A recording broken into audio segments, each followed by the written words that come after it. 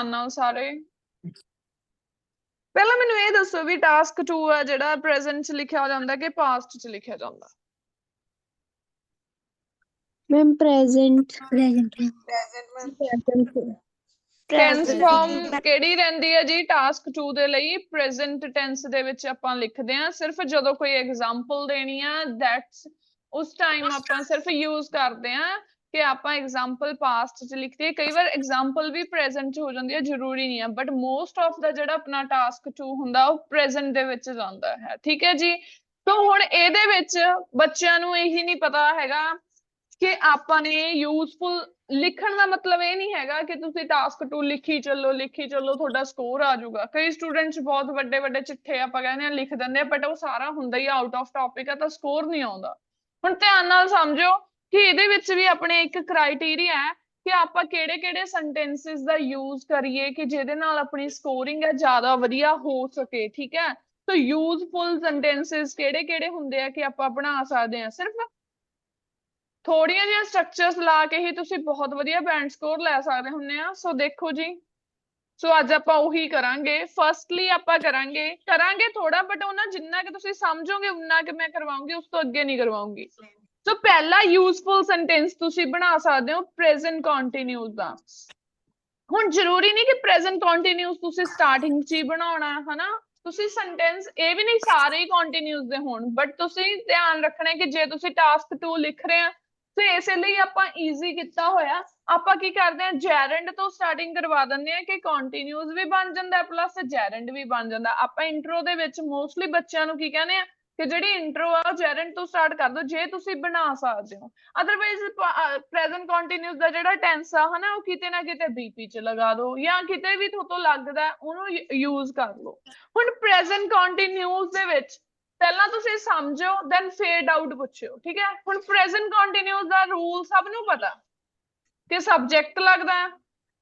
ठीक है, प्लस तुसी वर्ब लगा दिंदे हो, प्लस वर्ब दे नाल की लग जांदा है आईएनजी, है ना, यही लगाउने हो।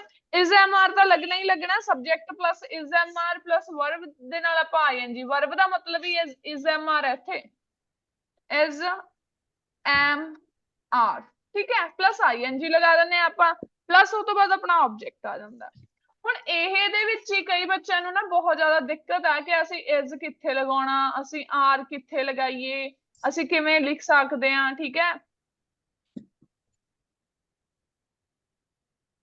नवजोत थोड़ी लैफ्ट हैंड साइड ते एक माइक दी ऑप्शन होएगी जी, तुसीं ओनू ऑन नहीं किया होया तां करके तुहानूं मेरी वॉइस नहीं जा रही, मे बी हुण आउण लग गई होगी। ओके, सो हुण इस तो बाद देखो ध्यान नाल। ठीक है जी, सबजैक्ट दे नाल मैं इज एम आर लगाउणा। हुण इज एम आर एम तां लगदा ही नहीं हैगा। ठीक है, राइटिंग टास्क 2 दे विच आपां किते भी एम तां यूज ही नहीं करदे, सो एम नूं तां क्रॉस ही कर दो। रह गई गल हुण अपने इज ते आर दी, सेम ही अपना वॉज ते वर हुंदा, कित्थे वॉज लगना है कित्थे वर लगना है। सो आपां वॉज वर देख के लगाउणा, इज एम आर आपां ने देख के लगाउणा है। ध्यान दो जी, हुण आपां इज एम आर किवें लगाईए। हुण इहदे विच आपां ने देखना है सबजैक्ट। मेरा सबजैक्ट की होगा, जदों मेरा सबजैक्ट सिंगुलर होगा तां मैं उस टाइम की लगाऊंगी इज। ते यही गलतियां रहंदियां तुहाडीआं, हर वेले तुहानूं यही नोट मिलदा है वर्क ऑन सिंगुलर प्लूरल। तुसीं की करदे हो, तुसीं लिखदे हुंदे हो दे हेल्प्स, है ना, ही हेल्प। स्पीकिंग च भी यही गलतियां करदे हो, कल्ली राइटिंग दी मैं वर्क ओह नहीं गल कर रही कि तुसीं राइटिंग च नहीं गलती करदे हो, सिर्फ स्पीकिंग सही हुंदी है। ठीक है, कई बार तुसीं गल दे दी करदे हुंदे हो, ठीक है, ते तुसीं एक तो ज्यादा दी गल कर रहे हो तां उहदे कदे भी एस या ईएस तां लगना ही नहीं। बच्चे इस गल नूं ध्यान रखो, ये गलत आ। दे हेल्प्स ये तो सिंगुलर दा रूल ही नहीं हैगा। आपां प्लूरल दे नाल तां ना तो मेरा एस आउंदा ना ही ईएस आउंदा। जदों तक तुसीं ये फंडा नहीं समझदे ना तो तुहाडी स्पीकिंग क्लीयर होनी है ना तुहाडी राइटिंग क्लीयर होनी है। सो एस या ईएस जदों प्लूरल की गल होगी। हुण प्लूरल किहड़े हुंदे आ जिहड़े एक तो ज्यादा हुंदे आ। जिहड़ा ही ते शी है वो की है, सिंगुलर है। ठीक है, आई की है उहनूं भी आपां प्लूरल च काउंट करदे आ। दे, वी, ठीक है, यू, इहदे नाल सारे नाल की लगना, हेल्प। ठीक है, एस नहीं आऊगी, ही हेल्प्स। ठीक है, वन एक पर्टिकुलर पर्सन की गल कीती, one helps, they help, ठीक है, ਇਹੀ ਤੁਹਾਡੀਆਂ ਮੋਸਟਲੀ ਗਲਤੀਆਂ ਰਹਿੰਦੀਆਂ ਨੇ। ਹੁਣ ਇਸ ਤੇ ਫੋਕਸ ਕਰੋ ਕਿ ਜਦੋਂ ਮੇਰਾ ਸਬਜੈਕਟ ਸਿੰਗੂਲਰ ਹੈ, ਜੇ ਸਬਜੈਕਟ ਇੱਕ ਪਰਸਨ ਆ ਤਾਂ ਐਸ ਜਾਂ ਈਐਸ ਲੱਗਣਾ ਹੈ। ਜੇ ਪਲੂਰਲ ਹੋ ਗਿਆ, ਇੱਕ ਤੋਂ ਜ਼ਿਆਦਾ ਦੀ ਗੱਲ ਹੋ ਗਈ, ਨਾ ਤਾਂ ਐਸ ਲੱਗਣਾ ਨਾ ਹੀ ਈਐਸ ਲੱਗਣਾ। ਬੇਸਿਕ ਰੂਲ ਹੈ ਇਹ ਇੰਗਲਿਸ਼ ਬਣਾਉਣ ਦਾ, ਸੈਂਟੈਂਸ ਫਾਰਮੇਸ਼ਨ ਬਣਾਉਣ ਦਾ। ਹੁਣ ਇੱਥੇ ਆ ਜਾਓ, ਅੱਗੇ ਗੱਲ ਕਰਦੇ ਹਾਂ ਆਪਾਂ। Hello ma'am. ਹਾਂਜੀ ਮੈਮ ਮੈਨੂੰ ਨਾ ਤੁਹਾਨੂੰ ਇੱਕ ਡਾਊਟ ਕਲੀਅਰ ਕਰਨਾ ਸੀਗਾ, ਜਿਹੜਾ ਆਪਣਾ ਮੈਮ ਸੈਟਰਡੇ ਮੌਕ ਟੈਸਟ ਹੋਇਆ ਸੀਗਾ ਮੈਮ। ਹਾਂਜੀ ਮੈਮ ਉਹਦੇ ਵਿੱਚ ਨਾ ਜਦੋਂ ਆਪਾਂ ਡਿਸਕਸ ਬੋਥ ਵਿਊਜ਼ ਲਿਖਦੇ ਹੁੰਦੇ ਸੀਗੇ, ਉਹਦੇ ਵਿੱਚ ਆਪਾਂ ਐਵੇਂ ਲਿਖਦੇ ਹੁੰਦੇ ਸੀਗੇ I completely agree with the former notion. ਬੱਚੇ ਹੁਣ ਆਪਣੀ ਕਲਾਸ ਕਿਹੜੀ ਚੱਲ ਰਹੀ ਹੈ ਤੇ ਤੁਸੀਂ ਬਾਅਦ ਚ ਪੁੱਛ ਸਕਦੇ ਹੋ ਨਾ, ਮੈਂ ਪਹਿਲਾਂ ਕੀ ਕਿਹਾ ਕਿ ਪਹਿਲਾਂ ਤੁਸੀਂ ਸਮਝ ਲਓ, ਜਾਂ ਫਿਰ ਉਸ ਟਾਈਮ ਤੁਸੀਂ ਸਮਝਦੇ ਨਹੀਂ ਹੈਗੇ ਜਦੋਂ ਤੁਹਾਨੂੰ ਕਲਾਸ ਚਲਾਈ ਜਾਂਦੀ ਆ। ਇਹੀ ਤਾਂ ਮੇਨ ਫੰਡਾ ਹੈ, ਜਦੋਂ ਆਪਾਂ ਨੂੰ ਜਿਹੜੀ ਚੀਜ਼ ਕਰਾਈ ਜਾਂਦੀ ਆਪਾਂ ਉਸ ਤੇ ਨਹੀਂ ਧਿਆਨ ਦੇਣਾ, ਜਿਹੜੇ ਆਪਣਾ ਪਿਛਲਾ ਹੋ ਗਿਆ ਜਾਂ ਅੱਗੇ ਆਉਣ ਵਾਲਾ ਆਪਾਂ ਨੇ ਉਹਨੂੰ ਪੁੱਛੀ ਜਾਣਾ, ਤੇ ਜਦ ਕਿ ਤੁਹਾਡੀ ਮੇਨ ਗਲਤੀਆਂ ਆਹੀ ਰਹਿੰਦੀਆਂ ਹੁੰਦੀਆਂ ਕਿ ਤੁਸੀਂ ਇਹ ਨਹੀਂ ਸਹੀ ਕੀਤਾ। ਮੈਂ ਪਹਿਲਾਂ ਹੀ ਕਿਹਾ ਕਲਾਸ ਸਟਾਰਟ ਹੋਣ ਤੋਂ ਪਹਿਲਾਂ ਵੀ ਬਾਅਦ ਚ ਜਿੰਨੇ ਮਰਜ਼ੀ ਡਾਊਟ ਪੁੱਛਿਓ, ਬਟ ਹੁਣ ਐਟਲੀਸਟ ਜਿਹੜੀ ਫੋਕਸ ਕਰ ਰਹੇ ਆ ਉਹ ਸਾਰਿਆਂ ਦੇ ਭਲੇ ਵਾਸਤੇ ਹੀ ਕਰਾਈ ਜਾ ਰਹੀ ਹੈ। ਸਿਰਫ ਇਹ ਨਹੀਂ ਕਿ ਇੱਕ ਪਰਸਨ ਦਾ ਫਾਇਦਾ ਹੋਊਗਾ, ਸਾਰਿਆਂ ਦਾ ਹੀ ਇਹਦੇ ਵਿੱਚ ਫਾਇਦਾ ਹੋਊਗਾ। ਠੀਕ ਹੈ ਜੀ, ਪਹਿਲਾਂ ਇਹ ਸਮਝੋ, ਫਿਰ ਆਪਾਂ ਆਉਂਦੇ ਆ ਤੁਹਾਡੇ ਡਿਸਕਸ ਬੋਥ ਵਿਊਜ਼ ਤੇ। ਸਮਝੋ ਇਹਨੂੰ। ਹੁਣ ਇੱਥੇ ਆ ਗਈ ਗੱਲ, ਖਤਮ ਹੋ ਗਈ। ਹੁਣ ਸਿੰਗੂਲਰ ਤੇ ਪਲੂਰਲ ਦੀ ਗੱਲ ਕਲੀਅਰ ਕਰਤੀ ਕਿ ਕਿੱਥੇ ਐਸ ਲੱਗਣਾ ਕਿੱਥੇ ਨਹੀਂ ਲੱਗਣਾ। ਰਾਈਟਿੰਗ 'ਚ ਵੀ ਹੈਲਪ ਕਰੂਗਾ ਤੇ ਆਪਣੀ ਸਪੀਕਿੰਗ 'ਚ ਵੀ ਹੈਲਪ ਕਰੂਗਾ। ਹੁਣ ਆਪਾਂ ਗੱਲ ਕਰੀਏ ਕਿ ਆਪਾਂ ਸੈਂਟੈਂਸ ਨੂੰ ਫਾਰਮ ਕਿਵੇਂ ਕਰਨਾ। ਮੈਂ ਤਾਂ ਕਹਿਤਾ ਕਿ ਸਬਜੈਕਟ ਸਿੰਗੂਲਰ ਹੈ ਤਾਂ ਉੱਥੇ ਇਜ਼ ਲਗਾਉਣਾ, ਹਨਾ। ਹੁਣ ਸਬਜੈਕਟ ਹੁੰਦਾ ਕੀ ਆ? ਜੇ ਮੈਂ ਅਗਰ ਸੈਂਟੈਂਸ ਕਿਹਾ, ਠੀਕ ਹੈ, ਫॉर एग्जांपल मैं कहा Ram is going to school, वो जा रहा है ना, ਉਹ ਚ ਰਾਮ ਕੀ ਹੋ ਗਿਆ? ਸਬਜੈਕਟ ਹੋ ਗਿਆ ਮੇਰਾ।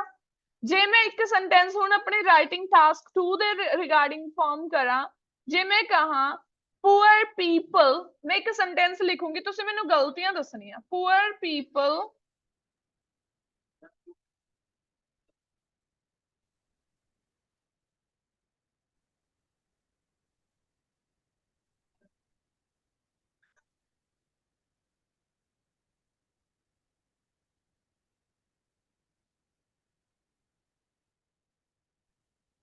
ਸੋ ਹੁਣ ਮੈਂ ਇੱਕ ਸੈਂਟੈਂਸ ਫਰੇਜ਼ ਕੀਤਾ, ਠੀਕ ਹੈ, ਪੂਅਰ ਪੀਪਲ ਆਰ ਇਨਕਰੀਜ਼ਿੰਗ ਇਨ ਮੈਨੀ ਕੰਟਰੀਜ਼। ਦੂਸਰਾ ਸੈਂਟੈਂਸ ਮੈਂ ਫਰੇਜ਼ ਕੀਤਾ,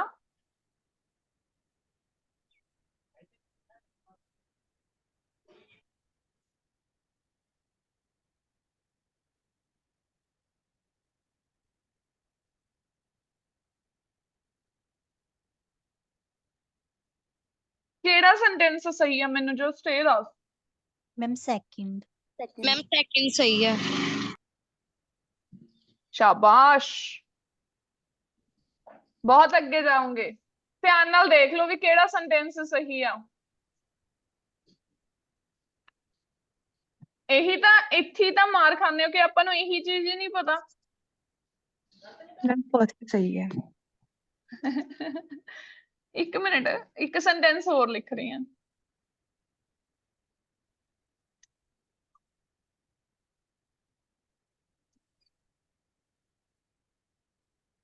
ਚਾਰ ਸੈਂਟੈਂਸ ਲਿਖੂੰਗੀ ਤੇ ਮੈਂ ਇਹੀ ਤਾਂ ਸਮਝਾ ਰਹੀ ਹਾਂ ਕਿ ਪਹਿਲੀਆਂ ਜਿਹੜੀਆਂ ਤੁਸੀਂ ਕਰ ਚੁੱਕੇ ਹੋ ਗਲਤੀਆਂ ਜਾਂ ਜਿਹੜੇ ਤੁਹਾਡੇ ਪਹਿਲੇ ਡਾਊਟ ਆ ਉਹਨਾਂ ਨੂੰ ਥੋੜਾ ਜਿਹਾ ਟਾਈਮ ਸਾਈਡ ਤੇ ਰੱਖੋ, ਕਿਉਂਕਿ ਜੇ ਇਹ ਚੀਜ਼ ਸਿੱਖ ਗਏ ਤਾਂ ਜ਼ਿੰਦਗੀ 'ਚ ਸੈਂਟੈਂਸ ਫਾਰਮੇਸ਼ਨ 'ਚ ਮਾਰ ਨਹੀਂ ਖਾਓਗੇ।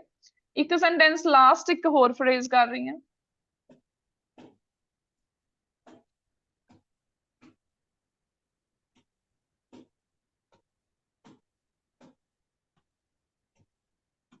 ਇਹ 'ਚ 2 ਸੈਂਟੈਂਸ ਸਹੀ ਨੇ, 2 ਗਲਤ ਨੇ। ਹੁਣ ਇੱਥੋਂ ਹੀ ਤੁਹਾਨੂੰ ਸਿੰਗੂਲਰ ਪਲੂਰਲ ਸਮਝ ਆ ਜਾਏਗਾ। ਪਲੀਜ਼ ਮਿਊਟ ਕਰੋ। ਆਫ ਨਹੀਂ ਆਣਾ? ਆਫ ਆ ਜਾਏਗਾ ਬੱਚੇ, ਉਹ ਤਾਂ ਚਲੋ ਗਲਤੀ ਨਾਲ ਪਿਆ। ਉਹ ਤਾਂ ਚਲੋ ਬੱਚੇ ਛੱਡੋ, ਇਹ ਇਦਾਂ ਦੀਆਂ ਸਿਲੀ ਉਹ ਛੱਡੋ। ਤੁਸੀਂ ਸਿਰਫ ਇਹ ਦੱਸੋ ਕਿ ਆਰ ਤੇ ਇਸ ਦੀ ਗਲਤੀ ਕਿੱਥੇ ਹੈ ਤੇ ਕਿਹੜਾ ਠੀਕ ਆ। ਹੁਣ ਤੁਹਾਨੂੰ ਇਹੀ ਚੀਜ਼ਾਂ ਨਹੀਂ ਕਲੀਅਰ ਤੇ ਤੁਸੀਂ ਕਹਿ ਦਿੰਦੇ ਹੋ ਸਾਡੀ ਰਾਈਟਿੰਗ 'ਚ ਸਕੋਰ ਨਹੀਂ ਆਉਂਦਾ। ਰਾਈਟਿੰਗ 'ਚੋਂ ਜਾਂ ਸਪੀਕਿੰਗ 'ਚੋਂ ਤੁਹਾਡਾ ਸਕੋਰ ਨਹੀਂ ਬਣਦਾ। ਤੁਹਾਨੂੰ ਇਹ ਬੇਸਿਕ ਕਨਸੈਪਟ ਹੀ ਨਹੀਂ ਕਲੀਅਰ, ਜਿਹਨੂੰ ਆਪਾਂ ਕਹਦੇ ਆ ਵੀ ਆਪਾਂ ਨੂੰ ਕਲੀਅਰ ਹੋਣੇ ਚਾਹੀਦੇ ਸੀ ਪਹਿਲਾਂ ਤੋਂ, ਆਇਲਸ ਤੋਂ ਪਹਿਲਾਂ। ਦੇਖੋ ਪਹਿਲਾ ਸੈਂਟੈਂਸ ਮੈਂ ਲਿਖਿਆ poor people are increasing in many countries। पहला सब्जेक्ट मेरा poor people है, जे poor people मेरा plural आ ਤਾਂ ਇੱਥੇ ਤਾਂ r ਲੱਗੂਗਾ डेफिनेटली। ਇਹ सेंटेंस ਕੀ ਹੋ ਗਿਆ ਮੇਰਾ करेक्ट। दूसरा सेंटेंस मैं बनाया कहते number of poor people are increasing in many countries. हुण मेरा सब्जेक्ट इत्थे नंबर है ना कि नंबर्स। यह सिंगुलर है, एक नंबर है बच्चे। मैं पहला की दस के गई हां कि सिंगुलर प्लूरल, सिंगुलर दे नाल एस ई एस लगाउणा, प्लूरल दे नाल कुछ भी नहीं लगाउणा। हुण मेरा नंबर की है इत्थे सिंगुलर आ ਤੇ मैं सिंगुलर दे नाल आर किवें लगा सकदी हां? मैं तां कहा कि मैं सिंगुलर दे नाल ही शी इट दे नाल सिंगुलर आ। जे हुण इत्थे नंबर आ गया दा मतलब ये थोड़ा भी सिर्फ तुसीं ਇਹ ਤੇ ਹੀ वर्क करोगे ही शी इट आ जाऊगा। ਇਹ सिंगुलर आ, ਇੱਥੇ इज लगूगा फिर मेरा सेंटेंस सही होऊगा।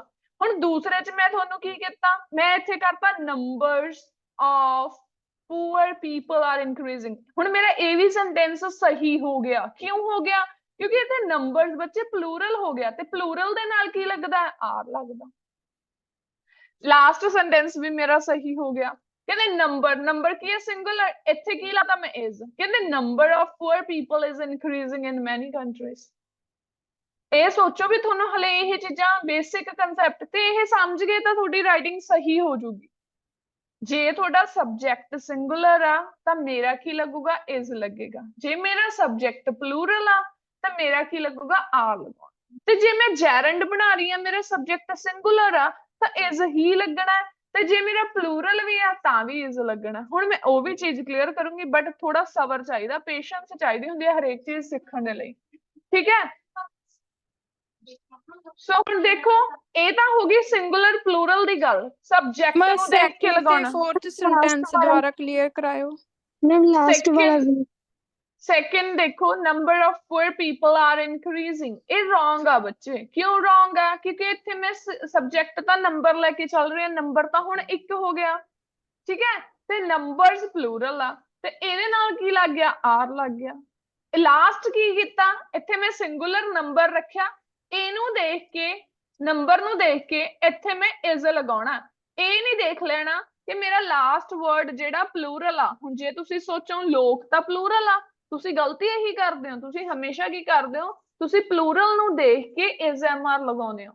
ਬਟ ਪਲੂਰਲ ਉਦੋਂ ਬਣਦਾ ਜਦੋਂ ਸਬਜੈਕਟ ਹੁੰਦਾ। ਹਮੇਸ਼ਾ ਇੰਗਲਿਸ਼ ਦੇ ਵਿੱਚ ਬੇਸਿਕ ਰੂਲ ਕੀ ਆ, ਜੇ ਮੇਰਾ ਸਬਜੈਕਟ ਪਲੂਰਲ ਆ। ਹੁਣ ਮੇਰਾ ਇੱਥੇ ਸਬਜੈਕਟ ਪੁਅਰ ਪੀਪਲ ਪਲੂਰਲ ਸੀ ਕਿਉਂਕਿ ਇੱਥੇ ਸਬਜੈਕਟ ਸੀ ਤਾਂ ਮੈਂ ਆਰ ਲਗਾਇਆ ਸੀ।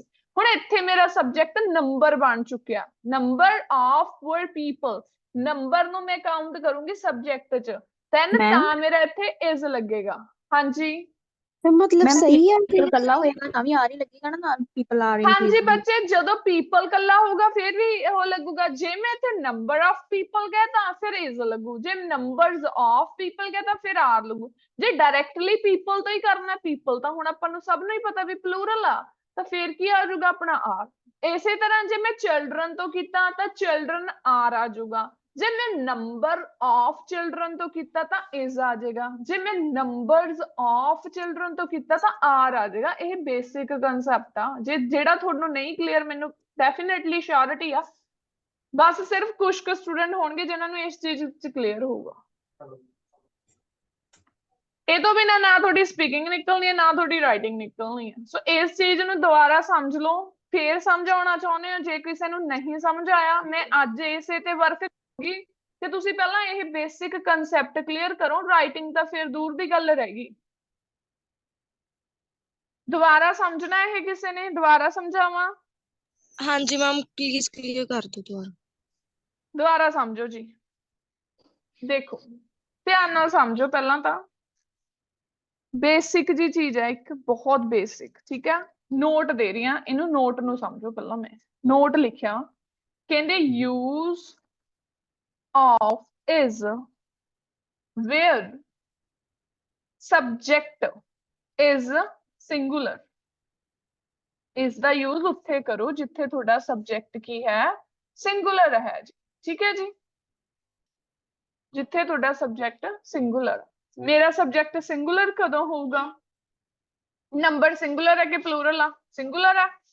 ਹੀ ਗੁੱਡ ਮਾਰਨਿੰਗ, ਕੰਗ੍ਰੈਚੁਲੇਸ਼ਨਸ, ਆਫਿਸ ਚਲ ਜਾਓ। ਠੀਕ ਹੈ, ਸੋ ਹੀ ਸ਼ੀ ਇਹ ਵੀ ਸਿੰਗੂਲਰ ਹੈ, ਇਹ ਸਪੀਕਿੰਗ ਚ ਕੰਮ ਆਉਣਗੇ। ਠੀਕ ਹੈ ਜੀ। ਜੇ ਮੈਂ ਨੰਬਰ ਯੂਜ਼ ਕੀਤਾ, ਹੁਣ ਇਸ ਤੋਂ ਬਿਨਾ ਇਨਕਰੀਜ਼, ਤੁਹਾਨੂੰ ਸਿੰਗੂਲਰ ਪਲੂਰਲ ਬੱਚੇ ਪਤਾ ਨਾ ਕੀਤੇ ਨੇ ਇਹ, ਇੱਕ ਵਚਨ ਬਹੁਵਚਨ ਪੰਜਾਬੀ ਚ ਕਹਿੰਦੇ। ਇਨਕਰੀਜ਼ ਸਿੰਗੂਲਰ ਹੁੰਦਾ, ਇਨਕਰੀਜ਼ਸ ਪਲੂਰਲ ਹੁੰਦਾ। ਕ੍ਰਾਈਮ ਸਿੰਗੂਲਰ ਹੁੰਦਾ, ਕ੍ਰਾਈਮਸ ਪਲੂਰਲ ਹੁੰਦਾ। ਇਹ ਚੀਜ਼ਾਂ ਕਲੀਅਰ ਨੇ? ਪਹਿਲਾਂ ਮੈਨੂੰ ਐਂ ਦੱਸ ਤੂੰ। ਹਾਂ ਠੀਕ ਹੈ, ਕਲੀਅਰ ਹੈ। ਇੱਕ ਹਾਂਜੀ। ਸਿੰਗਲ ਕੰਟਰੀ ਦੀ ਗੱਲ ਕੀਤੀ, ਕੰਟਰੀ ਇੱਕ ਹੈ, ਕੰਟਰੀਜ਼ ਪਲੂਰਲ ਨੇ। ਇਹ ਚੀਜ਼ ਨੂੰ ਸਮਝੋ, ਸਿਰਫ ਹੀ ਸ਼ੀ ਤੋਂ ਬਾਹਰ ਨਿਕਲੋ। ਠੀਕ ਹੈ, ਸਿਰਫ ਆਪਣੇ ਰਾਈਟਿੰਗ ਚ ਹੀ ਸ਼ੀ ਤਾਂ ਕਦੇ ਯੂਜ਼ ਹੋਣਾ ਹੀ ਨਹੀਂ, ਇਹਦਾ ਸਪੀਕਿੰਗ ਚ ਯੂਜ਼ ਹੋਣਾ। ਇਹ ਸਿੰਗੂਲਰ ਨੇ। ਹੁਣ ਮੈਂ ਇਹਨਾਂ ਦਾ ਹੀ ਪਲੂਰਲ ਲਿਖ ਦਿੰਦੀ ਹਾਂ ਤੇ ਉਹਦੇ ਨਾਲ ਹੀ ਮੈਂ ਸੈਂਟੈਂਸ ਬਣਾਉ। ਨੰਬਰਸ ਮੇਰਾ ਪਲੂਰਲ ਹੋ ਗਿਆ। ਠੀਕ ਹੈ, ਹੀ ਸ਼ੀ ਤੋਂ ਜੇ ਮੇਰੇ ਦੇ ਦੀ ਗੱਲ ਹੋ ਗਈ ਹਨਾ ਤਾਂ ਪਲੂਰਲ ਹੋ ਗਿਆ। ਇਨਕਰੀਜ਼ ਤੋਂ ਜੇ ਮੇਰਾ ਇਨਕਰੀਜ਼ਸ ਦੀ ਗੱਲ ਹੋ ਗਈ, ਠੀਕ ਹੈ, ਉਹ ਵੀ ਮੇਰਾ ਪਲੂਰਲ ਹੋ ਗਿਆ। ਕ੍ਰਾਈਮਸ ਦੀ ਗੱਲ ਹੋ ਗਈ, ਉਹ ਵੀ ਮੇਰਾ ਪਲੂਰਲ ਹੋ ਗਿਆ। ਕੰਟਰੀਜ਼ ਦੀ ਗੱਲ ਹੋ ਗਈ ਤਾਂ ਉਹ ਵੀ ਮੇਰਾ ਪਲੂਰਲ ਹੋ ਗਿਆ। ਸੋ ਇਹੀ ਚੀਜ਼ ਦੱਸੀ ਆ ਮੈਂ ਨੀਚੇ ਵੀ ਸੈਂਟੈਂਸਸ ਦੇ ਵਿੱਚ। ਠੀਕ ਹੈ, ਜੇ ਮੇਰਾ ਸਬਜੈਕਟ ਕਹਿੰਦੇ ਸਿੰਗੂਲਰ ਹੈ ਤਾਂ ਇਜ਼ ਲਗਾਉਣਾ, ਜੇ ਮੇਰਾ ਸਬਜੈਕਟ ਪਲੂਰਲ ਆ ਤਾਂ ਮੈਂ ਆਰ ਲਗਾਉਣਾ। ਆ ਪਲੂਰਲ ਨੇ, ਆ ਸਿੰਗੂਲਰ ਨੇ, ਆ ਪਲੂਰਲ ਦੀ ਗੱਲ ਹੋਈ ਆ। ਹੁਣ ਇਸ ਤੋਂ ਬਾਅਦ ਮੈਂ ਇਹਦੇ ਨਾਲ ਇੱਕ ਸੈਂਟੈਂਸ ਬਣਾਉਂਗੀ ਸਿੰਗੂਲਰ। ਠੀਕ ਹੈ, ਫॉर एग्जांपल ਮੈਂ ਕ੍ਰਾਈਮ ਰੱਖਿਆ ਹਨਾ, ਮੈਂ ਉਹਨੂੰ ਬਣਾਉਣਾ ਹੈ ਕ੍ਰਾਈਮਸ ਦੇ ਨਾਲ ਬਣਾਉਣਾ ਹੈ। ਜੇ ਮੇਰਾ ਕ੍ਰਾਈਮਸ ਮੈਂ ਪਲੂਰਲ ਬਣਾ ਕੇ ਦਿਖਾ ਰਹੀ ਹਾਂ, ਕ੍ਰਾਈਮਸ, ਜੇ ਤਾਂ ਮੇਰਾ ਸਬਜੈਕਟ ਆ ਹੁਣ ਇਹ ਕ੍ਰਾਈਮ, ਮੈਂ ਇਹਨੂੰ ਮੇਨ ਲੈ ਕੇ ਚੱਲੀ ਹਾਂ ਕ੍ਰਾਈਮ, ਫਿਰ ਮੈਂ ਕੀ ਲਿਖੀ? Crimes are increasing day by day. ਠੀਕ ਹੈ, ਐਟ ਐਨ ਅਲਾਰਮਿੰਗ ਰੇਟ। ਇੱਕ ਮੈਂ ਬੇਸਿਕ ਜਿਹਾ ਸੈਂਟੈਂਸ ਬਣਾਤਾ। ਅਲਾਰਮਿੰਗ ਦਾ ਹੁੰਦਾ ਵੀ ਕੰਟੀਨਿਊਸਲੀ ਬਹੁਤ ਤੇਜ਼ੀ ਨਾਲ ਵੱਧ ਰਹੇ ਨੇ ਕ੍ਰਾਈਮ ਨੇ ਜਿਹੜੇ। ਹੁਣ ਮੈਂ ਕ੍ਰਾਈਮ ਦੀ ਜਗ੍ਹਾ ਤੇ ਮੈਂ ਲਿਖਤਾ ਇੱਥੇ, ਹੁਣ ਮੈਂ ਸਿੰਗੂਲਰ ਬਣਾਉਂਗੀ, ਉਹ ਮੈਂ ਬਣਾਉਂਗੀ ਨੰਬਰ ਦੇ ਨਾਲ। ਮੈਂ ਲਿਖਿਆ ਜਿਹੜਾ ਮੇਨ ਵਰਡ ਹੁੰਦਾ, ਪਹਿਲਾ ਵਰਡ, ਉਹ ਤੁਹਾਡਾ ਸਬਜੈਕਟ ਕਾਊਂਟ ਹੁੰਦਾ। ਇਹ ਚੀਜ਼ ਦਾ ਪਤਾ ਹੋਣਾ ਚਾਹੀਦਾ। ਮੈਂ ਹੁਣ ਨੰਬਰ ਆਫ ਇੱਥੇ ਲਿਖਿਆ ਕ੍ਰਾਈਮਸ। ਹੁਣ ਮੈਂ ਇਹ ਨਹੀਂ ਦੇਖਣਾ ਵੀ ਕ੍ਰਾਈਮਸ ਦੇ ਨਾਲ ਐਸ ਲੱਗੀ ਆ, ਮੈਂ ਸਬਜੈਕਟ ਨੂੰ ਦੇਖਣਾ ਕਿ ਮੈਂ ਇਜ਼ ਲਾਉਣਾ ਕਿ ਆਰ ਲਗਾਉਣਾ। ਹੁਣ ਇੱਥੇ ਕੀ ਆਊਗਾ, ਤੁਸੀਂ ਕੀ ਯੂਜ਼ ਕਰੋਗੇ? ਨੰਬਰ ਆਫ ਕ੍ਰਾਈਮਸ ਦੀ ਜਗ੍ਹਾ ਤੇ ਇੱਥੇ ਆਪਾਂ ਯੂਜ਼ ਕਰਾਂਗੇ ਜੀ ਇਜ਼। ਜੇ ਇੱਥੇ ਤੁਸੀਂ ਆਰ ਲਗਾ ਗਿਆ, ਤੁਹਾਡਾ ਸੈਂਟੈਂਸ ਗਲਤ ਹੈ। ਇਹਦਾ ਮਤਲਬ ਤੁਹਾਨੂੰ ਬੇਸਿਕ ਨਹੀਂ ਕਲੀਅਰ ਹੈਗਾ। Number of crimes is increasing. ਆਹੀ ਚੀਜ਼ ਮੈਂ ਸਿੱਧੀ ਡਾਇਰੈਕਟ ਪਹਿਲਾਂ ਤੁਹਾਨੂੰ ਦੱਸਦੀ, ਜੋ ਕਿ ਤੁਹਾਨੂੰ ਸਮਝ ਨਹੀਂ ਆਈ ਹੈਗੀ। ਬਾਕੀ ਸਾਰਾ ਸੈਂਟੈਂਸ ਹੋਰ ਹੈ। ਇਹ ਡਿਫਰੈਂਸ ਆ ਬੱਚੇ। ਜੇ ਮੇਰਾ ਪਹਿਲਾ ਵਰਡ ਪਲੂਰਲ ਹੈ ਤਾਂ ਮੇਰਾ ਆਰ ਲੱਗੇਗਾ, ਜੇ ਮੇਰਾ ਪਹਿਲਾ ਵਰਡ ਸੈਂਟੈਂਸ ਦਾ ਸਿੰਗੂਲਰ ਹੈ ਤਾਂ ਇਜ਼ ਲੱਗੂਗਾ। ਸੋ ਇਸੇ ਤਰ੍ਹਾਂ ਅੱਗੇ ਮੈਂ ਜੈਰੰਡ ਸਮਝਾਉਣਾ। ਆ ਚੀਜ਼ਾਂ ਕਲੀਅਰ ਹੋ ਗਈਆਂ? ਸਿੰਗੂਲਰ ਪਲੂਰਲ ਦਾ ਪਤਾ ਲੱਗ ਗਿਆ? ਪਵਨ ਤੁਸੀਂ ਡਾਊਟ ਪੁੱਛਿਆ ਸੀਗੇ, ਦੁਬਾਰਾ ਸਮਝਾ ਦਿਓ। ਹਾਂਜੀ ਹਾਂਜੀ ਮੈਮ। ਨਵਜੋਤ ਤੁਹਾਨੂੰ ਵੀ ਕਲੀਅਰ ਹੈ? Yes ma'am. ਓਕੇ, ਸੋ ਹੁਣ ਇਸੇ ਤੋਂ ਹੀ ਅੱਗੇ ਆਪਣੀ ਸਾਰੀ ਕਹਾਣੀ ਸ਼ੁਰੂ ਹੋਣੀ ਹੈ ਕਿ ਆਪਾਂ ਸੈਂਟੈਂਸ ਕਿਵੇਂ ਬਣਾਉਣੇ ਆ। ਟਾਸਕ 2 ਚ ਇੰਟਰੋ ਚ ਕਿਉਂ ਨਹੀਂ ਬਣਦੀ ਆਈ ਵਾਲੀ ਲਾਈਨ, ਐਨਜੀ ਵਾਲੀ ਲਾਈਨ? ਠੀਕ ਹੈ, ਤੁਹਾਤੋਂ ਜਾਂ ਤੁਸੀਂ ਪੈਰਾਫਰੇਜ਼ਿੰਗ ਸਹੀ ਕਿਉਂ ਨਹੀਂ ਕਰ ਪਾਉਂਦੇ? ਤੁਹਾਨੂੰ ਟੀਚਰ ਇਹੀ ਨੋਟ ਕਿਉਂ ਕਹਿੰਦਾ ਕਿ ਵਰਕ ਔਨ ਸਿੰਗੂਲਰ ਪਲੂਰਲ? ਇਹ ਗਲਤੀਆਂ ਹੁੰਦੀਆਂ ਬੇਸਿਕ। ਹੁਣ ਆਪਾਂ ਅੱਗੇ ਗੱਲ ਕਰਨੀ ਆ। ਦੇਖੋ ਜੀ, ਧਿਆਨ ਨਾਲ ਸਮਝਿਓ।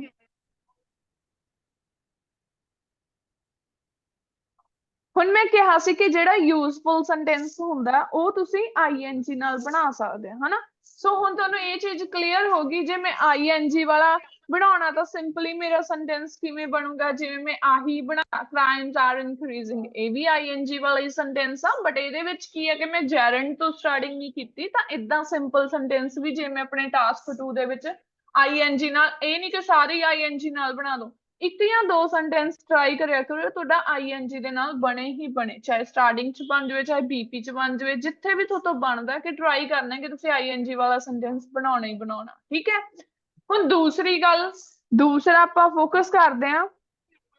ਇੱਕ ਕੈਨ ਵਰਡ ਆ ਜੋ ਕਿ ਆਪਣੀ ਰਾਈਟਿੰਗ ਟਾਸਕ 2 ਦੇ ਵਿੱਚ ਯੂਜ਼ ਹੁੰਦਾ ਹੀ ਹੁੰਦਾ। ਸਭ ਨੂੰ ਪਤਾ ਹੈ ਕਿ ਆਪਾਂ ਕੈਨ ਦਾ ਮਤਲਬ ਪੰਜਾਬੀ ਦੇ ਵਿੱਚ ਸਕਦਾ ਹਾਂ, ਹਨਾ, ਸਕਤਾ ਹਾਂ। ਜਿਵੇਂ ਹਿੰਦੀ ਚ ਜੇ ਆਪਾਂ ਗੱਲ ਕਰੀਏ ਸਕਤਾ ਹੂੰ, ਸਕਤੀ ਹੂੰ, ਠੀਕ ਹੈ। ਸੋ ਸਕਦਾ ਆਪਾਂ ਕੈਨ, ਜਿਹੜਾ ਹੋ ਸਕਦਾ ਹੈ, ਹਨਾ। ਸੋ ਇਹਦਾ ਸੈਂਟੈਂਸ ਆਪਾਂ ਕਦੋਂ ਬਣਾਉਂਦੇ ਆ? ਜਦੋਂ ਇਹ ਚੀਜ਼ ਹੋ ਸਕਦੀ ਆ। ਹੁਣ ਇਹ ਵੀ ਕੈਨ ਦੀ ਪੋਸਿਬਿਲਿਟੀ 100% ਹੁੰਦੀ ਆ। ਹਾਂਜੀ ਪੋਸਿਬਿਲਿਟੀ ਜਦੋਂ ਆਪਾਂ ਕਹਿ ਦਈਏ ਮੇ ਦੀ ਆਪਾਂ ਕਹਿ ਦਈਏ ਵੀ ਘੱਟ ਹੁੰਦੀ ਹੈ ਕੈਨ ਦੀ ਜ਼ਿਆਦਾ ਹੁੰਦੀ ਆ ਠੀਕ ਹੈ ਜੀ ਸੋ ਹੁਣ ਦੇਖੋ ਕੈਨ ਦੇ ਨਾਲ ਸੈਂਟੈਂਸ ਆਪਾਂ ਕਿਵੇਂ ਬਣਾ ਸਕਦੇ ਆ ਕੈਨ ਦੇ ਨਾਲ ਵੀ ਬੱਚੇ ਕੀ ਕਰਦੇ ਆ ਕਈ ਵਰਬ ਦੀ ਥਰਡ ਫਾਰਮ ਲਗਾਉਂਦੇ ਆ ਸੋ ਵਰਬ ਦੀ ਕੀ ਲੱਗੇਗੀ ਜਸਟ ਫਸਟ ਫਾਰਮ ਦੇ ਨਾਲ ਇਹ ਸੈਂਟੈਂਸ ਫਰੇਜ਼ ਹੋ ਜਾਂਦਾ ਹੁੰਦਾ ਫॉर एग्जांपल ਅਗਰ ਆਪਾਂ ਇੱਥੇ ਸੈਂਟੈਂਸ ਬਣਾਈਏ ਕੀ ਕਰ ਸਕਦੇ ਆ ਕਹਿੰਦੇ individuals can perform outdoor activities in parks can ਦੇ ਨਾਲ ਸੈਂਟੈਂਸ ਬਣਾ ਦਿਓ ਨਾਲ ਹੀ can ਦਾ ਰਿਜ਼ਲਟ ਦੇ ਦਿਓ ਕਹਿੰਦੇ ਕਰ ਸਕਦੇ ਨੇ ਜਿਹਦੇ ਨਾਲ ਉਹਨਾਂ ਨੂੰ ਕੀ ਮਿਲੂਗਾ ਫਿਊਚਰ ਦੇ ਵਿੱਚ ਇੱਕ ਪੋਜ਼ਿਟਿਵ ਰਿਸਪੌਂਸ ਮਿਲੂਗਾ ਕਾਦੇ ਲਈ ਉਹਨਾਂ ਦੇ ਮੈਂਟਲ ਦੇ ਲਈ ਵੀ ਦਿਮਾਗੀ ਤੌਰ ਤੇ ਵੀ ਪਲੱਸ ਫਿਜ਼ੀਕਲ ਹੈਲਥ ਦੇ ਲਈ ਵੀ ਸੋ ਆਪਾਂ ਕਿਵੇਂ ਸੈਂਟੈਂਸ ਬਣਾ ਸਕਦੇ ਹਾਂ ਆਪਾਂ ਕਹਿ ਸਕਦੇ ਹਾਂ ਇੰਡੀਵਿਜੂਅਲਸ ਲੋਕਾਂ ਨੂੰ ਹੀ ਕਹਿੰਦੇ ਇੰਡੀਵਿਜੂਅਲਸ ਕਹਿੰਦੇ individuals can perform outdoor activities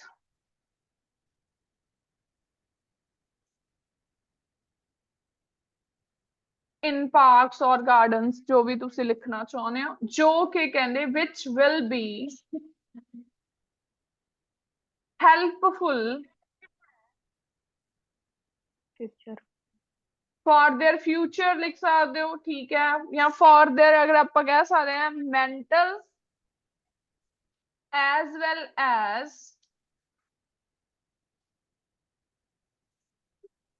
physical for their physical growth ਜਾਂ physical health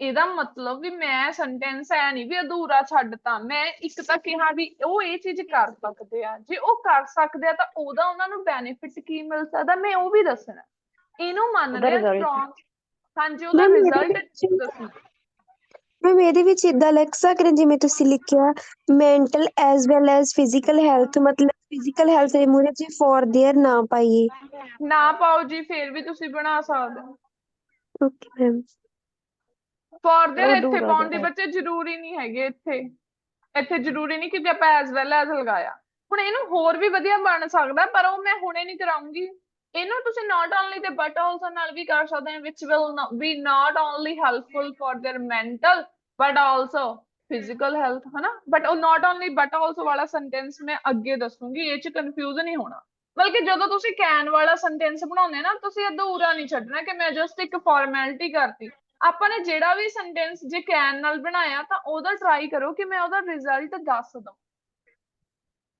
ਠੀਕ ਹੈ ਸੋ can ਵਾਲਾ sentence ਆਪਾਂ ਦੋ ਚੀਜ਼ਾਂ ਸਿੱਖੀਆਂ ਹੁਣ ਤੱਕ ਪਹਿਲੀ ਸਿੱਖੀ ਕਿ ਆਪਾਂ ਨੇ ਸਿੰਗੂਲਰ ਪਲੂਰਲ ਤੇ ਵਰਕ ਕਰਨਾ ਪਹਿਲਾ ਸੈਂਟੈਂਸ ਆਪਾਂ ਸਿੱਖਿਆ ਕਿ ਆਪਾਂ ing ਨਾਲ ਬਣਾਉਣਾ ing ਦੇ ਵਿੱਚ is ਕਦੋਂ ਲੱਗਣਾ are ਕਦੋਂ ਲੱਗਣਾ ਦੂਸਰੀ ਚੀਜ਼ ਸਿੱਖੀ ਆਪਾਂ can ਦੇ ਨਾਲ verb ਦੀ ਫਰਸਟ ਫਾਰਮ ਲੱਗਣੀ ਹੈ ਤੇ ਜੇ ਦੁਬਾਰਾ ਤੁਹਾਡੀ ਰਾਈਟਿੰਗ ਦੇ ਵਿੱਚ ਮੈਨੂੰ verb ਦੀ ਥਰਡ ਜਾਂ ਸੈਕੰਡ ਫਾਰਮ ਦਿਖ ਗਈ ਮੈਂ ਕਲਾਸ ਦੇ ਵਿੱਚ ਪੁਆਇੰਟ ਆਊਟ ਕਰਕੇ ਪੁੱਛੂੰਗੀ ਕਿ ਤੁਹਾਨੂੰ ਸਮਝ ਨਹੀਂ ਸੀ ਆਇਆ ਜਾਂ ਤੁਸੀਂ ਧਿਆਨ ਨਹੀਂ ਦਿੱਤਾ ਠੀਕ ਹੈ ਫੇਰ ਹੀ ਤੁਸੀਂ ਸੁਧਰਦੇ ਹੋ ਅਦਰਵਾਈਜ਼ ਤੁਹਾਡੀਆਂ ਉਹੀ ਮਿਸਟੇਕਸ ਦੁਬਾਰਾ ਹੁੰਦੀਆਂ ਨੇ ਹੁਣ ਇਹਦੇ ਵਿੱਚ ਦੇਖੋ can ਦੇ ਨਾਲ ਹੋ ਗਿਆ ਹੁਣ ਇਹ ਦੂਸਰਾ ਸੈਂਟੈਂਸ ਸੀਗਾ ਜਿੱਥੇ ਆਪਾਂ V1 ਲਗਾਉਣੀ ਹਨਾ ਹੁਣ ਮੈਂ ਸਿੰਪਲ ਜਿਵੇਂ ਇਹਨੂੰ ਸਪੀਕਿੰਗ ਦੇ ਵਿੱਚ ਇੱਕ ਸੈਂਟੈਂਸ ਬਣਾਉਣਾ ਹੋਵੇ ਮੈਂ ਸਪੀਕਿੰਗ ਦੀ ਗੱਲ ਕਰਨੀ ਹੋਵੇ ਮੈਂ ਇਹ ਕਹਿ ਸਕਦੀ ਹਾਂ ਕਿ ਲੋਕ ਕਹਿੰਦੇ ਕਮਿਊਨੀਕੇਟ ਕਰ ਸਕਦੇ ਆ ਆਪਣੇ ਆਲੇ ਦੁਆਲੇ ਦੇ ਲੋਕਾਂ ਨਾਲ ਕਿਸ ਦੇ ਨਾਲ with the help of technology ਇਹ ਵੀ ਆਪਾਂ ਸੈਂਟੈਂਸ ਫਰੇਜ਼ ਕਰ ਸਕਦੇ ਹਾਂ people can communicate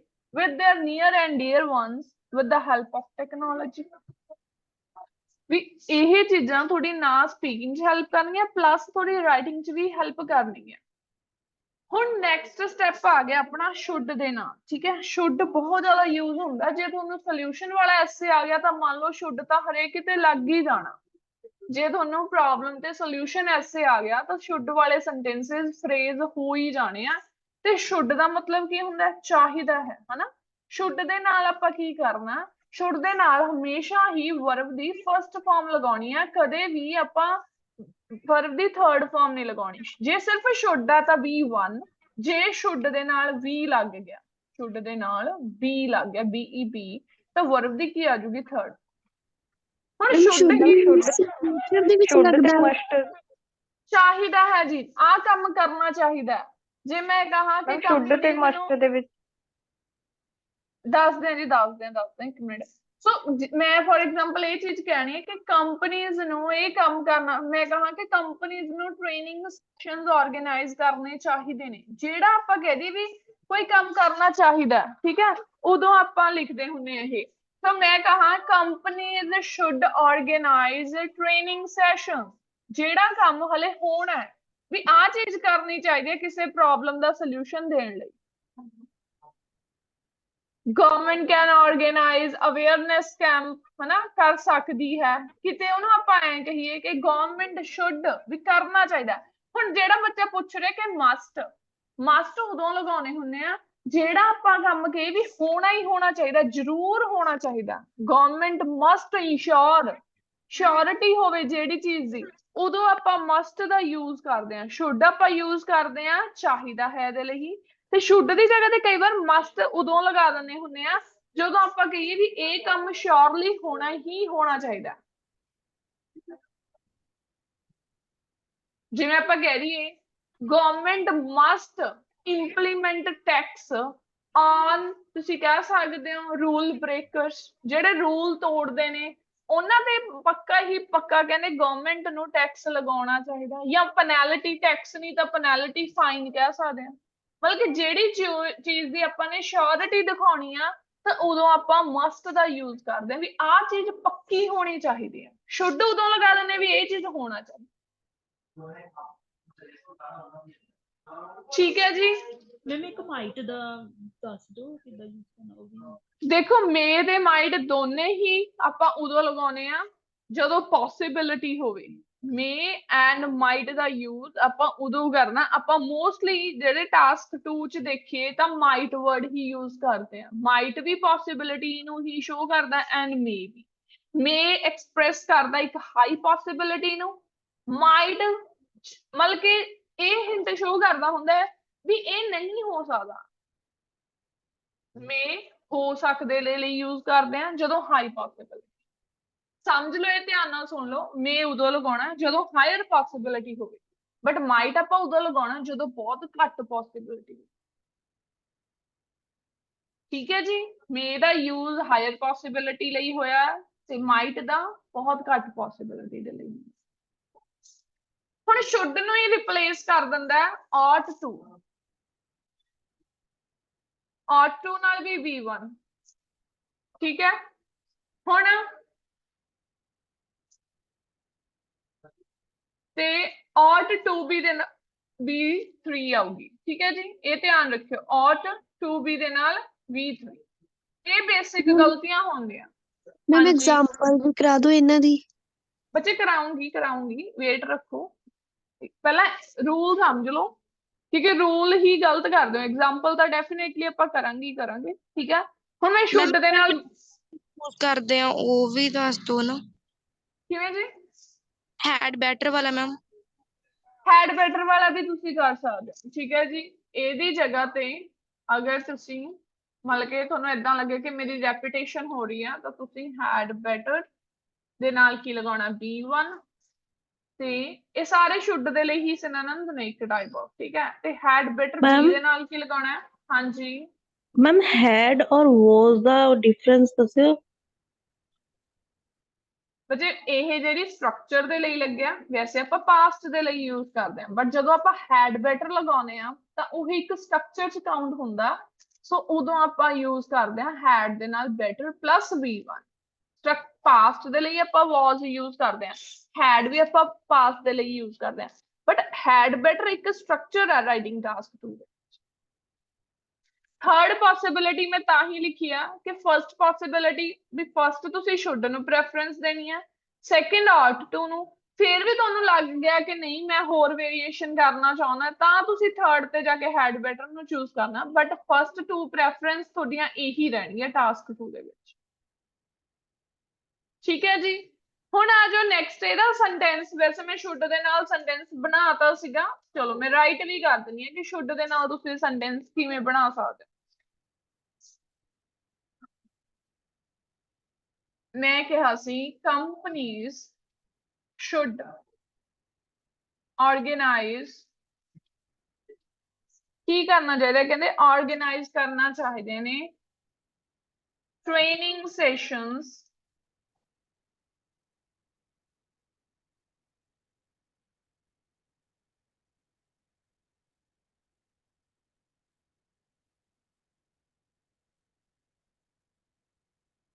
ਮੈਂ ਨਾਲ ਹੀ ਦੱਸਦਾ ਕਿਉਂ ਕਰਨੇ ਚਾਹੀਦੇ ਤਾਂ ਕਿ ਉਹਨਾਂ ਦੇ ਇੰਪਰੂਵਮੈਂਟ ਹੋ ਸਕੇ ਕਿਹਦੇ ਵਿੱਚ ਉਹਨਾਂ ਦੇ EMPLOYEES ਠੀਕ ਹੈ ਜੀ ਹੁਣ ਇੱਕ ਸੈਂਟੈਂਸ ਮੈਂ ਹੋਰ ਬਣਾ ਦਿੰਦੀ ਆ ਗਵਰਨਮੈਂਟ should ਮੇਨ ਮੀਨਿੰਗ ਉਹੀ ਨਿਕਲੂਗਾ ਗਵਰਨਮੈਂਟ should be organized ਕੀ ਕਹਾ organize ਕਰਨਾ ਚਾਹੀਦਾ ਹੈ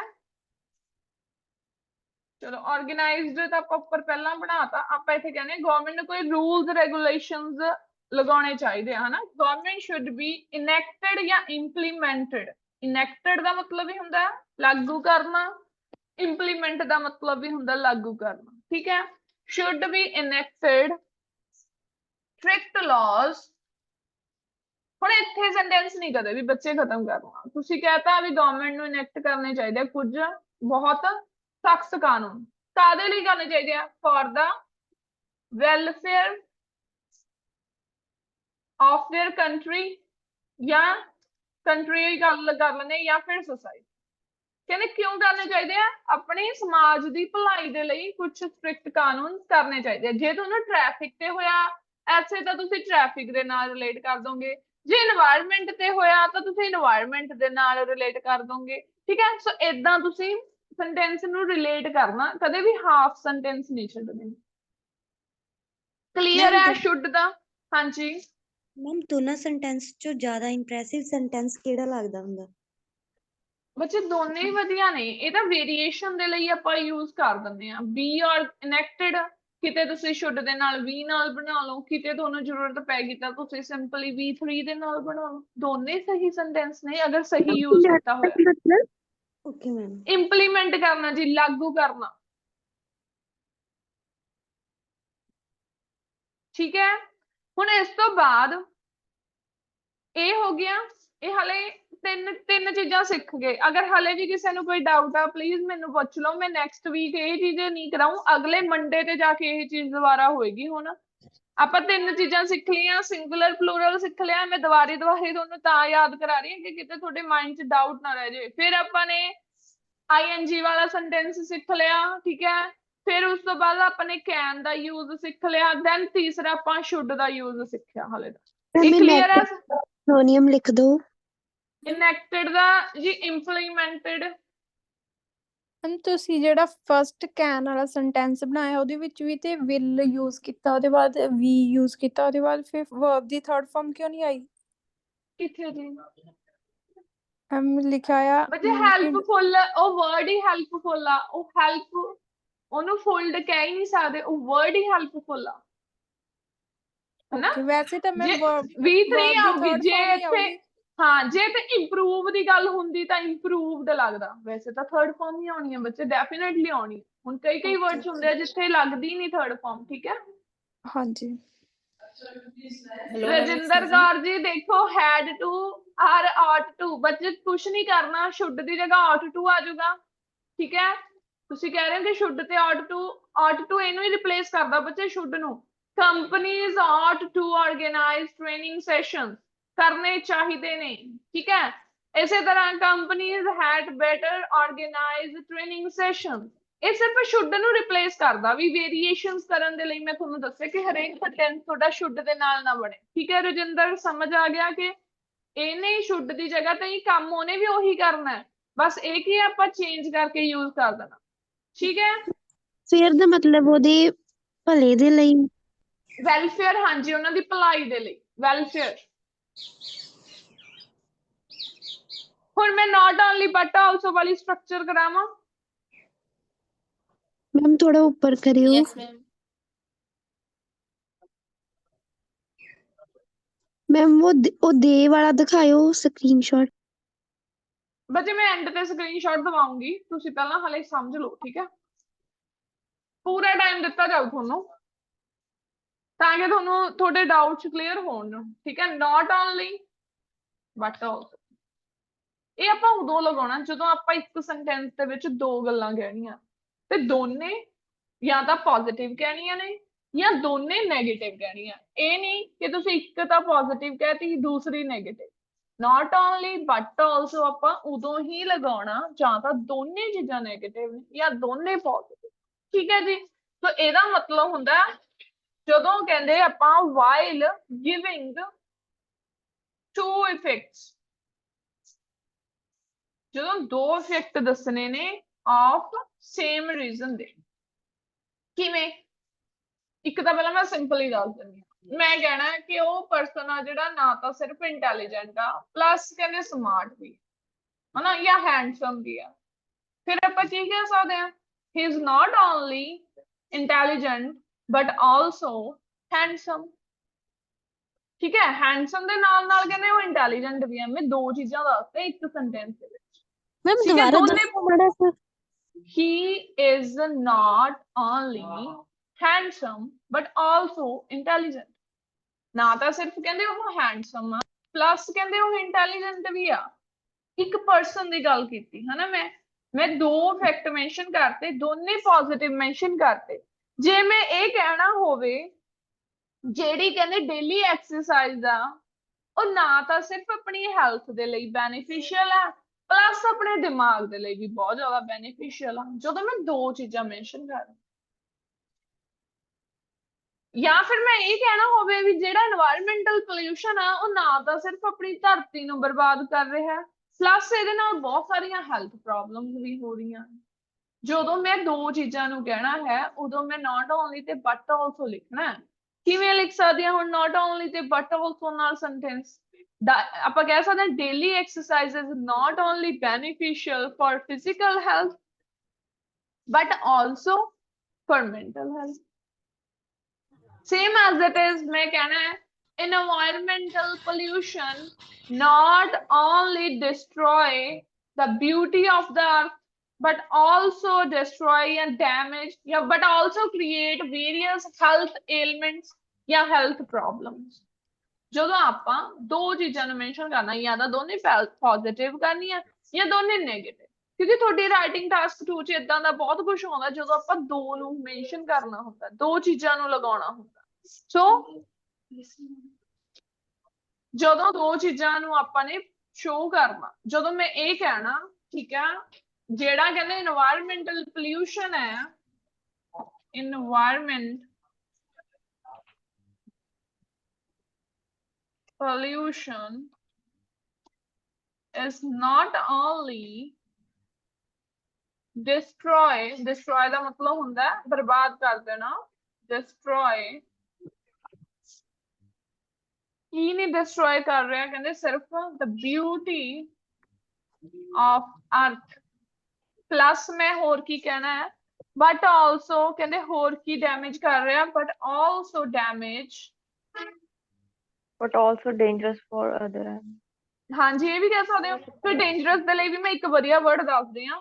ਮੈਂ ਪਹਿਲਾਂ ਇਹ ਸੈਂਟੈਂਸ ਬਣਾਤਾ ਫਿਰ ਬਟ ਆਲਸੋ ਨਾਲ ਤੁਹਾਡੇ ਵਾਲਾ ਵੀ ਗੱਲ ਕਰੂੰਗੀ। ਠੀਕ ਹੈ। ਬਟ ਆਲਸੋ ਡੈਮੇਜ ਫਿਰ ਜਿਓ ਪੈਰਾਡਾਈਜ਼ ਅੱਜ ਹੀ ਇੱਕ ਵਰਡ ਕਰਾਇਆ ਮੈਂ ਜਿਓ paradise but also jeopardize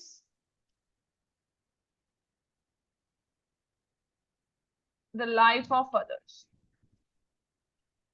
yeah of human beings। ਇਹਦਾ ਮਤਲਬ ਹੈ risk danger dangerous for human beings ਲਿਖਣਾ ਸੀ ਉਹਦੇ ਜਗ੍ਹਾ ਤੇ ਮੈਂ ਲਿਖਤਾ but also ਕਹਿੰਦੇ ਕੀ ਕਰ ਰਿਹਾ ਉਹਨਾਂ ਦੀ ਲਾਈਫ ਨੂੰ ਖਤਰੇ ਦੇ ਵਿੱਚ ਪਾ ਰਿਹਾ। jeopardize ਦਾ ਮਤਲਬ ਹੁੰਦਾ ਰਿਸਕ ਦੇ ਵਿੱਚ ਪਾਉਣਾ। ਕਹਿੰਦੇ but also jeopardize the life of human beings। ਜੇ ਇਹਨੂੰ ਮੈਂ but also ਤੋਂ ਬਾਅਦ ਹੀ ਇਹ ਵੀ ਲਿਖ ਸਕਦੀ ਹਾਂ ਵੀ ਹਿਊਮਨ ਬੀਇੰਗਸ ਦੀ ਲਾਈਫ ਨੂੰ ਖਤਰੇ 'ਚ ਪਾ ਰਿਹਾ ਜਾਂ ਫਿਰ ਮੈਂ but also ਤੋਂ ਬਾਅਦ ਇਹ ਵੀ ਕਹਿ ਸਕਦੀ ਹਾਂ but also create various ਹੁੰਦਾ ਬਹੁਤ ਜ਼ਿਆਦਾ various health ailments ਕੀ ਹੁੰਦੀਆਂ ਨੇ ਬਿਮਾਰੀਆਂ। ਕਲੀਅਰ ਹੈ?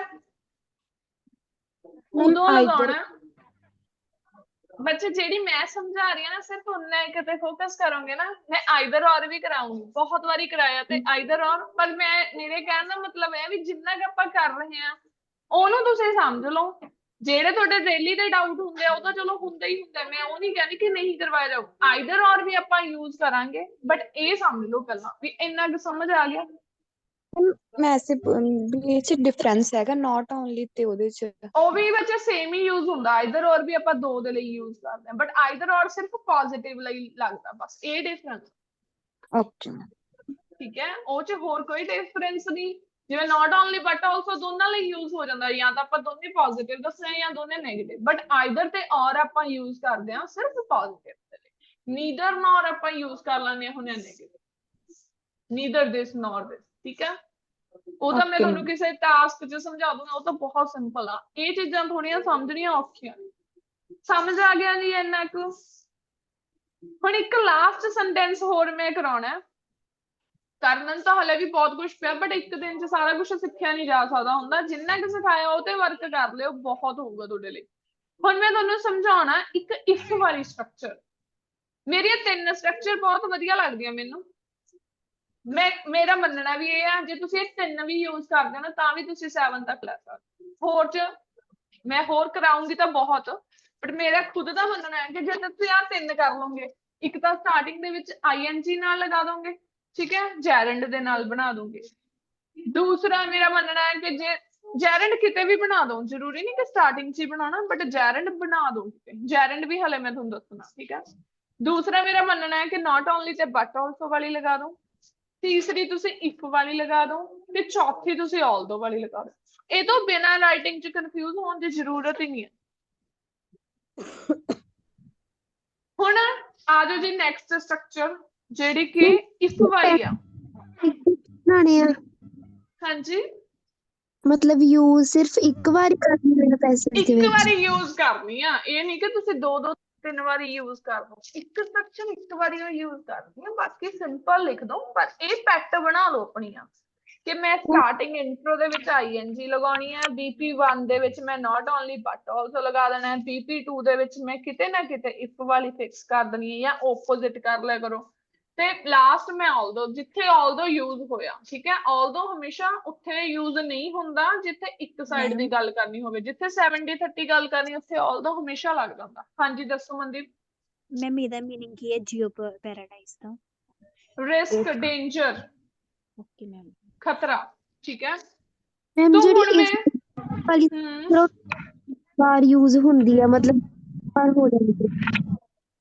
ਹਮੇਸ਼ਾ ਟਾਸਕ 2 ਚ ਇਫ ਤੇ ਨਾਟ ਓਨਲੀ ਵਾਲੀ ਹਮੇਸ਼ਾ ਹੀ ਯੂਜ਼ ਹੋ ਜਾਂਦੀ ਹੈ, ਤੇ ING ਵਾਲੀ ਹਮੇਸ਼ਾ ਯੂਜ਼ ਹੋ ਜਾਂਦੀ ਹੈ। ਇਹ ਪੈਟ ਸਟਰਕਚਰਸ ਨੇ ਜਿਹੜੀਆਂ ਤੁਹਾਨੂੰ ਐ ਪਤਾ ਵੀ ਇਹ ਤਾਂ ਪੱਕਾ ਕਿਤੇ ਨਾ ਕਿਤੇ ਲੱਗ ਹੀ ਜਾਣਾ।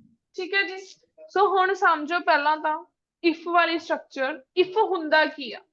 ਜੇ ਮੈਂ ਏਦਾਂ ਕਰੂੰਗਾ ਤਾਂ ਇਹਦਾ ਰਿਜ਼ਲਟ ਮੈਨੂੰ ਆ ਮਿਲੂਗਾ। ਅਗਰ ਇਹ ਹੁੰਦਾ, ਜਿਵੇਂ ਹੁੰਦਾ ਨਹੀਂ, ਜੇ ਮੈਂ ਪ੍ਰਧਾਨ ਮੰਤਰੀ ਹੁੰਦਾ ਤਾਂ ਮੈਂ ਆਹ ਚੀਜ਼ ਕਰਦਾ, ਹਨਾ, ਜਾਂ ਮੈਂ ਐਕਟਰ ਹੁੰਦਾ ਤਾਂ ਆਹ ਚੀਜ਼ ਕਰਦਾ।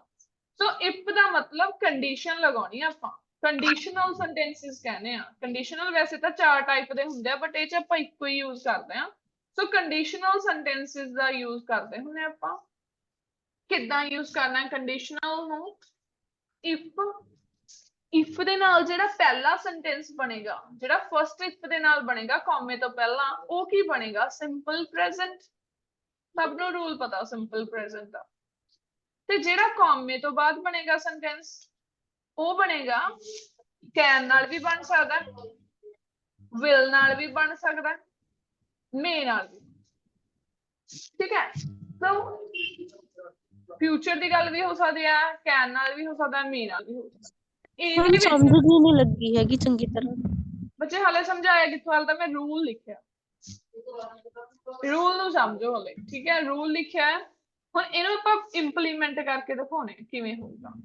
ਮੈਂ ਸੈਂਟੈਂਸ ਇੱਕ ਹੋਰ, ਜਿਹੜਾ ਆਹ ਵਾਲਾ ਕੌਮਾ ਯੂਜ਼ ਕੀਤਾ ਨਾ, ਇੱਕ ਜਾਂ ਤਾਂ ਔਰ ਲਗਾਉਣਾ, ਜਾਂ ਕੌਮਾ ਲਗਾਉਣਾ, ਜਾਂ ਫਿਰ ਦੈਨ ਲਗਾਉਣਾ, ਦੋਨਾਂ ਚੋਂ ਇੱਕ ਚੀਜ਼ ਯੂਜ਼ ਕਰਨੀ ਆ। ਇਹ ਨਾ ਹੋਵੇ ਤੁਸੀਂ ਦੈਨ ਵੀ ਲਿਖਤਾ, ਕੌਮਾ ਵੀ ਲਿਖਤਾ। ਮੈਮ ਇਫ ਦੀ ਜਗ੍ਹਾ ਵੈਨ ਵੀ ਲੱਗ ਸਕਦਾ ਨਾ? ਵੈਨ ਵੀ ਲੱਗ ਸਕਦਾ, ਬਿਲਕੁਲ। ਇਫ ਦੀ ਜਗ੍ਹਾ ਤੇ ਤੁਸੀਂ ਵੈਨ ਵੀ, ਸਿਮਿਲਰ ਆ ਇਹ। ਏਦਾਂ ਬਣਾ ਸਿਮਿਲਰ ਆ, ਸਕਦੇ ਬਿਲਕੁਲ। ਇਫ ਤੇ ਦੈਨ ਵਾਲਾ ਬਣਾ, ਮਤਲਬ ਨੈਕਸਟ ਵੀ ਔਰ ਵਾਲਾ ਹਾਂ ਬਣਾਤਾ। ਹਾਂ ਬਿਲਕੁਲ, ਦੇਖੋ ਕਹਿੰਦੇ ਇਫ ਸਟੂਡੈਂਟਸ ਸਟੱਡੀ, ਮੈਂ ਇੱਕ ਐਗਜ਼ਾਮਪਲ ਲਈ, in their early age ਜੇਕਰ ਕਹਿੰਦੇ ਸਟੂਡੈਂਟ ਆਪਣੀ ਅਰਲੀ ਏਜ ਦੇ ਵਿੱਚ ਪੜ੍ਹਨਗੇ ਹਨਾ ਪੜ੍ਹਦੇ ਨੇ then ਉਹਦਾ ਰਿਜ਼ਲਟ ਚਲੋ ਮੈਂ then ਨਾਲ ਹੀ ਬਣਾ ਦਿੰਦੀ ਆ then ਜਾਂ comma ਇੱਕੋ ਹੀ ਮੀਨਿੰਗ ਆ then ਹੁਣ ਇੱਥੇ ਸਟੂਡੈਂਟਸ ਆ ਪਲੂਰਲ ਆ ਮੈਂ ਸਟੱਡੀ ਦੇ ਨਾਲ ਐਸ ਵਗੈਰਾ ਕੁਝ ਨਹੀਂ ਲਗਾਇਆ ਜੇ ਮੈਂ ਇੱਥੇ ਇੱਕ ਸਟੂਡੈਂਟ ਦੀ ਗੱਲ ਕਰਦੀ ਤਾਂ ਸਟੱਡੀਜ਼ ਆਉਂਦਾ ਫਿਰ ਇੱਥੇ ਇੱਕ ਪਰਸਨ ਦੀ ਹੀ ਗੱਲ ਹੁੰਦੀ ਮੈਂ ਸਿੰਗੂਲਰ ਦੀ ਜਗ੍ਹਾ ਪਲੂਰਲ ਮੋਸਟਲੀ ਪਲੂਰਲ ਦੇ ਨਾਲ ਹੀ ਆਪਾਂ ਲਿਖਦੇ ਹੁੰਦੇ ਆ ਕਹਿੰਦੇ if a student is study in their early age then ਕੀ ਹੋਊਗਾ ਕਹਿੰਦੇ then they will gain ਹਾਂਜੀ ਕੁਝ ਵੀ ਲਿਖ ਸਕਦੇ ਹੋ then they will gain success in their life ਹੋਰ if ਨਾਲ ਬਣਾਉਣਾ ਹੈ ਸਿੰਪਲੀ ਜੇ ਮੈਂ ਟਾਸਕ 2 ਦਾ ਹੀ ਕਹਾਂ if people stop using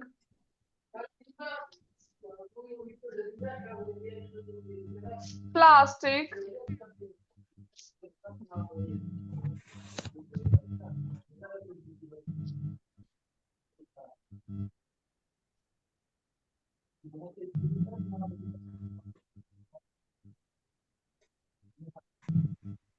ठीक है जी समझ आ गया मैं हुण एक कॉमे नाल बना दिंदी हां या तां फिर कॉमा आएगा या then आएगा इक्को ही चीज आएगी ਇਹਦਾ ਮਤਲਬ ਇਹ ਸੈਂਟੈਂਸ ਕੀ ਸ਼ੋ ਕਰਦਾ ਪਿਆ ਵੀ ਪਹਿਲਾਂ ਤੁਸੀਂ ਐਕਸ਼ਨ ਦੱਸਿਆ ਜੇ ਲੋਕ ਸਟਾਪ ਕਰ ਦੇਣਗੇ ਪਲਾਸਟਿਕ ਦਾ ਯੂਜ਼ ਕਰਨਾ ਇਹ ਐਕਸ਼ਨ ਆ ਵੀ ਐਕਟ ਇਦਾਂ ਜੇ ਐਕਸ਼ਨ ਕੀਤਾ ਜਾਵੇ ਇਹ ਤਾਂ ਉਹਦਾ ਇਹ ਇਫੈਕਟ ਮਿਲੂਗਾ ਇਹ ਐਕਸ਼ਨ ਹੈ ਇਹ ਰਿਜ਼ਲਟ ਆ ਜੇ ਲੋਕ ਛੱਡ ਦੇਣਗੇ ਤਾਂ ਧਰਤੀ ਕੀ ਹੋ ਜੂਗੀ ਬਿਊਟੀਫੁਲ ਹੋ ਜੂ ਜੇ ਸਟੂਡੈਂਟਸ ਪੜਨਗੇ ਦੈਨ ਉਹਨਾਂ ਨੂੰ ਕੀ ਮਿਲੂਗੀ ਸਕਸੈਸ ਮਿਲੂਗੀ ਇਹ ਐਕਸ਼ਨ ਹੈ ਵੀ ਜਿਹੜਾ ਕੰਮ ਕਿਰਿਆ ਹੋਊਗੀ ਦੈਨ ਉਹਦਾ ਰਿਜ਼ਲਟ ਕੀ ਮਿਲੇ ਕੋਈ ਵੀ ਅਧੂਰਾ ਸੈਂਟੈਂਸ ਨਹੀਂ ਕਦੇ ਵੀ ਛੱਡਣਾ ਵੀ ਉਹਦੇ ਨਾਲ ਜਿਹਦੇ ਨਾਲ ਆਪਾਂ ਨੂੰ ਕਲੀਅਰ ਹੀ ਨਾ ਹੋਵੇ ਠੀਕ ਹੈ ਹੁਣ ਮੈਂ ਦੋ ਸੈਂਟੈਂਸਸ ਹੋਰ ਦੱਸਣੇ ਆ ਇੱਕ ਆਲਦੋ ਤੇ ਇੱਕ ਜੈਰਡ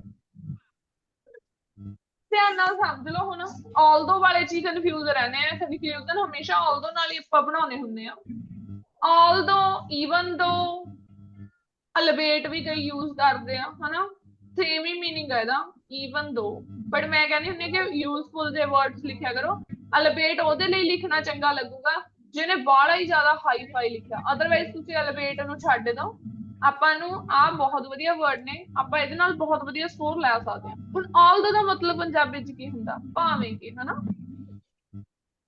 ਹੁਣ ਮੈਂ ਕੀ ਕਹਿੰਦੀ ਆ ਡੇਲੀ ਜਦੋਂ ਆਪਾਂ ਰਾਈਟਿੰਗ ਕਰਦੇ ਹਾਂ ਕਿ ਆਲਦੋ ਦੇ ਨਾਲ ਆਪਾਂ ਉਹ ਸੈਂਟੈਂਸ ਬਣਾਉਣਾ ਹੈ ਜਿਸ ਸਾਈਡ ਆਪਾਂ ਐਸੇ ਦੇ ਨਹੀਂ ਹੈ ਜੇ ਮੈਂ ਕਿਸੇ ਐਸੇ ਦੇ ਵਿੱਚ ਕਿਹਾ ਕਿ ਇਹਦੇ ਜ਼ਿਆਦਾ ਫਾਇਦੇ ਨੇ ਤੇ ਨੁਕਸਾਨ ਘੱਟ ਨੇ ਇਹਦਾ ਮਤਲਬ ਮੈਂ ਫਾਇਦੇ ਵਾਲੀ ਸਾਈਡ ਆ ਨਾ ਮੈਂ ਐਡਵਾਂਟੇजेस ਦੀ ਸਾਈਡ ਆ ਤੇ ਮੈਂ ਡਿਸਐਡਵਾਂਟੇजेस ਦੀ ਸਾਈਡ ਨਹੀਂ ਹੈਗੀ ਮਤਲਬ ਕਿ ਜਿਸ ਸਾਈਡ ਮੈਂ ਨਹੀਂ ਹੈਗੀ ਉਹਦੇ ਨਾਲ ਮੈਂ ਆਲਦੋ ਵਾਲਾ ਸੈਂਟੈਂਸ ਫਰੇਜ਼ ਕਰਦੀ ਮੈਂ ਫਿਰ ਕੀ ਕਹੂੰਗੀ although there are number of advantages of this problem ਜਾਂ this issue comma use ਕਰਨਾ but but ਤੁਹਾਡੀ ਰਾਈਟਿੰਗ ਚ ਇਹਦਾ ਸਿਰਫ ਸਟਰਕਚਰ ਨਾਲ but also ਲਿਖ ਸਕਦੇ ਹੋ ਅਦਰਵਾਈਜ਼ but ਇਨਫਾਰਮਲ ਵਰਡ ਹੈ ਉਹ ਆਪਾਂ ਨਹੀਂ ਲਿਖਣਾ ਜਿਹੜਾ comma ਹੈ ਉਹ ਰਿਪਰੈਜ਼ੈਂਟ ਕਰੂਗਾ but ਨੂੰ ਕਹਿੰਦੇ but its negative sides cannot be overlooked but ਕਹਿੰਦੇ ਜਿਹੜੇ ਇਹਦੇ ਨੈਗੇਟਿਵਸ ਨੇ ਉਹਨਾਂ ਨੂੰ ਓਵਰਲੁੱਕ ਨਹੀਂ ਕੀਤਾ ਜਾ ਸਕਦਾ ਭਾਵੇਂ ਕਿ ਇਹਦੇ ਫਾਇਦੇ ਹੈਗੇ ਆ ਠੀਕ ਆ ਬਟ ਕਹਿੰਦੇ ਇਹਦੇ ਨੈਗੇਟਿਵ ਸਾਈਡਸ ਨੂੰ ਆਪਾਂ ਨਿਗਲੈਕਟ ਨਹੀਂ ਕਰ ਸਕਦੇ ਠੀਕ ਹੈ ਸੋ ਜਾਂ ਮੈਂ ਇਹ ਕਹਿਣਾ ਹੋਵੇ ਵੀ ਠੀਕ ਹੈ ਭਾਵੇਂ ਕਿ ਕਹਿੰਦੇ ਪੋਲਿਊਸ਼ਨ ਵਧਦਾ ਜਾ ਰਿਹਾ ਹੈ ਜਾਂ ਕ੍ਰਾਈਮ ਵਧਦਾ ਜਾ ਰਿਹਾ ਹੈ ਕਹਿੰਦੇ it can be decreased by making some rules and regulation ਭਾਵੇਂ ਉਹ ਚੀਜ਼ ਹੋ ਰਹੀ ਆ ਪਰ ਉਹਨੂੰ ਕਹਿੰਦੇ ਆਪਾਂ ਸੋਲਵ ਕਰ ਲਾਂਗੇ ਭਾਵੇਂ ਫਾਇਦੇ ਜ਼ਿਆਦਾ ਨਹੀਂ ਪਰ ਕਹਿੰਦੇ ਇਹਦੇ ਨੈਗੇਟਿਵਸ ਨੂੰ ਆਪਾਂ ਅਣਦੇਖਿਆ ਨਹੀਂ ਕਰ ਸਕਦੇ ਸੋ ਸਮਝਿਓ ਦੁਬਾਰਾ ਮੈਂ ਫਰੇਜ਼ ਲਿਖ ਕੇ ਦੱਸਦੀ ਆ ਆਲਦੋ ਦੇ ਨਾਲ ਆਪਾਂ ਹਮੇਸ਼ਾ ਉਹ ਸੈਂਟੈਂਸ ਬਣਾਉਣਾ ਜਿਸ ਸਾਈਡ ਆਪਾਂ ਨਹੀਂ ਹੈਗੇ although there are number of advantages although ਤੋਂ ਬਾਅਦ ਮੈਮ ਕੋਮਾ ਤਾਂ ਨਹੀਂ ਪੈਣਾ ਨਹੀਂ ਬੱਚੇ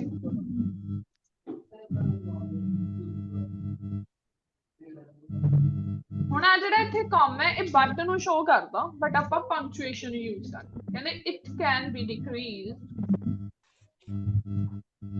ਜਾਂ solved ਵੀ ਲਿਖ ਸਕਦੇ ਆ, decreased ਵੀ ਲਿਖ ਸਕਦੇ ਆ, by making strict regulation। ਸਖਤ ਕਾਨੂੰਨ ਬਣਾ ਕੇ ਇਹਨੂੰ ਸੋਲਵ ਕੀਤਾ ਜਾ ਸਕਦਾ।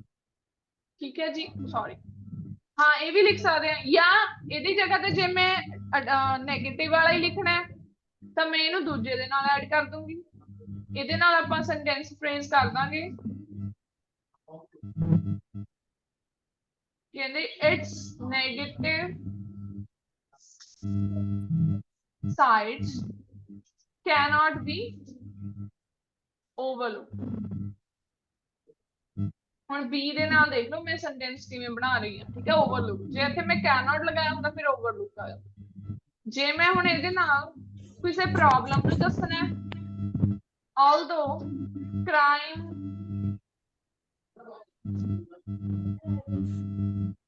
ਜੇ ਮੈਂ ਇੱਥੇ ਕ੍ਰਾਈਮਸ ਲਗਾਇਆ, ਸਬਜੈਕਟ ਮੇਰਾ ਕ੍ਰਾਈਮਸ ਹੀ ਰਿਹਾ ਹਨਾ, ਫਿਰ ਮੈਂ ਕੀ ਬਣਾਉਂਗੀ ਆਰ ਇਨਕਰੀਜ਼ਿੰਗ। ਜੇ ਮੈਂ ਤੇ ਸਿਰਫ ਕ੍ਰਾਈਮ ਲਿਖਿਆ ਫਿਰ ਕੀ ਆ ਜਾਊਗਾ ਇਜ਼। ਜੇ ਮੈਂ ਓਵਰਆਲ ਦੀ ਗੱਲ ਕਰਦਾ, ਮੈਂ ਪੋਲਿਊਸ਼ਨ ਦੀ ਗੱਲ ਕਰਦਾ, ਫਿਰ ਵੀ ਕੀ ਆਊਗਾ ਇਜ਼, ਕਿਉਂਕਿ ਪੋਲਿਊਸ਼ਨ ਦੇ ਨਾਲ ਤਾਂ ਇਜ਼ ਹੀ ਲੱਗੂਗਾ। ਭਾਵੇਂ ਕੀ ਕਹਿੰਦੇ ਪੋਲਿਊਸ਼ਨ ਵੱਧਦਾ ਜਾ ਰਿਹਾ ਹੈ, ਇਨਕਰੀਜ਼ਿੰਗ ਡੇ ਬਾਈ ਡੇ। ਅਰੇ ਇਹ ਫਿਕਸ ਹੀ ਆ ਬੱਚੇ, ਇਹ ਮੋਸਟਲੀ ਐਂ ਯੂਜ਼ ਹੁੰਦਾ, day by day it can be decreased by making strict regulation. So ਇਸ ਤਰ੍ਹਾਂ ਤੁਸੀਂ ਆਪਣਾ ਕਨਕਲੂਜਨ ਚ ਯੂਜ਼ ਕਰ ਸਕਦੇ। ਕਲੀਅਰ ਹੈ ਇੰਨਾ ਕੁ ਜਿੰਨਾ ਕੁ ਵੀ ਹੁਣ ਤੱਕ ਰਾਈਟਿੰਗ ਦੇ ਵਿੱਚ ਕੀਤਾ ਜੀ ਤੁਸੀਂ? ਯੈਸ ਮੈਮ ਇੱਕ ਹੋਰ ਨਾ ਗਵਰਨਮੈਂਟ ਨਾਲ ਇਜ਼ੀ ਲੱਗਦਾ ਹੀ ਆਰ ਕਿਵੇਂ ਜੀ? ਗਵਰਨਮੈਂਟ ਨਾਲ ਐਂਡ ਤੇ ਲਿਖਣਾ ਹੈ। ਗਵਰਨਮੈਂਟ ਐਕਸ ਲੱਗਿਆ ਹੋਊਗਾ ਤਾਂ ਆਰ ਲਗਾਉਂਗੀ, ਅਦਰਵਾਈਜ਼ ਗਵਰਨਮੈਂਟ ਇਜ਼ ਵੀ ਆ ਜਾਊਗਾ। ਠੀਕ ਹੈ ਜੀ, ਉਹ ਵੀ ਠੀਕ ਹੈ। ਇੱਕ ਆਈਐਨਜੀ ਵਾਲਾ ਵੀ ਅੱਜ ਕਰਵਾ ਦਿੰਨੀ ਆ। ਚਲੋ ਆਈਐਨਜੀ ਮੈਂ ਤੁਹਾਨੂੰ ਇੰਟਰੋ ਦੇ ਨਾਲ ਹੀ ਕਰਵਾਉਂਗੀ, ਠੀਕ ਹੈ। Excuse me ma'am. ਹਾਂਜੀ ਮੈਮ ਜਦੋਂ ਇਹ ਵਾਲੀ ਕਲਾਸ ਐਂਡ ਹੋਊਗੀ, ਮਤਲਬ ਰਾਈਟਿੰਗ ਟਾਸਕ, ਉਸ ਤੋਂ ਬਾਅਦ ਜੋ ਮੌਕ ਟੈਸਟ ਵਿੱਚ ਐਸੇ ਪਾਇਆ ਸੀ ਟਾਸਕ 1 ਔਰ 2 ਦਿਖਾ ਦੋਗੇ, ਕਿਉਂਕਿ ਫੈਮਿਲੀ ਫੰਕਸ਼ਨ ਸੀ, ਮੈਂ ਅਟੈਂਡ ਨਹੀਂ ਕੀਤੀ ਉਹ। ਬੱਚੇ ਮੈਂ ਸਟੇਟਸ ਸ਼ੋ ਕੀਤਾ ਸੀ, ਸਟੇਟਸ ਤੋਂ ਸਕਰੀਨਸ਼ਾਟ ਲੈ ਲਓ, ਮੈਂ ਦੁਬਾਰਾ ਪਾ ਦੂੰਗੀ ਸਟੇਟਸ ਤੇ ਹੀ, ਤਾਂ ਸਕਰੀਨਸ਼ਾਟ ਲੈ ਲਓ। ਮੈਮ ਅੱਜ ਪਾਇਆ ਸੀ ਮੈਮ, ਮੈਨੂੰ ਤੁਹਾਡਾ ਸਟੇਟਸ ਸ਼ੋ ਨਹੀਂ ਹੁੰਦਾ। ਮੌਕ ਟੈਸਟ ਵਾਲੇ ਦਿਨ ਹੀ ਪਾਇਆ ਸੀ ਬੱਚੇ, ਕੋਈ ਗੱਲ ਨਹੀਂ, ਮੈਂ ਤੁਹਾਨੂੰ ਦੁਬਾਰਾ ਦੇਖ ਲਿਓ, ਸ਼ੋ ਹੋ ਜਾਊਗਾ ਸਟੇਟਸ ਤਾਂ, ਠੀਕ ਹੈ। ਸੋ ਹੁਣ ਜਸਟ ਜਿੰਨਾ ਕਿ ਕੀਤਾ ਪਹਿਲਾਂ ਇਹਦਾ ਸਕਰੀਨਸ਼ਾਟ ਲਓ। ਆਈਐਨਜੀ ਵਾਲੇ ਚ ਆਪਾਂ ਅੱਜ ਨਹੀਂ ਕਨਫਿਊਜ਼ ਕਰਦੇ, ਆਈਐਨਜੀ ਵਾਲਾ ਮੈਂ ਤੁਹਾਨੂੰ ਕੱਲ ਨੂੰ ਇੰਟਰੋ ਦੇ ਨਾਲ ਹੀ ਲਾਈਕ ਕਲੀਅਰ ਕਰਵਾਉਂਗੀ। ਜਸਟ ਸਕਰੀਨ ਕਿਸੇ ਦੇ ਮਾਈਕ 'ਚ ਬਹੁਤ ਜ਼ਿਆਦਾ ਡਿਸਟਰਬੈਂਸ ਆ ਰਹੀ ਹੈ, ਸੋ ਪਲੀਜ਼ ਆਪਣਾ ਮਾਈਕ ਜਾਂ ਤਾਂ ਮਿਊਟ ਕਰੋ ਜੀ।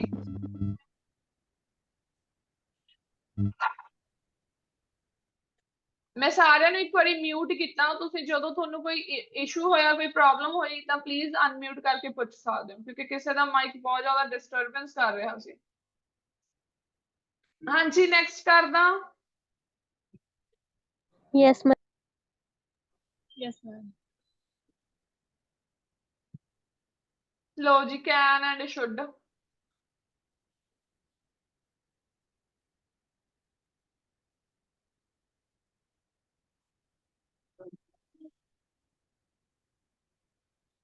And last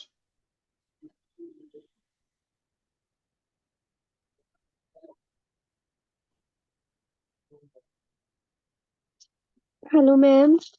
ਹਾਂਜੀ ਮੈਮ ਜਿਹੜਾ ਆਲ ਵਾਲਾ ਵਾ ਉਹਦੇ ਵਿੱਚ ਮਤਲਬ ਐਂਡ ਤੇ ਆਪਾਂ ਉਹ ਪੁਆਇੰਟ ਲਿਖਣਾ ਜਿਹੜੀ ਸਾਈਡ ਆਪਾਂ ਨਹੀਂ ਗਏ। ਹਾਂਜੀ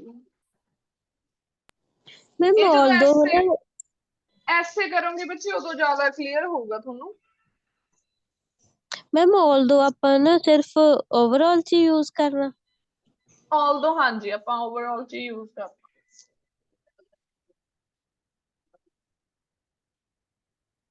ਠੀਕ ਹੈ ਜੀ। ਸੋ ਅੱਜ ਆਪਣੀ ਜਿਹੜੀ ਐਸੇ ਟਾਈਪ ਸਟਾਰਟ ਹੋਣੀ ਆ, ਉਹ ਹੋਣੀ ਆ ਆਊਟਵੇ ਵਾਲੀ ਹੀ ਹੋਣੀ ਆ। Advantages ਆਊਟਵੇ disadvantages. ਸੋ ਪਹਿਲਾਂ ਤਾਂ ਟੌਪਿਕ ਸਟੇਟਮੈਂਟ ਨੂੰ ਸਮਝੋ, ਫਿਰ ਆਪਾਂ ਅੱਗੇ ਦੇਖਦੇ ਹਾਂ। ਟੌਪਿਕ ਸਟੇਟਮੈਂਟ ਦੇਖੋ ਕੀ ਅੱਜ ਕਹਿੰਦੇ ਇਨ ਦਾ future all cars, comma buses and trucks will be driverless. Future ਦੇ ਵਿੱਚ ਕਹਿੰਦੇ ਸਾਰੀਆਂ cars, buses, trucks ਵੀ ਕਹਿੰਦੇ ਕੀ ਹੋਣੀਆਂ driverless, ਮਤਲਬ ਕਿ ਜਿਹਦੇ ਵਿੱਚ ਡਰਾਈਵਰ ਨਹੀਂ ਹੋਣਗੇ। ਇਹ ਆਪਾਂ ਨੇ ਆਪਣੇ ਵੱਲੋਂ ਗੱਲ ਨਹੀਂ ਕਹੀ, ਆਲਰੇਡੀ ਆਪਾਂ ਨੂੰ ਸਟੇਟਮੈਂਟ ਆਈ ਆ, ਠੀਕ ਆ। ਇਹ ਨਹੀਂ ਸੋਚਣਾ ਵੀ ਨਹੀਂ ਏਦਾਂ ਨਹੀਂ ਹੋ ਸਕਦਾ, ਐ ਨਹੀਂ ਹੋ ਸਕਦਾ, ਹੈਗਾ ਫੋਰਨ ਕੰਟਰੀਜ਼ 'ਚ ਡਰਾਈਵਰਲੈਸ ਕਾਰਸ ਹੈਗੀਆਂ ਨੇ ਆਲਰੇਡੀ, ਠੀਕ ਹੈ। The only people traveling inside these vehicles will be passengers. ਕਹਿੰਦੇ ਡਰਾਈਵਰ ਨਹੀਂ ਹੋਊਗਾ ਕੋਈ ਵੀ, ਆਪਣੇ ਆਪ ਉਹ ਚੱਲਣਗੀਆਂ, ਵੀ ਟੈਕਨੋਲੋਜੀ ਇੰਨੀ ਜ਼ਿਆਦਾ ਆ ਜਾਊਗੀ। ਸਿਰਫ ਪੈਸੇਂਜਰਸ ਹੋਣਗੇ, ਕੰਮਿਊਟਰਸ ਹੋਣਗੇ ਵਿੱਚ ਬੈਠੇ, ਠੀਕ ਹੈ। ਕਾਰ ਦੇ ਵਿੱਚ ਵੀ ਪੈਸੇਂਜਰ ਹੋਣਗੇ, ਡਰਾਈਵਰ ਨਹੀਂ ਹੋਊਗਾ। ਬੱਸ ਦੇ ਵਿੱਚ ਵੀ ਡਰਾਈਵਰ ਨਹੀਂ ਹੋਊਗਾ, ਪੈਸੇਂਜਰ ਹੋਣਗੇ, ਠੀਕ ਹੈ। ਕਹਿੰਦੇ do you think the advantages of driverless vehicles outweigh the disadvantages? ਤੁਹਾਨੂੰ ਕੀ ਲੱਗਦਾ ਵੀ ਕਹਿੰਦੇ ਜਿਹੜੇ ਇਹਦੇ ਫਾਇਦੇ ਨੇ ਡਰਾਈਵਰਲੈਸ ਕਾਰਸ ਦੇ ਉਹ ਜ਼ਿਆਦਾ ਨੇ ਤੇ ਉਹ ਇਹਦੇ ਨੈਗੇਟਿਵਸ ਨੂੰ ਓਵਰਕਮ ਕਰ ਲੈਣਗੇ? ਮੈਂ ਕੀ ਕਿਹਾ ਕਿ ਜਿਹੜਾ ਵਰਡ ਆਪਾਂ ਨੂੰ ਪਹਿਲਾਂ ਲੱਗਿਆ ਹੋਊਗਾ ਨਾ ਵੀ ਆਹ ਵਾਲੇ ਮਤਲਬ ਹੁੰਦਾ ਸੈਂਟੈਂਸ ਦਾ, ਆ ਬਾਕੀ ਚ ਕਨਫਿਊਜ਼ ਨਹੀਂ ਹੋਣਾ। ਜਿਹੜੇ ਪਹਿਲਾ ਵਰਡ ਯੂਜ਼ ਹੋਇਆ ਉਸ ਸਾਈਡ ਆਪਾਂ ਨੂੰ ਸਟੇਟਮੈਂਟ ਪੁੱਛੀ ਜਾਂਦੇ ਹੁੰਦੇ ਆ। ਕਹਿੰਦੇ ਤੁਹਾਨੂੰ ਕੀ ਲੱਗਦਾ ਵੀ ਇਹਦੇ ਜ਼ਿਆਦਾ ਫਾਇਦੇ ਨੇ ਨੁਕਸਾਨ ਘੱਟ ਨੇ? ਹੁਣ ਇਹ ਆਪਣੀ ਮਰਜ਼ੀ ਹੁੰਦੀ ਆ, ਜੇ ਤਾਂ ਆਪਾਂ ਨੇ ਕਹਿਣਾ ਵੀ ਫਾਇਦੇ ਜ਼ਿਆਦਾ ਹੈ ਤਾਂ ਫਿਰ ਆਪਾਂ ਇਹਦੇ ਨਾਲ ਹੀ ਐਗਰੀ ਕਰਾਂਗੇ ਆਈ ਥਿੰਕ ਦੈਟ, ਠੀਕ ਹੈ।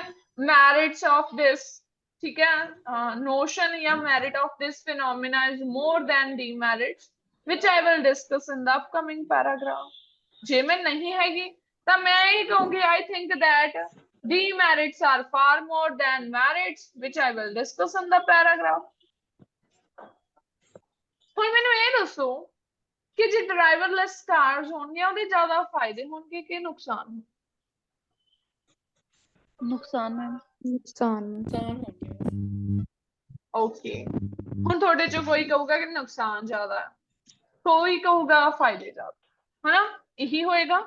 ਹਰੇਕ ਦੀ ਅਲੱਗ-ਅਲੱਗ ਸੋਚ ਆ। ਤੁਹਾਡਾ ਪੁਆਇੰਟ ਦੇ ਪਿੱਛੇ ਇਲੈਬੋਰੇਸ਼ਨ ਸਹੀ ਹੋਣੀ ਚਾਹੀਦੀ ਆ। ਚਾਹੇ ਤੁਸੀਂ ਕਹੋ ਵੀ ਨੁਕਸਾਨ ਜ਼ਿਆਦਾ ਹੈ ਤਾਂ ਕੀ ਬਣਨਗੇ ਤੁਹਾਡੇ 2 ਪੈਰਾਗ੍ਰਾਫ ਬਣ ਜਾਣਗੇ ਨੁਕਸਾਨ ਦੇ, 1 ਪੈਰਾਗ੍ਰਾਫ ਬਣ ਜਾਊਗਾ ਐਡਵਾਂਟੇजेस। ਜਿਹੜਾ ਕਹੂਗਾ ਕਿ ਨਹੀਂ ਇਹਦੇ ਫਾਇਦੇ ਜ਼ਿਆਦਾ ਨੇ ਤਾਂ 2 ਪੈਰਾਗ੍ਰਾਫ ਬਣ ਜਾਣਗੇ ਜੀ ਪੋਜ਼ਿਟਿਵ ਦੇ ਐਂਡ 1 ਪੈਰਾਗ੍ਰਾਫ ਬਣ ਜਾਊਗਾ ਨੈਗੇਟਿਵ। ਹੁਣ ਪਹਿਲਾਂ ਪੈਟਰਨ ਸਮਝ ਲਓ ਤੇ ਇਹੀ ਪੈਟਰਨ ਫੋਲੋ ਕਰਨਾ। ਕਿਸੇ ਨੇ ਐ ਨਹੀਂ ਕਹਿਣਾ ਕਿ ਅਸੀਂ ਇਹਨੂੰ ਬਾਅਦ ਚ ਬਣਾ ਲਈਏ। ਜਿਹੜਾ ਮੈਂ ਪੈਟਰਨ ਦੱਸੂਗੀ ਉਹਨੂੰ ਹੀ ਫੋਲੋ ਕਰਨਾ। ਸਮਝੋ ਹੁਣ ਪੈਟਰਨ ਕੀ ਰਹੂਗਾ। ਪਹਿਲਾ ਪੈਰਾਗ੍ਰਾਫ ਇੰਟਰੋ ਦਾ ਹੀ ਬਣੂਗਾ, ਉਹਦਾ ਸਭ ਨੂੰ ਪਤਾ। ਹੁਣ BP1 ਆਪਾਂ ਕਿਹੜਾ ਬਣਾਈਏ? ਹੁਣ BP1 ਆਪਾਂ ਉਹ ਬਣਾਵਾਂਗੇ ਜਿਸ ਸਾਈਡ ਆਪਾਂ ਨਹੀਂ ਹੈਗੇ। ਜੇ ਮੈਂ ਕਿਹਾ ਕਿ ਇਹਦੇ ਫਾਇਦੇ ਜ਼ਿਆਦਾ ਨਹੀਂ ਤਾਂ ਮੈਂ BP1 ਨੈਗੇਟਿਵਸ ਦਾ ਬਣਾਉਂਗੀ, ਠੀਕ ਹੈ। ਮਤਲਬ ਕਿ ਜੇ ਮੈਂ ਕਿਹਾ ਜਿਸ ਸਟੇਟਮੈਂਟ ਨਾਲ ਮੈਂ ਜੇ ਇਹਦੇ ਵਿੱਚ ਕਹਿਤਾ, ਮੈਂ ਇੱਥੇ ਉੱਪਰ ਓਵਰਵਿਊ ਦਿੱਤਾ ਕਿ I think that merits are far more, ਮਤਲਬ ਕਿ ਇਹਦੇ ਫਾਇਦੇ ਜ਼ਿਆਦਾ, ਹਨਾ?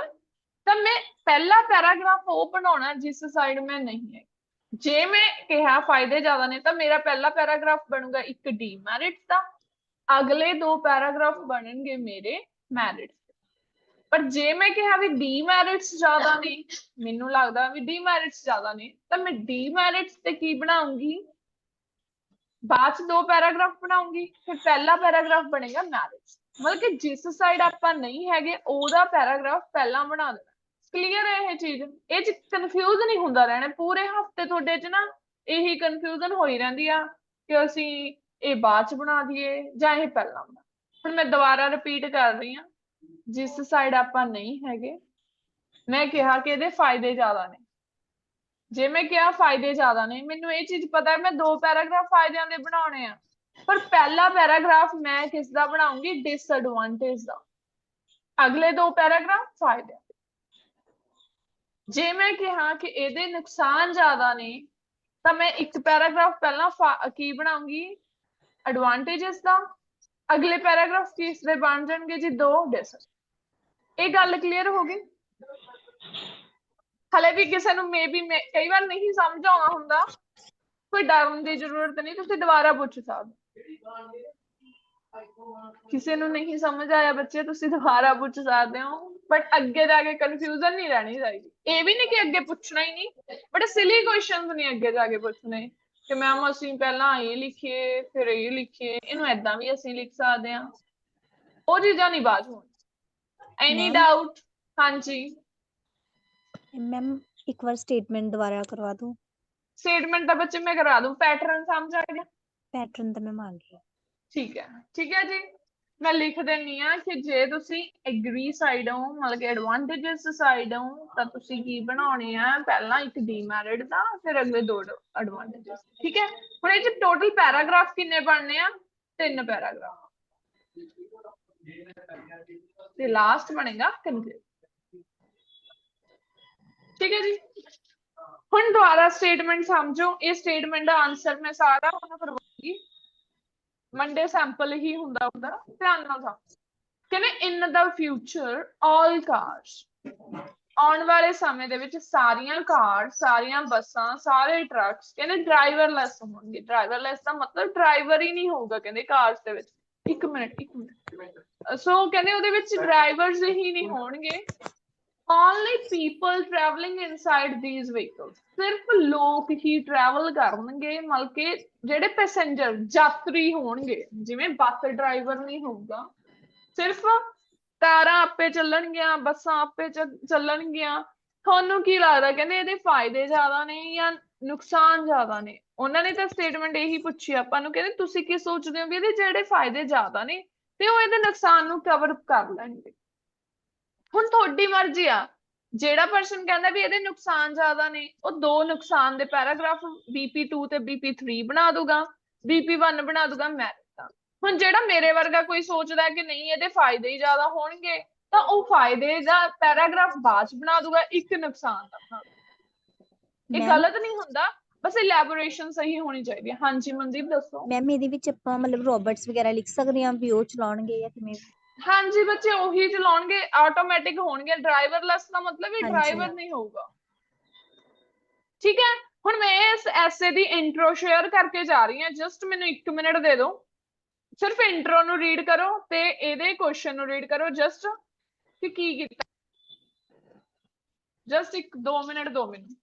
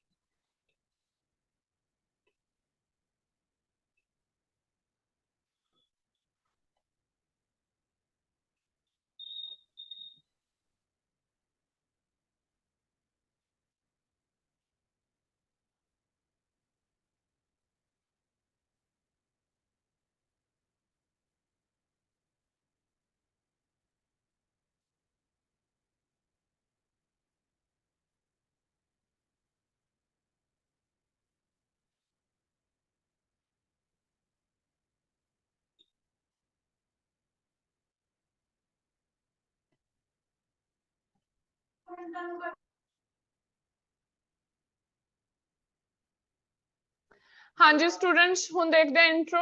ठीक है, इंट्रो की बनाई सीगी ਆਪਾਂ ਨੇ। ਆਪਾਂ इंट्रो ਦੇ ਵਿੱਚ 3 ਸਟੈਪਸ ਫੋਲੋ ਕੀਤੇ ਆ। ਫਰਸਟ ਸਟੈਪ ਹੈ ਕਿ ਆਪਾਂ ਨੇ ਫਰਸਟ ਇੱਕ ਓਵਰਆਲ ਲਾਈਨ ਦੇਤੀ, ਕਹਿੰਦੇ owing to the advancement in automobile industry. Automobile industry ਕਿਹੜੀ ਹੁੰਦੀ ਆ? ਜਿਹੜੀਆਂ ਕਾਰਸ ਮੈਨੂਫੈਕਚਰ ਕਰਦੇ ਆ, ਬੱਸਸ ਬਣਾਉਂਦੇ ਆ, ਟਰੱਕਸ ਬਣਾਉਂਦੇ ਆ। ਕਹਿੰਦੇ ਕੀ ਆ? It is estimated by some individual. ਆਪਾਂ ਇੱਕ ਸਟਾਰਟਅਪ ਦੇਤਾ, ਸਿੰਪਲੀ ਸਟਾਰਟਅਪ ਦਿੱਤਾ, ਓਇੰਗ ਦੇ ਨਾਲ ਆਪਾਂ ਕਹਤਾ ਕਿਸ ਦੇ ਕਾਰਨ? ਡਿਊ ਟੂ ਦਾ ਐਡਵਾਂਸਮੈਂਟ ਵੀ ਤੁਸੀਂ ਲਿਖ ਸਕਦੇ ਹੋ, ਉਹ ਵੀ ਗਲਤ ਨਹੀਂ ਆ। ਕਹਿੰਦੇ ਐਡਵਾਂਸਮੈਂਟ ਹੋਣ ਦੇ ਕਾਰਨ ਕਹਿੰਦੇ ਲੋਕਾਂ ਦੁਆਰਾ ਇਹ ਐਸਟੀਮੇਟਡ ਲਗਾਏ ਜਾ ਰਹੇ ਆ, ਅੰਦਾਜ਼ੇ ਲਗਾਏ ਜਾ ਰਹੇ ਆ by some individuals that all the modes of transportation. ਇੱਥੇ ਕੀ ਕਿਹਾ ਸੀ? ਆਲ ਕਾਰਸ। ਇਹ ਆਪਾਂ ਨੇ ਕਹਿਤਾ modes of transportation like cars, ਠੀਕ ਹੈ, ਬੱਸਸ, ਠੀਕ ਹੈ, ਐਂਡ ਟਰੱਕਸ। ਲਾਈਕ ਨੂੰ ਅਵੋਇਡ ਕਰਿਆ ਕਰੋ, ਤੁਸੀਂ ਸੱਚ ਐਜ਼ ਲਿਖਿਆ ਕਰੋ ਜੀ ਇਹਦੀ ਜਗ੍ਹਾ ਤੇ, ਠੀਕ ਹੈ। ਸੱਚ as cars, buses and trucks will be driverless or autonomous in future। autonomous ਦਾ ਮਤਲਬ ਕੀ ਆ? ਆਟੋਮੈਟਿਕ ਹੋਣਗੀਆਂ, ਜਾਂ ਤਾਂ ਤੁਸੀਂ driverless ਕਹਿ ਸਕਦੇ ਹੋ ਜਾਂ autonomous। ਕੁਛ ਵੀ ਨਹੀਂ ਕੀਤਾ ਬੱਚੇ ਆਪਾਂ ਨੇ, ਇੱਕ ing ਤੋਂ ਥੋੜਾ ਸਟਾਰਟਅਪ ਦੇਤਾ। ਕਹਿੰਦੇ ਕੀ ਆ ਵੀ ਇਹਦੇ ਵਿੱਚ ਇੰਨੀ ਜ਼ਿਆਦਾ ਆਪਾਂ ਕਹਿ ਦਈਏ ਵੀ ਐਸਟੈਬਲਿਸ਼ਮੈਂਟ ਹੋਣ ਦੇ ਕਾਰਨ ਲੋਕ ਕਹਿੰਦੇ ਕੀ ਸੋਚ ਰਹੇ ਨੇ? ਕੁਝ ਲੋਕ ਸੋਚ ਰਹੇ ਨੇ ਵੀ ਆਉਣ ਵਾਲੇ ਟਾਈਮ ਦੇ ਵਿੱਚ ਜਿਹੜੀਆਂ ਕਾਰਸ ਨੇ, ਬੱਸਸ ਨੇ, ਟਰੱਕਸ ਨੇ, ਉਹ ਕੀ ਹੋਣਗੀਆਂ? ਡਰਾਈਵਰਲੈਸ ਹੋਣਗੀਆਂ, ਠੀਕ ਹੈ ਜੀ। ਸੋ ਕਹਿੰਦੇ ਇਹਦੇ ਨਾਲ ਕੀ ਹੋਊਗਾ? ਫਿਰ ਉਹਦਾ ਰਿਜ਼ਲਟ ਦੇ ਰਹੇ ਆ ਇੱਥੇ ਆਪਾਂ, ਕਹਿੰਦੇ therefore only commuters will। ਅਗਲੀ ਲਾਈਨ ਇਹੀ ਦਿੱਤੀ ਸੀ ਨਾ ਵੀ ਜਿਹੜੇ ਵਿੱਚ ਬੈਠੇ ਹੋਣਗੇ ਸਿਰਫ ਉਹੀ ਲੋਕ ਹੋਣਗੇ, ਪੈਸੇਂਜਰਸ ਨੂੰ ਕੀ ਕਹਿ ਸਕਦੇ ਹੋ? ਟਰੈਵਲਰਸ, ਠੀਕ ਹੈ। ਟਰੈਵਲਰਸ ਵੀ ਕਹਿ ਸਕਦੇ ਹੋ, ਕਮਿਊਟਰਸ ਵੀ ਕਹਿ ਸਕਦੇ ਹੋ। ਕਹਿੰਦੇ therefore only commuters will be inside these vehicles। ਅੰਦਰ ਕੌਣ ਹੋਊਗਾ ਵਹੀਕਲਸ ਦੇ ਅੰਦਰ? during travel, ਠੀਕ ਹੈ ਜੀ।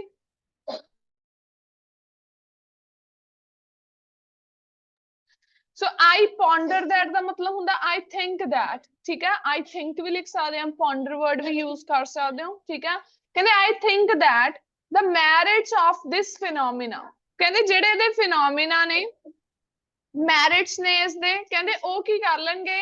is more than demerits। ਇਹਦੇ ਜਿਹੜੇ ਕਹਿੰਦੇ merits ਨੇ ਉਹ ਕੀ ਨੇ? ਜ਼ਿਆਦਾ ਨੇ ਇਹਦੇ demerits ਤੋਂ, which I will discuss in the upcoming paragraph। ਜਿਹਨੂੰ ਕਹਿੰਦੇ ਅੱਗੇ ਆਉਣ ਵਾਲੇ ਪੈਰਾਗ੍ਰਾਫ ਦੇ ਵਿੱਚ ਡਿਸਕਸ ਕੀਤਾ ਜਾਏ, ਠੀਕ ਹੈ ਜੀ। ਸੋ ਆਪਾਂ ਇਹ ਚੀਜ਼ ਨੂੰ ਮੈਂਸ਼ਨ ਕਰ, ਮੋਰ ਦੈਨ ਕਹਿ ਸਕਦੇ ਹੋ ਇੱਥੇ, ਠੀਕ ਹੈ, ਫਾਰ ਮੋਰ ਕਹਿ ਸਕਦੇ ਹੋ, ਇਹ ਤੁਹਾਡੀ ਮਰਜ਼ੀ ਆ। ਫਾਰ ਮੋਰ ਦਾ ਮਤਲਬ ਹੁੰਦਾ ਬਹੁਤ ਜ਼ਿਆਦਾ। ਇੰਟਰੋ ਚ ਕਿਸੇ ਨੂੰ ਕੋਈ ਡਾਊਟ? ਕੁਛ ਵੀ ਨਹੀਂ ਕੀਤਾ, ਪੈਰਾਫਰੇਜ਼ ਕੀਤਾ, ਜਸਟ ਆਪਾਂ ਕਹਿਤਾ ਕਿ ਇਹਦੇ ਫਾਇਦੇ ਜ਼ਿਆਦਾ ਨੇ, ਨੁਕਸਾਨ ਘੱਟ ਨੇ। ਜੇ ਤੁਸੀਂ ਇਵਨ ਕਹਿ ਰਹੇ ਹੋ ਕਿ ਨੁਕਸਾਨ ਜ਼ਿਆਦਾ ਨੇ ਤਾਂ ਤੁਹਾਨੂੰ ਉਦਾਂ ਦੇ ਪੁਆਇੰਟਸ ਦੇਣੇ ਪੈਣੇ। ਹੁਣ ਅੱਗੇ BP1 ਦੀ ਸਟਾਰਟਿੰਗ ਕਿੱਦਾਂ ਕਰਦੇ ਆ? ਹਰੇਕ ਟਾਈਪ 'ਚ ਆਪਣੀ BP1 ਦੀ ਸਟਾਰਟਿੰਗ ਇਹੀ ਰਹੀ ਆ, ਜੇ ਤੁਹਾਨੂੰ ਪਤਾ ਹੋਵੇ ਤੇ ਇਹ ਤਾਂ ਤੁਹਾਨੂੰ ਕਲੀਅਰ ਹੋ ਜਾਣੀ ਚਾਹੀਦੀ ਆ ਹੁਣ ਤੱਕ। ਕਹਿੰਦੇ with the view to discuss, ਜਿਵੇਂ ਤੁਸੀਂ ਲਿਖਦੇ ਹੋ ਨਾ connector to begin with, so ਆਪਾਂ ਉਹਦੀ ਜਗ੍ਹਾ ਤੇ ਲਿਖ ਦਿੰਦੇ ਹਾਂ with the view to discuss why introducing electronic vehicles have adverse impact on the society। ਮੈਂ ਕੀ ਕਿਹਾ ਵੀ ਜੇ ਮੈਂ ਕਿਹਾ ਸੀ ਵੀ ਫਾਇਦੇ ਜ਼ਿਆਦਾ ਨੇ, ਪਹਿਲਾਂ ਮੈਂ ਕਿਹੜਾ ਪੈਰਾਗ੍ਰਾਫ ਬਣਾਉਂਗੀ? ਨੁਕਸਾਨ ਦਾ। ਮੈਂ ਨੁਕਸਾਨ ਦਾ ਹੀ ਪੈਰਾਗ੍ਰਾਫ ਬਣਾਤਾ। ਕਹਿੰਦੇ with the view to discuss, ਕਿਉਂ? ਕਹਿੰਦੇ ਜੇ ਇਲੈਕਟ੍ਰੋਨਿਕ ਵਹੀਕਲਸ ਆ ਜਾਣਗੇ, ਇੰਟਰੋਡਿਊਸ ਹੋ ਜਾਣਗੇ, ਤਾਂ ਉਹਦਾ ਇਨਵਰਸ ਇੰਪੈਕਟ ਕੀ ਪਊਗਾ ਸੋਸਾਇਟੀ ਦੇ ਉੱਤੇ? ਪਹਿਲਾ ਰੀਜ਼ਨ ਕੀ ਆ? prominent reason ਕਹਿੰਦੇ it enhances the chances of unemployment between drivers, ਠੀਕ ਹੈ। between, among, ਤੁਸੀਂ ਇੱਥੇ ਦੋਨੋਂ use ਕਰ ਸਕਦੇ ਹੋ, ਦੋਨੇ ਸਹੀ ਆ। ਇਹਦੇ ਨਾਲ ਕਹਿੰਦੇ ਕੀ ਹੋਊਗਾ? ਡਰਾਈਵਰਸ ਦੇ ਵਿੱਚ ਅਨਇੰਪਲੋਇਮੈਂਟ ਹੋ ਜਾਊ। ਕਿਤੇ ਤਾਂ ਡਰਾਈਵਰ ਚਲਾਉਣਗੇ ਕਾਰ, ਬੱਸ, ਟਰੱਕ, ਬਟ ਹੁਣ ਕਹਿੰਦੇ ਜਦੋਂ ਡਰਾਈਵਰਲੈਸ ਹੋ ਗਈਆਂ ਫਿਰ ਉਹਨਾਂ ਦੀ ਤਾਂ ਜ਼ਰੂਰਤ ਹੀ ਨਹੀਂ ਰਹਿਣੀ, ਫਿਰ ਅਨਇੰਪਲੋਇਮੈਂਟ ਹੋ ਜਾਊਗੀ। To elaborate it, ਕਹਿੰਦੇ if self driven cars, self driven ਵੀ ਕਹਿ ਸਕਦੇ ਹਾਂ ਆਪਾਂ, automatic ਕਹਿ ਸਕਦੇ ਹਾਂ, autonomous ਕਹਿ ਸਕਦੇ ਹਾਂ, driverless ਕਹਿ ਸਕਦੇ ਹਾਂ, without drivers ਕਹਿ ਸਕਦੇ ਹੋ, self driven ਕਹਿ ਸਕਦੇ ਹੋ। ਕਹਿੰਦੇ ਜੇ self driven cars ਹੋਣਗੀਆਂ, launched ਹੋ ਜਾਣਗੀਆਂ, ਕਹਿੰਦੇ will be launched, those people who are currently working as drivers might be at the risk of lose their job। ਕਹਿੰਦੇ ਉਹ ਕੀ ਹੋਣਗੇ? ਸ਼ਾਇਦ ਕਹਿੰਦੇ ਉਹ ਰਿਸਕ ਤੇ ਹੋ ਜਾਣਗੇ ਜਿਹੜੇ ਹੁਣ ਕਰੰਟਲੀ ਵਰਕ ਕਰ ਰਹੇ ਨੇ। So they will have to survive to maintain their family responsibilities. So ਕਹਿੰਦੇ ਉਹਨਾਂ ਨੂੰ survive ਕਰਨਾ ਪਊਗਾ, food, shelter, medicine and many more. So due to the lack of qualification for other reputed jobs ਜਾਂ ਆਪਾਂ esteemed jobs ਵੀ ਇੱਥੇ word use ਕਰ ਸਕਦੇ ਹਾਂ ਵੀ ਜਿਹੜੇ ਹੋਰ higher jobs, reputed ਕਹਿ ਦੋ ਜੀ, higher ਕਹਿ ਦੋ, ਠੀਕ ਹੈ। ਕਹਿੰਦੇ esteemed jobs ਦੇ ਲਈ ਕਹਿੰਦੇ ਉਹਨਾਂ ਨੂੰ ਕੀ ਉਹ able ਨਹੀਂ ਹੋਣਗੇ, ਠੀਕ ਹੈ। ਉਹਨਾਂ ਨੂੰ ਕਹਿੰਦੇ ਹੋਰ occupations ਕੀ ਹੁੰਦੇ ਕਿੱਤੇ, ਠੀਕ ਹੈ, ਹੋਰ ਰੁਜ਼ਗਾਰ find out ਕਰਨਾ ਪਊਗਾ। then ਇਹਦੇ ਨਾਲ ਕੀ ਹੋਊਗਾ, owing to this ਜਾਂ due to this ਕਹਿੰਦੇ their relations with family members become less stronger which slowly turned into disputes। ਜਦੋਂ ਆਪਣੇ family members ਦੀਆਂ ਡਿਮਾਂਡਸ ਨੂੰ ਪੂਰਾ ਨਹੀਂ ਕਰ ਪਾਉਣਗੇ ਕਹਿੰਦੇ ਉਹਨਾਂ ਦੇ ਕੀ ਹੋਣਗੇ, ਡਿਸਪਿਊਟ ਕ੍ਰੀਏਟ ਹੋ ਜਾਣਗੇ, ਲੜਾਈ ਝਗੜੇ ਹੋਣੇ ਸ਼ੁਰੂ ਹੋ ਜਾਣਗੇ। ਫॉर ਐਗਜ਼ਾਮਪਲ ਇਨ ਜਾਪਾਨ ਕਹਿੰਦੇ ਜਿਵੇਂ ਜਾਪਾਨ ਦੇ ਵਿੱਚ autopilot cars are introduced, nearly 70% people who belongs to 70% people who belong to driving sector lose their jobs because their duties are ਕਹਿੰਦੇ ਕੀ ਸੇ done with the sophisticated auto system। sophisticated ਮਤਲਬ ਕਿ ਇੱਕ complex system ਦੇ through ਕੀਤਾ ਜਾਂਦਾ ਸੀ, ਇਹਦੇ ਕਾਰਨ ਕਹਿੰਦੇ ਉਹ ਬਹੁਤ ਸਾਰੇ ਜਿਹੜੇ ਲੋਕ ਨੇ ਉਹ ਆਪਣੀਆਂ jobs ਨੂੰ ਖੋ ਚੁੱਕੇ ਨੇ। ਸੋ ਇਸ ਤੋਂ ਬਾਅਦ ਕਹਿੰਦੇ thus driverless vehicles create issues of unemployment in the society। ਇੱਕੋ ਹੀ point ਦਿੱਤਾ ਪਰ ਇੱਕ point ਨੂੰ elaborate ਕਿੰਨਾ ਕੀਤਾ ਉਹ ਧਿਆਨ ਦਿਓ। daily ਇਸੇ ਤਰ੍ਹਾਂ elaboration ਹੁੰਦੀ ਹੈ points ਦੀ, ਤੇ ਤੁਸੀਂ ਵੀ ਆਪਣੇ point ਨੂੰ elaborate ਕਰਨਾ। ਪਹਿਲਾਂ ਮੈਂ elaboration ਦਿੱਤੀ, ਫਿਰ ਮੈਂ ਉਹਦਾ reason ਦੱਸਿਆ, ਫਿਰ example।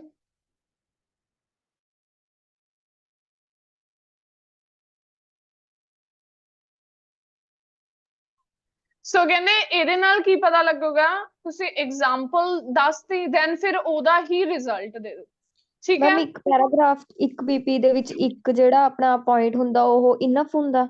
ਇਨਫ ਹੁੰਦਾ ਜੀ, ਇਨਫ ਹੁੰਦਾ। ਤੁਹਾਨੂੰ ਜ਼ਿਆਦਾ ਸਕੋਰ ਮਿਲੂਗਾ ਨਵਜੋਤ ਜੇ ਇੱਕ ਪੁਆਇੰਟ ਨੂੰ ਡਿਟੇਲਸ ਐਕਸਪਲੇਨ ਕੀਤਾ ਰੈਦਰ ਦੈਨ ਕਿ ਤੁਸੀਂ 2-3 ਪੁਆਇੰਟ ਲਿਖੇ ਆ ਬਟ ਉਹਨਾਂ ਨੂੰ ਐਕਸਪਲੇਨ ਪ੍ਰੋਪਰ ਨਹੀਂ ਕੀਤਾ। ਇੱਕ ਬੀਪੀ ਚ ਇੱਕ ਪੁਆਇੰਟ ਬਹੁਤ ਆ ਜੇ ਉਹਦੀ ਇਲੈਬੋਰੇਸ਼ਨ ਇਸ ਢੰਗ ਨਾਲ ਕੀਤੀ ਗਈ ਆ। ਜੇ ਇਲੈਬੋਰੇਸ਼ਨ ਨੂੰ ਹੀ ਨਹੀਂ ਵਧੀਆ ਕੀਤਾ ਫਿਰ ਤਾਂ ਜਿੰਨੇ ਮਰਜ਼ੀ ਪੁਆਇੰਟਸ ਲਿਖ ਲਓ ਫਿਰ ਵੀ ਸਕੋਰ ਨਹੀਂ ਮਿਲਦਾ। Yes ma'am. ਹੁਣ ਨੈਕਸਟ ਦੇਖੋ, ਇਹ ਹੋ ਗਿਆ ਜਿਸ ਸਾਈਡ ਆਪਾਂ ਨਹੀਂ ਸੀਗੇ, ਨੈਗੇਟਿਵ ਸਾਈਡ ਦਾ ਹੋ ਗਿਆ, ਠੀਕ ਹੈ। ਹੁਣ ਆਪਾਂ ਬਾਕੀ ਕਿਹਾ ਕਿ ਪੋਜ਼ਿਟਿਵ, ਸੋ ਪੋਜ਼ਿਟਿਵ ਦੇ ਲਈ ਸਟਾਰਟਿੰਗ ਹਮੇਸ਼ਾ ਬੀਪੀ ਦੀ ਏਦਾਂ ਹੀ ਰਹੋ। ਕਹਿੰਦੇ ਡਿਊ ਟੂ ਜਾਂ ਆਪਾਂ ਇਹ ਤੋਂ ਬਾਅਦ ਆਪਾਂ ਸਟਾਰਟਿੰਗ ਕਰੀ ਡਿਸਪਾਈਟ, ਡਿਸਪਾਈਟ ਹੁੰਦਾ ਇਸ ਦੇ ਬਾਵਜੂਦ। ਕਹਿੰਦੇ ਜਿਹੜਾ ਉੱਪਰ ਵਿਊ ਕੀਤਾ ਮੈਂਸ਼ਨ ਉਸ ਤੋਂ ਇਲਾਵਾ for mention view there are several reasons how automatic cars will be beneficial। ਇਹਦੇ ਪਿੱਛੇ ਵੀ ਕਹਿੰਦੇ ਬਹੁਤ ਸਾਰੇ reasons ਨੇ ਕਿਉਂ ਕਹਿੰਦੇ ਜਿਹੜੀਆਂ automatic cars ਨੇ ਕਹਿੰਦੇ beneficial ਹੋਣਗੀਆਂ। ਪਹਿਲਾ reason paramount ਵੀ ਹੁੰਦਾ, ਮੇਨ ਕਾਰਨ ਕਹਿੰਦੇ is that it will eradicate the number of road casualties ਜਾਂ road accidents। accidents ਨੂੰ ਹੀ casualties ਕਿਹਾ ਜਾਂਦਾ। ਇਹਦੇ ਨਾਲ ਕੀ ਹੋਊਗਾ, ਕਾਰ ਐਕਸੀਡੈਂਟਸ ਘਟ ਜਾਣਗੇ ਕਿਉਂਕਿ ਕੀ ਹੁੰਦਾ ਜੇ ਡਰਾਈਵਰਲੈਸ ਹੋਣਗੀਆਂ ਨਾ ਉਹ ਇਹਦਾ ਮਤਲਬ ਉਹ ਉਹਨਾਂ ਨੂੰ ਪ੍ਰੋਪਰਲੀ ਉਹ ਕੀਤਾ ਜਾਊਗਾ। ਉਹ ਚ ਇਹ ਨਹੀਂ ਹੈ ਕਿ ਕੋਈ ਡਰਿੰਕ ਕਰਕੇ ਡਰਾਈਵ ਕਰ ਸਕਦਾ, ਉਹ ਤਾਂ ਡਰਾਈਵਰਲੈਸ ਹੀ ਹੋਣਗੀਆਂ ਤਾਂ ਟੈਕਨੋਲੋਜੀ ਦੇ ਥਰੂ ਹੀ ਉਹਨਾਂ ਨੂੰ ਸਾਰਾ ਰਨ ਕੀਤਾ ਜਾਊਗਾ। ਕਹਿੰਦੇ to elaborate it, these type of vehicles monitored or controlled by artificial intelligence which directly ensures the road safety। as these mobiles ਇੱਥੇ mobiles word use ਕੀਤਾ ਮਤਲਬ ਕਿ automobiles ਦੇ ਲਈ word use ਕੀਤਾ, ਇੱਥੇ mobile phone ਦੇ ਲਈ ਨਹੀਂ, ਇਹ mobiles word use ਹੋਇਆ ਇੱਥੇ। ਕਹਿੰਦੇ as these mobiles rely on sophisticated sensors, ਠੀਕ ਹੈ, complex word use ਕਰ ਸਕਦੇ ਹੋ। ਕਹਿੰਦੇ ਇਹ sensors ਦੇ ਉੱਤੇ ਨਿਰਭਰ ਹੁੰਦੇ and advanced system to navigate, ਠੀਕ ਹੈ। ਥੋੜਾ ਜਿਹਾ ਆਪਾਂ ਨੇ comparison ਕਰਤਾ। ਕਹਿੰਦੇ however human drivers can be easily distracted by low or weak eyesight, blur vision, lack of proper sleep, fatigue, drink alcohol etc। ਪਰ ਕਹਿੰਦੇ ਜਿਹੜੇ humans ਨੇ ਉਹ ਤਾਂ ਥੋੜੇ ਨਾਲ ਹੀ distract ਹੋ ਜਾਂਦੇ ਬਟ ਇਹ ਜਿਹੜੇ artificial intelligence ਦੇ ਨਾਲ ਤਿਆਰ ਕੀਤੀਆਂ ਹੁੰਦੀਆਂ ਨੇ ਇਹਦੇ ਨਾਲ ਕਹਿੰਦੇ ਉਹਨਾਂ ਨੂੰ ਕੋਈ effect ਨਹੀਂ ਪੈਂਦਾ ਕਿਉਂਕਿ ਉਹ ਚ emotions ਨਹੀਂ ਹੁੰਦੇ। in other words integration of driverless vehicles will be also reduce the road congestion traffics which mainly happen due to the inefficiency of drivers on the road by not to follow the traffic rules and regulation. Inefficiency ਦਾ ਮਤਲਬ ਕੀ ਹੈ? integration ਮਤਲਬ ਕਿ introduction।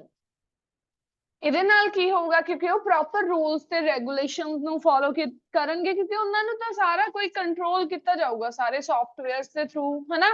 ਤਾਂ ਕਹਿੰਦੇ ਉਹਦੇ ਨਾਲ ਕੀ ਹੋਊਗਾ? ਉਹ ਸਾਰੇ ਰੂਲਸ ਫੋਲੋ ਕਰਨਗੇ। ਇਹਦੇ ਨਾਲ ਕੀ ਹੈ? ਟ੍ਰੈਫਿਕ ਜਾਮ ਵੀ ਨਹੀਂ ਹੋਣਗੇ। By the dint of autonomous cars by the means of, dint ਦਾ ਮਤਲਬ ਹੁੰਦਾ ਬਾਏ ਦਾ ਮੀਨਸ। ਇਹਦੇ ਕਾਰਨ ਕਹਿੰਦੇ ਕੀ ਹੋਣਗੀਆਂ? Speeds roots may be adjusted in real time on actual time as well as the flow of vehicles will be organized, hence ਕਹਿੰਦੇ road safety might be more secure। ਤੇ ਜਿਹੜੀ road safety ਹੈ ਕਹਿੰਦੇ ਹੋਰ ਜ਼ਿਆਦਾ secure ਹੋ ਜਾਊ। ਹੁਣ next another advantage, ਇੱਕ advantage ਆ ਤੇ ਤਾਂ ਦੂਸਰਾ advantage ਕਹਿੰਦੇ ਇੱਕ ਕੀ ਆ? ਅਗਲਾ advantage ਕੀ ਆ? people have no need to be dependent on others for commuting one place to another। ਕਿਸੇ ਨੂੰ ਕਿਸੇ ਤੇ ਨਿਰਭਰ ਨਹੀਂ ਰਹਿਣਾ ਪਊਗਾ। to clarify it, many individuals who are not able to driving because of their physical disabilities of blindness, hearing problems, ਠੀਕ ਹੈ। ਸੋ epilepsy ਇਹ ਵੀ ਇੱਕ ਕੀ ਹੈ? ਆਪਾਂ ਕਹਿ ਦਈਏ ਵੀ ਇੱਥੇ ਪ੍ਰੋਬਲਮ ਦੱਸੀ ਗਈ ਹੈ। epilepsy ਕੀ ਹੁੰਦਾ? ਕਿਸੇ ਨੇ ਵਰਡ ਸੁਣਿਆ? ਜਿਹੜੇ ਤਾਂ ਡਾਕਟਰ ਉਹ ਚ ਨੇ ਉਹਨਾਂ ਨੂੰ ਤਾਂ ਪਤਾ ਹੋਊਗਾ। ਮੈਮ ਇਹਨੂੰ ਮਿਰਗੀ ਦਾ ਦੌਰਾ ਕਹਿੰਦੇ, ਕਦੀ ਕਦੀ ਡਰਾਈਵ ਬਿਲਕੁਲ। ਕਰਦੇ ਅਚਾਨਕ ਪੈ ਜਾਂਦਾ ਬਿਲਕੁਲ, ਤੇ ਜੋ ਉਹਦੇ ਕਹਿੰਦੇ ਨਾਲ ਫਿਰ ਕਦੇ ਆਪਾਂ ਕਦੇ ਡਰਾਈਵ ਨਹੀਂ ਕਰ ਸਕਦੇ।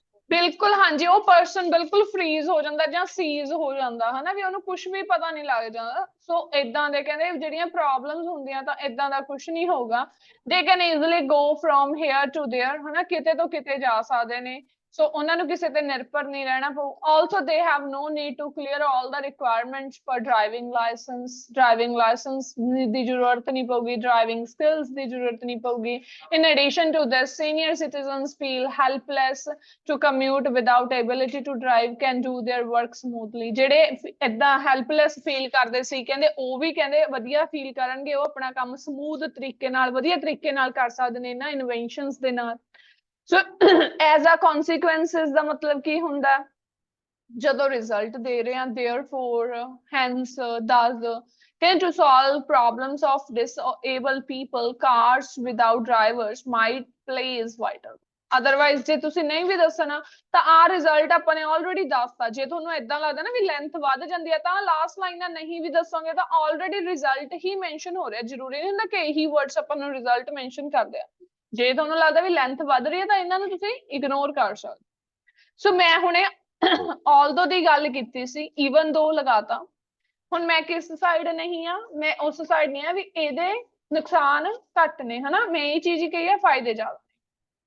ਕਹਿੰਦੇ even though there will be excessive amount of unemployment, ਭਾਵੇਂ ਕਿ unemployment ਹੋਊਗੀ due to driverless vehicles, ਪਰ ਕਹਿੰਦੇ ਕੀ ਹੋਊਗਾ? advantages of creating more road safety and work as a boon for physical disabled individuals cannot be ignored। ਉਹੀ ਦੋ ਫਾਇਦੇ ਜਿਹੜੇ ਡਿਸਕਸ ਕੀਤੇ ਉਹਨਾਂ ਦੇ ਮੇਨ ਹੈਡਿੰਗ ਚੱਕ ਕੇ ਇੱਥੇ ਲਿਖ ਦੇਣੇ ਆ। ਜਿਹੜਾ ਇੱਕ ਨੁਕਸਾਨ ਡਿਸਕਸ ਕੀਤਾ ਉਹਦਾ ਹੈਡਿੰਗ ਚੱਕ ਕੇ ਇੱਕ ਲਿਖ ਦੇਣਾ।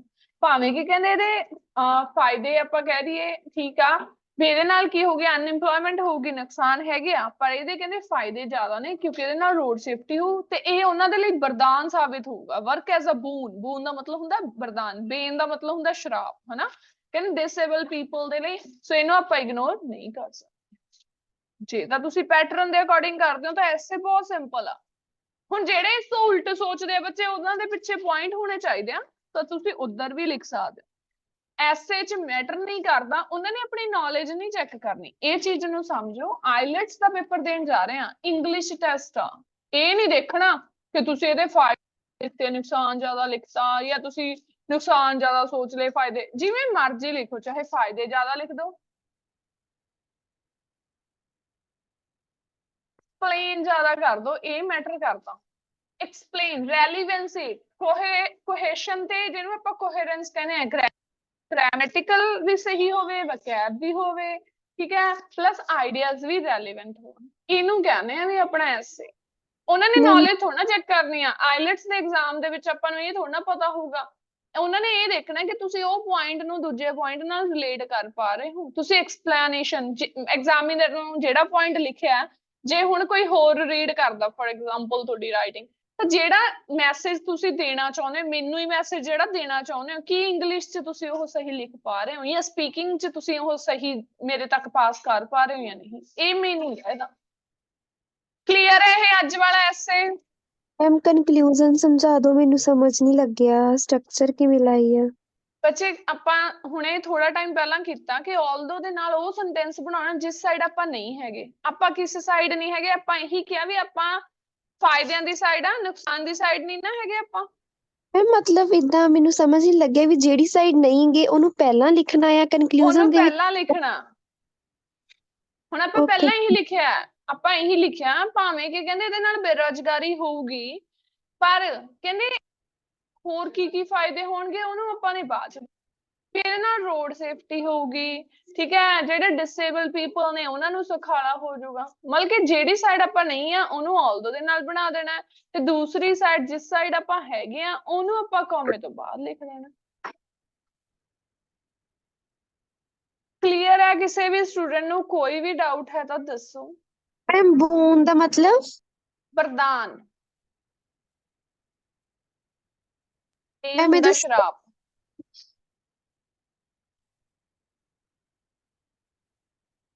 ਕੱਲ ਨੂੰ ਵੀ ਤੁਹਾਨੂੰ ਸੈਂਪਲ ਆਨਸਰ ਸ਼ੇਅਰ ਹੋਊਗਾ, ਬਟ ਕੱਲ ਨੂੰ ਤੁਸੀਂ ਏਦਾਂ ਹੀ ਟਰਾਈ ਕਰਨਾ ਕਿ ਜਿਹੜੇ ਵੀ ਕੱਲ ਨੂੰ ਤੁਹਾਨੂੰ ਐਸੇ ਹੋਊਗਾ ਉਹ ਪਹਿਲਾਂ ਤੁਹਾਡੇ ਲਈ ਆਪਾਂ ਪੁਆਇੰਟਸ ਡਿਸਕਸ ਜ਼ਰੂਰ ਕਰਾਂਗੇ ਕਲਾਸ ਦੇ ਵਿੱਚ, ਠੀਕ ਹੈ। ਮੰਡੇ ਸੈਂਪਲ ਹੁੰਦਾ, ਟਿਊਜ਼ਡੇ ਤੁਸੀਂ ਲਿਖਿਆ ਕਰੋਗੇ, ਵੈਨਸਡੇ ਅਗੇਨ ਤੁਹਾਡੇ ਡਾਊਟਸ ਦੇਖਿਆ ਜਾਇਆ ਕਰਨਗੇ। ਕੱਲ ਨੂੰ ਤੁਹਾਨੂੰ ਸਿਰਫ ਸਟੇਟਮੈਂਟ ਸਮਝਾਈ ਜਾਊਗੀ, ਸਟੇਟਮੈਂਟ ਦੇ ਰੀਜ਼ਨ ਜਿਹੜੇ ਵੀ ਜਿਸ ਸਾਈਡ ਆਪਾਂ ਜ਼ਿਆਦਾ ਲਿਖਣਾ ਹੋਇਆ ਉਹ ਦੱਸਿਆ ਜਾਊਗਾ। ਲਿਖਣਾ ਤੁਸੀਂ ਖੁਦ ਹੋਊਗਾ, ਤੁਹਾਨੂੰ 35 ਜਾਂ 40 ਮਿੰਟ ਦਾ ਟਾਈਮ ਦਿੱਤਾ ਜਾਊਗਾ, ਤੇ ਆਹੀ ਤੁਹਾਡਾ ਉਹ ਰਹਿਣਾ ਚਾਹੀਦਾ। ਇਹ ਨਹੀਂ ਕਿ ਤੁਹਾਡੇ ਨਾਲ ਆਨਸਰ ਨਹੀਂ ਸ਼ੇਅਰ ਹੋ, ਤੁਹਾਡੇ ਨਾਲ ਆਨਸਰ ਸ਼ੇਅਰ ਹੋ, ਬਟ ਜਦੋਂ ਤੁਸੀਂ ਲਿਖ ਦੋਗੇ ਉਹ ਤੋਂ ਬਾਅਦ। ਮੈਮ ਸਟੇਟਮੈਂਟ ਉੱਪਰ ਸ਼ੋ ਕਰੇ। ਲਓ ਜੀ ਸਟੇਟਮੈਂਟ ਸ਼ੇਅਰ ਕਰਤੀ। ਮੈਮ ਜਿਹੜਾ ਆਪਣਾ ਉਸ ਦਿਨ ਟੈਸਟ ਸੀਗਾ ਮੌਕ ਟੈਸਟ, ਉਹਦਾ ਸੈਂਪਲ ਮਿਲ ਸਕਦਾ ਆਪਾਂ ਨੂੰ? ਬੱਚੇ ਉਹਦਾ ਸੈਂਪਲ ਦਾ ਨਹੀਂ ਮਿਲ ਸਕਦਾ, ਉਹ ਨਹੀਂ ਤਿਆਰ ਕੀਤਾ ਜਾਂਦਾ ਹੁੰਦਾ, ਬਟ ਮੈਂ ਕਿਸੇ ਸਟੂਡੈਂਟ ਦਾ ਸ਼ੇਅਰ ਜ਼ਰੂਰ ਕਰ ਦੂ ਜਿਹਨੇ ਵਧੀਆ ਲਿਖਿਆ ਹੋਇਆ, ਠੀਕ ਹੈ। ਹਾਂਜੀ ਮੈਮ ਆਪਾਂ 100 ਦਾ ਬਿਲਕੁਲ ਵੀ ਯੂਜ਼ ਨਹੀਂ ਕਰਨਾ ਨਹੀਂ, ਆਪਾਂ ਟਾਸਕ 2 ਦੇ ਵਿੱਚ। ਇੱਕ ਵਾਰੀ ਯੂਜ਼ ਕਰ ਸਕਦੇ ਹੋ, ਇੱਕ ਦੋ ਵਾਰੀ ਕਰ ਸਕਦੇ ਹੋ, ਬਟ ਟਰਾਈ ਕਰਿਆ ਕਰੋ ਇਹ ਤੋਂ ਜ਼ਿਆਦਾ ਨਾ ਹੋਵੇ। ਐਕਸਕਿਊਜ਼ ਮੀ ਮੈਮ, ਉਹਦੇ ਹਾਂਜੀ ਇੰਸਟੈਡ ਆਫ ਆਪਾਂ ਯੂਜ਼ ਕਰ ਮੈਮ ਸਕਦੇ ਹਾਂ ਰੀਡਿੰਗ ਦਾ ਸਕੋਰ ਨਹੀਂ ਮੇਰਾ ਵੱਧ ਰਿਹਾ ਹੈਗਾ। ਕੋਈ ਗੱਲ ਨਹੀਂ ਬੱਚੇ, ਰੀਡਿੰਗ ਦੇ ਟਾਈਮ ਆਪਾਂ ਰੀਡਿੰਗ ਦੀਆਂ ਪ੍ਰੋਬਲਮਸ ਵੀ ਲਵਾਂਗੇ, ਸੋ ਵੇਟ ਕਰੋ ਜਸਟ। ਮੈਮ ਤੁਸੀਂ ਰੀਡਿੰਗ ਕਰਾਈਓ ਘਰੇ ਰੀਡਿੰਗ। ਪ੍ਰੈਕਟਿਸ ਕਰਦੇ ਹੋ? ਹਾਂਜੀ ਮੈਮ, ਮੈਂ ਇੱਕ ਰੀਡਿੰਗ ਆਪਣੇ ਕੋਲ ਕਰਦੀ, ਬੁੱਕ ਲਿੱਤੀ ਹੋਈ ਆ ਮੈਂ, ਤੇ ਬਾਕੀ ਜਿਹੜੇ ਤੁਸੀਂ ਦਿੰਦੇ ਰੋਜ਼ ਦੀ ਇੱਕ ਜਿੱਦਾਂ ਉਹ ਕਰਦੀ ਆ। ਬੱਚੇ ਬਟ ਉਹੀ ਤਾਂ ਗਲਤ ਹੈ, ਉਹੀ ਤਾਂ ਗਲਤ ਆ, ਤੁਸੀਂ ਰੀਡਿੰਗ ਦੀ ਪ੍ਰੈਕਟਿਸ ਹੀ ਨਹੀਂ ਸਹੀ। ਜਿਹੜੀ ਕਲਾਸ 'ਚ ਤੁਹਾਨੂੰ ਰੀਡਿੰਗ ਦਿੱਤੀ ਜਾਂਦੀ ਆ ਉਹ ਜਿੰਨੇ ਗਲਤ ਹੁੰਦੇ, ਸੇਮ ਰੀਡਿੰਗ ਨੂੰ ਐਟਲੀਸਟ 3 ਵਾਰੀ ਕਰੋ ਜੇ ਇੰਪਰੂਵਮੈਂਟ ਕਰਨੀ ਹੈ। ਜਿੰਨੀਆਂ ਮਰਜ਼ੀ ਰੀਡਿੰਗਸ ਕਰੀ ਚਲੋ, ਸਕੋਰ ਕਦੇ ਵੀ ਨਹੀਂ ਵਧਣਾ। ਇੱਕ ਓਕੇ ਮੈਮ। ਰੀਡਿੰਗ ਮਾਈਂਡ ਨਾ ਆਪਣਾ ਇੱਥੇ ਇੱਕ ਸੈੱਟ ਹੋਇਆ ਸਾਰੇ ਸਟੂਡੈਂਟਸ ਦਾ, ਤੁਸੀਂ ਇਕੱਲਾ ਹੀ ਨਹੀਂ ਆ ਇੱਥੇ, ਆਫਲਾਈਨ ਸਟੂਡੈਂਟ ਨੇ ਜਾਂ ਆਨਲਾਈਨ ਸਟੂਡੈਂਟ, ਉਹ ਕਹਿੰਦੇ ਕਿ ਅਸੀਂ ਸੇਮ ਰੀਡਿੰਗ ਦੁਬਾਰਾ ਨਹੀਂ ਕਰਨੀ। ਕਿਉਂ ਨਹੀਂ ਕਰਨੀ? ਤੁਹਾਡਾ ਮਾਈਂਡ ਹੈ ਜਿਹੜਾ ਉਹ ਐਂ ਕਹਿੰਦਾ ਵੀ ਅਸੀਂ ਇੱਕ ਵਾਰੀ ਇਹ ਤੇ ਆਨਸਰ ਲਾਤੇ, ਉਹ ਆਨਸਰ ਤਾਂ ਸਾਨੂੰ ਯਾਦ ਹੋਊਗੇ, ਆਪਾਂ ਆਨਸਰ ਯਾਦ ਕਰਨ ਤੋਂ ਕੀ ਲੈਣਾ, ਜਾਂ ਆਪਾਂ ਇਹ ਥੋੜਾ ਦੇਖਣਾ। ਤੁਸੀਂ ਐਂ ਦੇਖੋ, ਮੈਂ ਪਹਿਲੀ ਵਾਰੀ ਇਹ ਰੀਡਿੰਗ ਕੀਤੀ ਆ, ਦੂਸਰੀ ਵਾਰੀ ਮੈਂ ਕਰੂੰਗੀ ਤਾਂ ਮੇਰੀ ਕੀ ਇੰਪਰੂਵਮੈਂਟ ਹੋਈ, ਦੂਸਰੀ ਵਾਰ 'ਚ ਮੈਨੂੰ ਕੀ ਗਲਤੀਆਂ ਪਤਾ ਲੱਗੀਆਂ, ਤੀਸਰੀ ਵਾਰ 'ਚ ਆ ਕੇ ਦੇਖੋਗੇ ਫੇਰ ਵੀ ਮੈਨੂੰ ਕੋਈ ਡਾਊਟ ਰਹਿ ਰਿਹਾ। Ma'am okay ma'am. ਇੰਟੀਗ੍ਰੇਸ਼ਨ ਦਾ ਮਤਲਬ ਬੱਚੇ ਇੰਟਰੋਡਕਸ਼ਨ ਆਫ ਡਰਾਈਵਰਲੈਸ ਵਹੀਕਲਸ ਦੇ ਲਈ ਹੀ ਯੂਜ਼ ਕੀਤਾ ਹੋਇਆ। ਹਾਂਜੀ ਦੱਸੋ ਮੈਮ ਮੈਂ ਹੁਣ ਕਨਫਰਮ ਕਰ ਸਕਦੀ ਹਾਂ ਉਸ ਸਟੇਟਮੈਂਟ ਬਾਰੇ? ਕਿਹੜੀ ਸਟੇਟਮੈਂਟ? ਹਾਂਜੀ ਹਾਂ ਦੱਸੋ, ਹੁਣ ਦੱਸੋ। ਮੈਮ ਹਨਾ ਤੁਸੀਂ ਮਤਲਬ ਜਿਹੜਾ discuss both views and give your opinion ਲਿਖਵਾਇਆ ਸੀਗਾ, ਮੈਮ ਤੁਹਾਨੂੰ ਉਹਦੇ ਵਿੱਚ ਐਂ ਕਿਹਾ ਸੀਗਾ ਵੀ ਜਿਹਦੇ ਨਾਲ ਤੁਸੀਂ ਪੂਰੇ ਐਗਰੀ ਹੋ, ਮਤਲਬ ਵੀ ਜਿਹਦੇ ਵੱਲ ਤੁਸੀਂ ਜ਼ਿਆਦਾ ਹੋਵੋਗੇ, ਵੀ ਉਹਨੂੰ ਆਪਾਂ ਪਹਿਲਾਂ ਮਤਲਬ ਐਵੇਂ ਕਵਾਂਗੇ I completely agree with the former notion.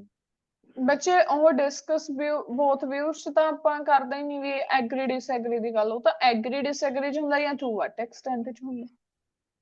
Ma'am ਜਿਹੜੀ ਆਪਣੀ ਐਗਰੀ ਬੋਥ ਵਿਊਜ਼ ਵਾਲੀ ਹੈ ਮੈਮ, ਉਹਦੇ ਵਿੱਚ ਆਪਾਂ ਥੀਸਿਸ ਕੀ ਲਿਖਾਂਗੇ ਫਿਰ? ਥੀਸਿਸ ਤੁਸੀਂ ਇਹ ਦੱਸੋਗੇ ਵੀ ਜੇ ਤੁਸੀਂ ਫਾਰਮਰ ਨਾਲ ਉਹ ਹੈ ਤਾਂ ਤੁਸੀਂ ਫਾਰਮਰ ਸਾਈਡ ਹੋ, ਠੀਕ ਹੈ। ਜੇ ਤੁਸੀਂ ਲੇਟਰ ਓਪੀਨੀਅਨ ਹੈ ਤਾਂ ਲੇਟਰ ਓਪੀਨੀਅਨ ਦੇ ਨਾਲ ਉਹ ਕਰ ਰਹੇ ਮੈਮ ਫਿਰ ਆਪਾਂ ਨੂੰ ਐਵੇਂ ਕਵਾਂਗੇ ਨਾ, I completely agree with the former notion. Completely ਨਹੀਂ, ਜਸਟ ਤੁਸੀਂ ਐਂ ਕਹਿ ਦੋਗੇ I agree with the former, ਜਾਂ ਤੁਸੀਂ ਲਿਖ ਦੋਗੇ I think former notion is more logical. ਤੁਹਾਨੂੰ ਏਦਾਂ ਲਿਖਾਇਆ ਗਿਆ ਆਈ ਥਿੰਕ ਸੋ। ਮੈਮ ਆਪਾਂ ਐਵੇਂ ਨਹੀਂ ਲਿਖਾਂਗੇ I will discuss the both view in the following paragraph and give ਮਾਈ। ਹਾਂਜੀ, ਇਹ ਵੀ ਲਿਖ ਸਕਦੇ ਹੋ, ਗਿਵ ਮੈਮ ਮਾਈ ਐਗਰੀ ਓਪੀਨੀਅਨ। ਐਗਰੀ ਕਰਾਂਗੇ ਜੇ ਫਿਰ ਤਾਂ ਆਪਾਂ ਆਪਾਂ ਕੰਫਿਊਜ਼ ਹੋ ਜਾਾਂਗੇ ਉਹਦੇ ਚ। ਐਗਰੀ ਤਾਂ ਆਪਾਂ ਐਗਰੀ ਨਹੀਂ ਪਾਵਾਂਗੇ ਉਹਦੇ ਵਿੱਚ, ਸਿੰਪਲੀ ਏਦਾਂ ਕਹਿ ਸਕਦੇ ਹੋ ਆਈ think that farmer notion is more logical. ਜੇ ਤੁਸੀਂ ਉੱਪਰ ਹੀ ਓਪੀਨੀਅਨ ਕਲੀਅਰ ਕਰਦੇ ਆ ਨਾ ਤਾਂ ਉਹ ਜ਼ਿਆਦਾ ਬੈਟਰ ਹੋ ਜਾਂਦਾ, ਠੀਕ ਆ। ਬਟ ਉਹ ਤੋਂ ਬਾਅਦ ਤੁਸੀਂ ਇਹ ਲਿਖ ਦੋਗੇ and I will discuss in the upcoming paragraph, ਜਿਹੜੇ ਅੱਗੇ ਵਿਊ ਪੁਆਇੰਟਸ ਹੋਣਗੇ। ਦੇਖਿਓ ਮਨਦੀਪ ਤੁਸੀਂ ਧਿਆਨ ਨਾਲ ਪਹਿਲਾਂ ਵਾਲੇ ਟਾਸਕ। ਮੈਮ ਹਾਂਜੀ ਮੈਮ, ਉੱਥੇ ਮੇਰੀ ਕੰਪਲੀਟਲੀ ਦੀ ਗਲਤੀ ਹੋ ਗਈ ਸੀ, ਤਾਂ ਕਰਕੇ ਮੈਮ ਨੇ ਲਿਖਿਆ ਸੀ ਵੀ ਤੁਹਾਨੂੰ ਐਗਰੀ ਫਿਰ ਉਹ ਡਿਸਐਗਰੀ ਤਾਂ ਵਾਲਾ। ਲਿਖਣਾ ਹੀ ਸੀ ਕਿਉਂਕਿ ਆਪਾਂ ਲਿਖਦੇ ਹੀ ਨਹੀਂ ਕਦੇ ਕੰਪਲੀਟਲੀ ਤਾਂ। Okay ma'am. ਮੈਮ ਮੈਮ ਹਾਂਜੀ ਹੈਲੋ ਮੈਮ। ਹਾਂਜੀ ਹਾਂਜੀ ਦੱਸੋ। ਮੈਮ ਸੈਲਫ ਡਰਿਵਨ ਨੂੰ ਤੁਸੀਂ ਕੀ ਕੁਝ ਬੋਲੇ ਸੀ, ਹੋਰ ਵਰਡ ਆਪਾਂ ਲਿਖ ਸਕਦੇ ਹਾਂ? Self driven, autonomous, automatic, driverless, without drivers, rated। Ma'am ਜਿਹੜੀ ਕੈਂਬਰਿਜ ਦੀਆਂ ਰੀਡਿੰਗਸ ਹੁੰਦੀਆਂ ਨੇ ਹਨਾ ਮੈਮ, ਉਹ ਮਤਲਬ ਕਿ ਹਾਰਡ ਹੁੰਦੀਆਂ ਨੇ ਕਾਫੀ? ਹਾਂਜੀ ਬੱਚੇ, ਉਹ ਹਾਰਡ ਨੇ। ਜੇ ਉਹਨਾਂ ਚੋਂ ਤੁਹਾਨੂੰ 23-24 ਸਕੋਰ ਆਉਂਦਾ ਤਾਂ ਤੁਸੀਂ ਮੰਨੋ ਤੁਹਾਡਾ ਸਕੋਰ ਆ ਜਾਊਗਾ ਆਰਾਮ ਨਾਲ। ਉਹ ਹਾਰਡ ਹੁੰਦੀਆਂ, ਉਡਣਾ ਲੈਵਲ ਹਾਰਡ ਨਹੀਂ ਆਉਂਦਾ ਐਗਜ਼ਾਮ ਚ। Okay ma'am. ਮੈਮ ਹਾਂਜੀ ਤੁਸੀਂ ਰੀਡਿੰਗ ਦੀ ਨਵੀਂ ਵਾਲੀ ਪੀਡੀਐਫ ਪ੍ਰੋਵਾਈਡ ਕਰਤੀ ਹੈ? ਹਾਂਜੀ ਬੱਚੇ। ਮੈਮ ਮੈਨੂੰ ਨਹੀਂ ਆਈ। ਕੋਈ ਗੱਲ ਨਹੀਂ ਸੁਮਨੀ, ਤੇ ਸੈਂਡ ਕਰ ਦਿੰਦੇ ਆ ਤੁਹਾਨੂੰ। ਮੈਮ ਲਿਸਨਿੰਗ ਦੀ ਵੀ ਹੈਗੀ ਹੈ ਕੋਈ ਨਵੀਂ? ਹਾਂਜੀ ਲਿਸਨਿੰਗ ਦੀ ਵੀ ਨਹੀਂ। ਮੈਮ ਉਹ ਮੈਨੂੰ ਆਈ ਨਹੀਂ ਹਲੇ ਤੱਕ। ਮੈਮ ਮੈਨੂੰ ਵੀ ਲਿਸਨਿੰਗ ਦੀ ਵੀ ਨਹੀਂ ਆਈ ਔਰ ਰੀਡਿੰਗ ਦੀ ਵੀ ਨਹੀਂ ਹਾਂਜੀ ਮੈਮ, ਲਿਸਨਿੰਗ ਦੀ ਨਹੀਂ ਮਿਲੀ। ਕਰ ਦਿੰਦੇ ਆ ਜੀ, ਕਰ ਦਿੰਦੇ ਆ ਸੈਂਡ। ਸੋ ਏਦਾਂ ਸੀਰੀਅਸ ਨਾ ਲਿਆ ਕਰੋ ਗੱਲ ਨੂੰ। ਲਿਸਨਿੰਗ ਦੀ ਪੀਡੀਐਫ, ਲਿਸਨਿੰਗ ਤੁਹਾਨੂੰ ਜਿਹੜੀ ਮੈਂ ਕਰਾਉਂਦੀ ਆ ਨਾ ਕਲਾਸ, ਉਹਦੀ ਆਡੀਓ ਅਵੇਲੇਬਲ ਆਲਰੇਡੀ ਹੈਗੀ ਆ YouTube ਦੇ ਉੱਤੇ, ਐਂਡ ਉਹ ਲਿਸਨਿੰਗ ਵੀ ਆਲਰੇਡੀ ਅਵੇਲੇਬਲ ਹੈਗੀਆਂ ਨੇ। ਸੋ ਐਡਾ ਕੋਈ ਚੱਕਰ ਨਹੀਂ ਹੁੰਦਾ, ਬਟ ਤੁਹਾਨੂੰ ਸੈਂਡ ਹੋ ਜੂ, ਨੋ ਡਾਊਟ। ਸੋ ਅੱਜ ਜਿਹੜੀ ਲਿਸਨਿੰਗ ਕਰਨੀ ਆ ਉਹ ਫਸਟ ਸੈਕਸ਼ਨ ਬਾਰਬਰਾ ਹਿੱਲ ਵਾਲੀ ਕਰਨੀ ਆ। ਜਸਟ ਵੇਟ ਕਰੋ, ਮੈਂ ਸਕਰੀਨ ਤੇ ਸ਼ੇਅਰ ਕਰਦੀ ਆ ਤੁਹਾਨੂੰ। ਤੇ ਕੁਛ ਨਹੀਂ ਕਰਨਾ ਹੁੰਦਾ, ਐਡੀ ਕੋਈ ਔਖੀ ਨਹੀਂ ਹੈਗੀ। ਤੁਸੀਂ ਉਹੀ ਔਖਾ ਬਣਾਇਆ ਹੋਇਆ ਆਪਣੀ ਲਾਈਫ ਨੂੰ। ਜਸਟ ਬਾਰਬਰਾ ਹਿੱਲ ਸਰਚ ਕਰਨਾ ਤੁਸੀਂ ਆਡੀਓ ਦੇ ਲਈ YouTube ਤੇ ਜਾ ਕੇ ਜਾਂ Google ਤੇ ਜਾ ਕੇ, ਤੁਹਾਨੂੰ ਫੁੱਲ ਲਿਸਨਿੰਗ ਦੀ ਆਡੀਓ ਮਿਲ ਜਾਂਦੀ ਆ। ਬਸ ਉਹ ਲਿਸਨਿੰਗ ਨੂੰ ਉੱਥੇ ਜਾ ਕੇ ਪਲੇ ਕਰ ਦੇਣਾ, ਉਹ ਤੁਹਾਨੂੰ ਕਲੀਅਰਲੀ ਉੱਥੋਂ ਤੁਸੀਂ ਕਰ ਸਕਦੇ ਹੋ। ਫਿਰ ਵੀ ਤੁਹਾਨੂੰ ਚਾਹੀਦਾ, ਨੋ ਡਾਊਟ, ਵੀ ਤੁਹਾਨੂੰ ਮਿਲ ਜੂਗਾ, ਏਦਾਂ ਦਾ ਕੋਈ ਉਹ ਨਹੀਂ ਹੈਗਾ। ਪਰ ਐਡਾ ਉਹ ਨਾ ਲਿਆ ਕਰੋ, ਐ ਨਾ ਆਪਣੀ ਲਾਈਫ ਨੂੰ ਸੋਫਿਸਟੀਕੇਟ ਨਾ ਬਣਾਓ, ਕੰਪਲੈਕਸ ਨਾ ਬਣਾਓ ਵੀ ਨਹੀਂ ਜੇ ਮੈਨੂੰ ਆਹ ਚੀਜ਼ ਨਹੀਂ ਮਿਲੀ ਇਹ ਤੋਂ ਬਿਨਾਂ ਤਾਂ ਮੇਰਾ ਕੁਝ ਹੋ ਹੀ ਨਹੀਂ ਸਕਦਾ। ਬਹੁਤ ਕੁਛ ਆਪਣੇ ਕੋਲ ਫਿਰ ਵੀ ਪੜ੍ਹਨੇ ਨੂੰ। IELTS ਨੇ ਬਹੁਤ ਡਰਾਇਆ ਹੋਇਆ। ਆਇਲਸ ਕੋਈ ਐਡਾ ਉਹ ਨਹੀਂ ਹੈਗਾ ਆਪਣੀ ਲਾਈਫ ਦੇ ਵਿੱਚ। ਆਇਲਸ ਤੋਂ ਬਿਨਾਂ ਠੀਕ ਹੈ, ਆਇਲਸ ਵੀ ਇੰਪੋਰਟੈਂਟ ਆ ਤੁਹਾਡੇ ਲਈ, ਬਟ ਆਇਲਸ ਤੋਂ ਬਿਨਾਂ ਐਡਾ ਕਿ ਆਪਣੇ ਆਪ ਨੂੰ ਰਿਜਿਡ ਨਾ ਕਰਕੇ ਬੈਠੋ ਵੀ ਬਸ ਜੇ ਆਇਲਸ ਨਾ ਹੋਈ ਤਾਂ ਸਾਡਾ ਕੁਝ ਵੀ ਨਹੀਂ, ਆਇਲਸ ਸਭ ਤੋਂ ਹੋਣੀ ਨਹੀਂ, ਸਾਨੂੰ ਔਖੀ ਲੱਗਦੀ ਆ। ਜੇ ਤੁਸੀਂ ਸਟੈਪ ਬਾਏ ਸਟੈਪ ਸਾਰਾ ਕੁਝ ਫੋਲੋ ਕਰਨਗੇ ਤਾਂ ਆਇਲਸ ਕੁਝ ਵੀ ਨਹੀਂ ਆ। ਜੇ ਆਪਾਂ ਇੱਕ ਇੱਕ ਚੀਜ਼ ਨੂੰ, ਜੇ ਆਪਾਂ ਪਤਾ ਕੀ ਕਰਦੇ ਹੋ ਤੁਸੀਂ, ਤੁਹਾਨੂੰ ਲੱਗਦਾ ਵੀ ਆਹ ਕਲਾਸ ਲਾ ਲਈ, ਉਹ ਤੋਂ ਬਿਨਾਂ ਨਾ ਅਸੀਂ ਕੁਝ ਹੋਰ ਵੀ ਪੜ੍ਹ ਲਈਏ, ਕਲਾਸ ਵਾਲਾ ਹੀ ਦੁਬਾਰਾ ਰਿਵਾਈਜ਼ ਕਰ ਲਓ, ਤੁਹਾਡਾ ਸਕੋਰ ਕਿਤੇ ਨਹੀਂ ਗਿਆ। ਹੁਣ ਇਹਨੂੰ ਅੱਜ ਜਿਹੜਾ ਆਪਾਂ ਨੇ ਇੰਨਾ ਕੁਝ ਸਿੱਖਿਆ ਹਨਾ, ਮੈਂ ਇੰਨੀ ਆਪਾਂ ਕਹਿ ਦਈਏ ਵੀ ਸਮਝਾਇਆ, ਤੁਸੀਂ ਉਹਦੇ ਉੱਤੇ ਹੀ ਧਿਆਨ ਦੇ ਲਿਓ।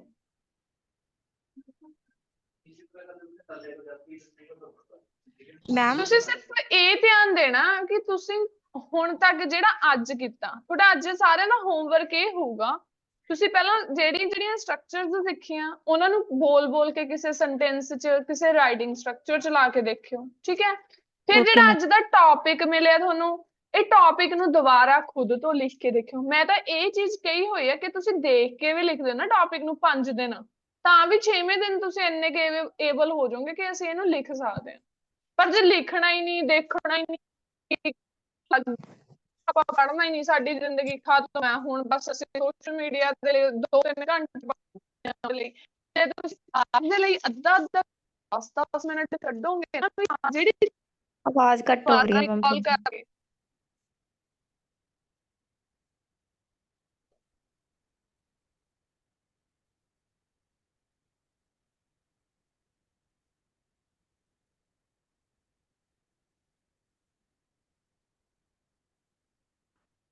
Hello ma'am. Hello ma'am, ma'am ਆਵਾਜ਼ ਨਹੀਂ ਆਉਂਦੀ।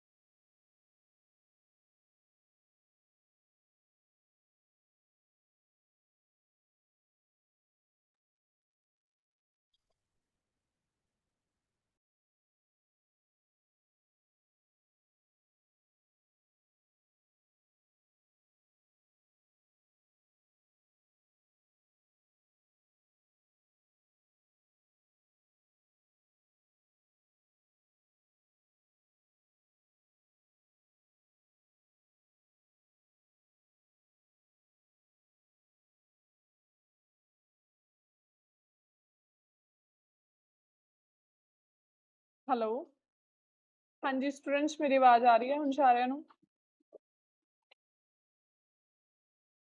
ਹੈਲੋ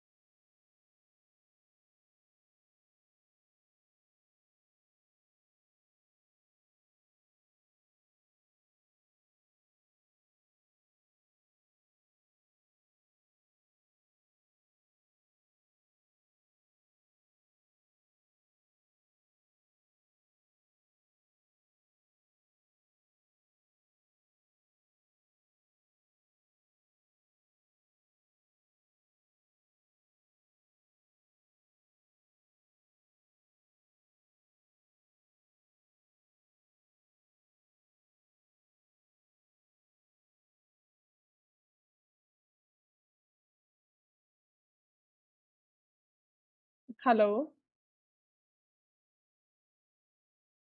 ਹੈਲੋ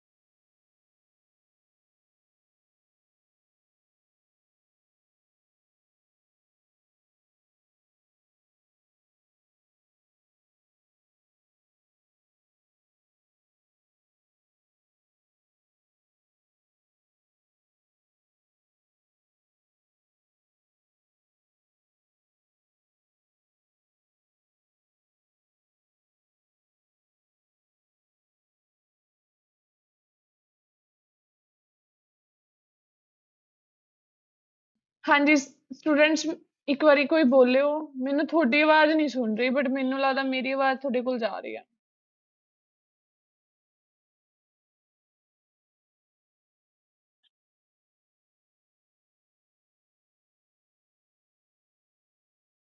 ਕੋਈ ਚੈਟ ਬਾਕਸ 'ਚ ਮੈਸੇਜ ਭੇਜੋ 1 ਮਿੰਟ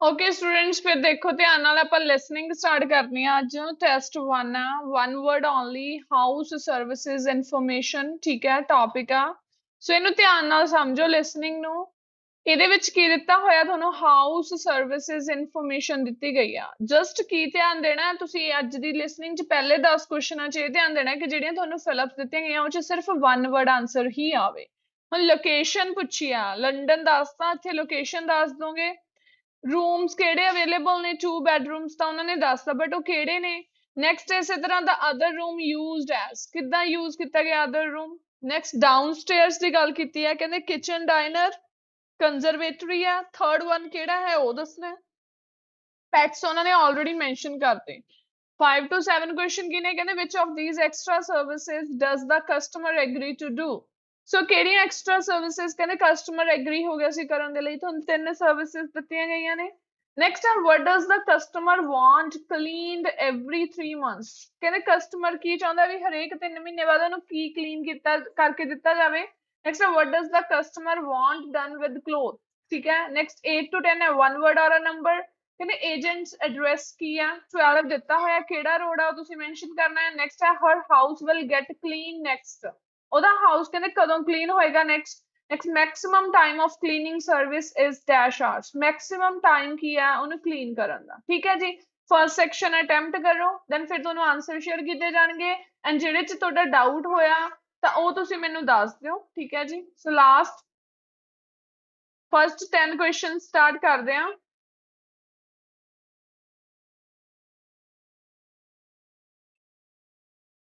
ਅਨਿਲ ਨੈਕਸਟ ਜਿਹੜੀ ਰੀਡਿੰਗ ਹੈ ਸੈਕੰਡ ਰੀਡਿੰਗ ਜਿਹੜਾ ਤੁਹਾਨੂੰ 3 ਰੀਡਿੰਗ ਦੇ ਪੀਡੀਐਫ ਸ਼ੇਅਰ ਹੋਈ ਆ ਉਹੀ ਅਟੈਂਪਟ ਕਰਿਓ ਕੱਲ ਮੈਂ ਸੈਕੰਡ ਰੀਡਿੰਗ ਹੀ ਕਲਾਸ 'ਚ ਸਟਾਰਟ ਕਰਵਾਉਣੀ ਆ ਠੀਕ ਹੈ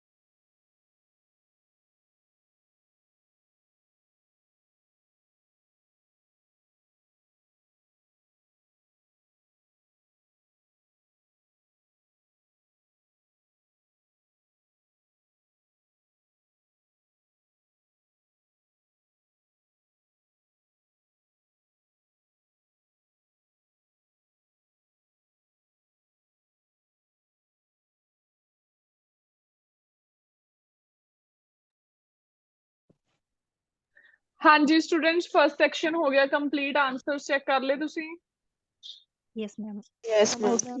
ਯੈਸ ਮੈਮ ਕੋਈ ਇਸ਼ੂ ਸੀ ਬੱਚੇ ਮੈਨੂੰ ਨਾ ਤੁਹਾਡੀ ਆਵਾਜ਼ ਬਿਲਕੁਲ ਨਹੀਂ ਸੀ ਆ ਰਹੀ ਹੁਣ ਆ ਰਹੀ ਹੈ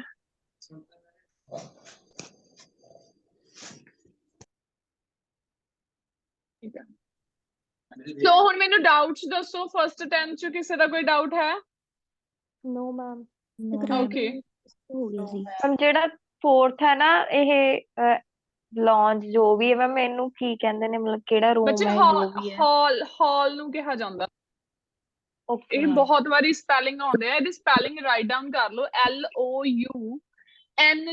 LOUNGE ਲਾਂਚ ਦਾ ਮਤਲਬ ਹੁੰਦਾ ਇੱਕ ਹਾਲ ਉਹਨਾਂ ਨੇ ਕਿਹਾ ਸੀ ਨਾ ਕਿਚਨ ਡਾਈਨਰ ਹੈ ਕੰਜ਼ਰਵੇਟਰੀ ਹੈ ਤੇ ਦੂਸਰਾ ਕਹਿੰਦੇ ਕੀ ਹੈ ਲਾਂਜ ਹੈ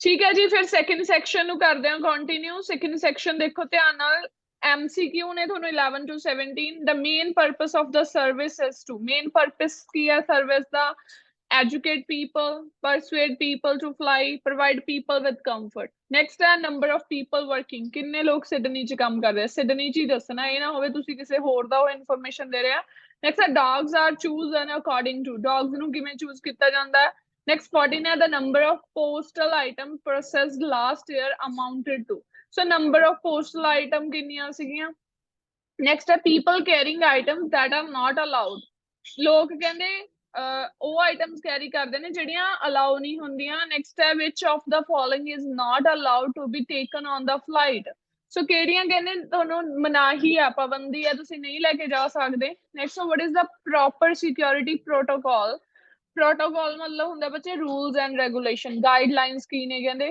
for a pocket knife found in a carry on suitcase ਅਗਰ ਜਿਹੜਾ ਤੁਸੀਂ suitcase carry ਕੀਤਾ handbag ਆ ਉਹਦੇ ਵਿੱਚ ਅਗਰ knife find ਹੋ ਜਾਂਦਾ then ਉਹਦੇ ਲਈ ਕਹਿੰਦੇ ਕੀ like ਕੀ ਕੀਤਾ ਜਾਊਗਾ next ਹੈ 18 to 20 no more than 3 words ਕਹਿੰਦੇ the acceptable material for packing goods in Australia is acceptable material ਕੀ ਆ next belongings most of time are refused due to problems with the belongings ਕਹਿੰਦੇ ਕਿਉਂ refuse ਕਰ ਦਿੱਤੀਆਂ ਜਾਂਦੀਆਂ ਨੇ next ਹੈ customs must be given notice of the goods from dash days before it arrives in Australia ਸੋ ਕਹਿੰਦੇ ਕੀ ਆ ਕਸਟਮ ਕਦੋਂ ਕਹਿੰਦੇ ਪ੍ਰਾਇਰ ਨੋਟਿਸ ਕਦੋਂ ਦਿੱਤਾ ਜਾਂਦਾ from ਕਿੰਨੇ ਡੇਜ਼ ਹਨਾ ਡੇਜ਼ ਦਾ ਨੰਬਰ ਆ ਜਾਊਗਾ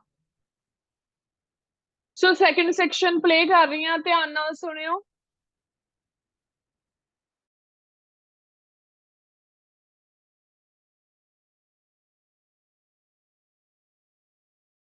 Section 2.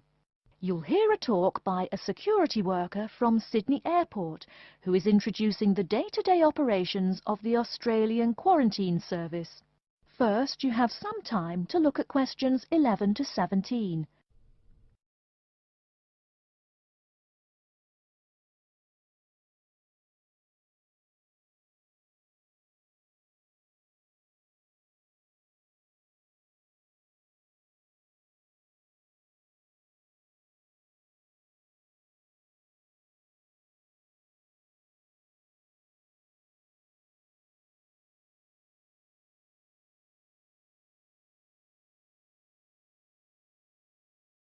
Now, listen carefully and answer questions 11 to 17. Hi everyone and welcome to Sydney Airport. Today I'll be giving you the inside information on the day-to-day operations of the Australian Quarantine Service here. We hope to provide you with a better understanding of why such heavy security regulations are necessary by educating you on how we operate and why we do the things we do. We're not here to try to persuade you to fly through Sydney Airport, though we hope you'll find your experience relatively stress-free and comfortable. First things first, our personnel. Can anyone guess how many people work at Sydney Airport? We have 200 alone working in Terminal 2, so can you guess how many in the whole airport? I heard someone say 360. That's getting closer. What? Did someone say 2,000? That's way too high. Sydney Airport actually employs 440 people. A lot, right? And about half of those employees work in security-related matters. Moving on to our not-so-human employees, let's come and see our favourite pooch, Milton. Milton is our best drug-sniffing dog on the force. He's friendly to most people. You can even come pet him at the end of our tour. Burnouts, beware though, he'll find everything. Notice that even though there are so many of us around him, Milton stays quite calm. This is the precise reason he was chosen for the job. Dogs that are chosen are not predisposed to sniff out different narcotics. That's something we teach them already. So here's a part of the airport most people never notice, the cargo transport terminal. This is where packages are shipped to and from. Normally, we ship around 4,400 packages per month. In this airport alone, over 52,000 packages were shipped in and out over the past year. We ship to and from 170 different countries. Not bad, eh? Probably it will go up to over 72,000 packages this year. And despite over 100 flights in and out of here daily, the number of lost or delayed packages is impressively low. If you send your package through here, rest assured we'll get it where it's going. Let's move on to the area most of us are familiar with, the passenger terminals. In order to be allowed into this area, you must pass through security with your ticket and, if you're travelling internationally, your passport. If you're travelling domestically, you just need a legal form of ID. If you don't have those, you will not be allowed to pass through security and board your flight. During the security scan, your carry-on items will be checked for dangerous items such as weapons, sharp objects and liquids that exceed our specified limit. If you attempt to pass any of the prohibited items on this list posted at the entrance, you are still allowed to board the plane, but you'll be given a warning and your item will be confiscated. Don't worry, we will not arrest you for having too much shampoo in your bag or anything like that. We also search your carry-ons and parcels for any perishable items. We prohibit the transportation of local vegetation and prohibit parcels containing any insects in them. You may or may not have learnt about this in biology class, but when some plants are introduced to a new environment, they spread wildly and wipe out the current species around it. It is important to control the introduction of new plants into an ecosystem, so we must prohibit the transport of any fertile seeds. So what happens to parcels containing possibly suspicious items? It's of course something we do not take lightly here.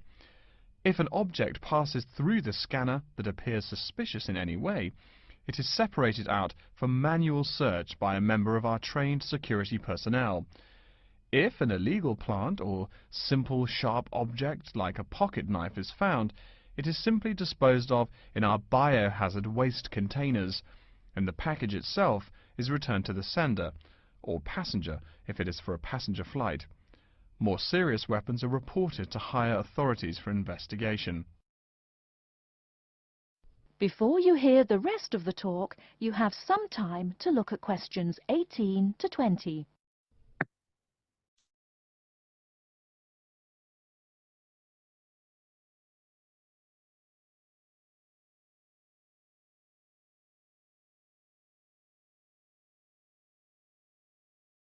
Now listen and answer questions 18 to 20.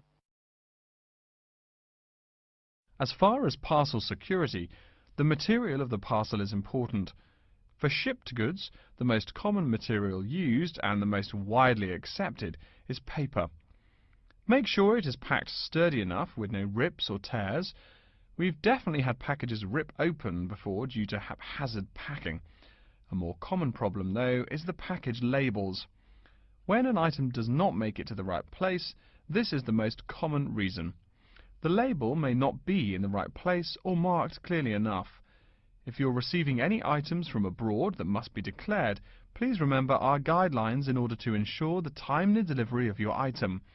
Make sure it is packed correctly, and we ask that you notify customs between 2 and 10 days within the item's scheduled arrival date. Okay, before we move on, are there any questions?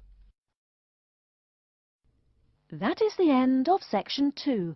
You now have half a minute to check your answers.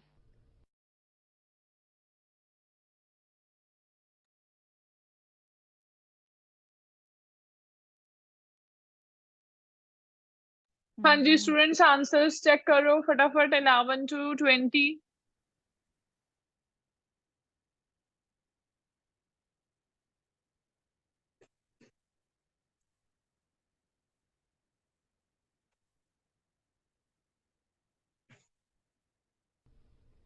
Now turn to section 3.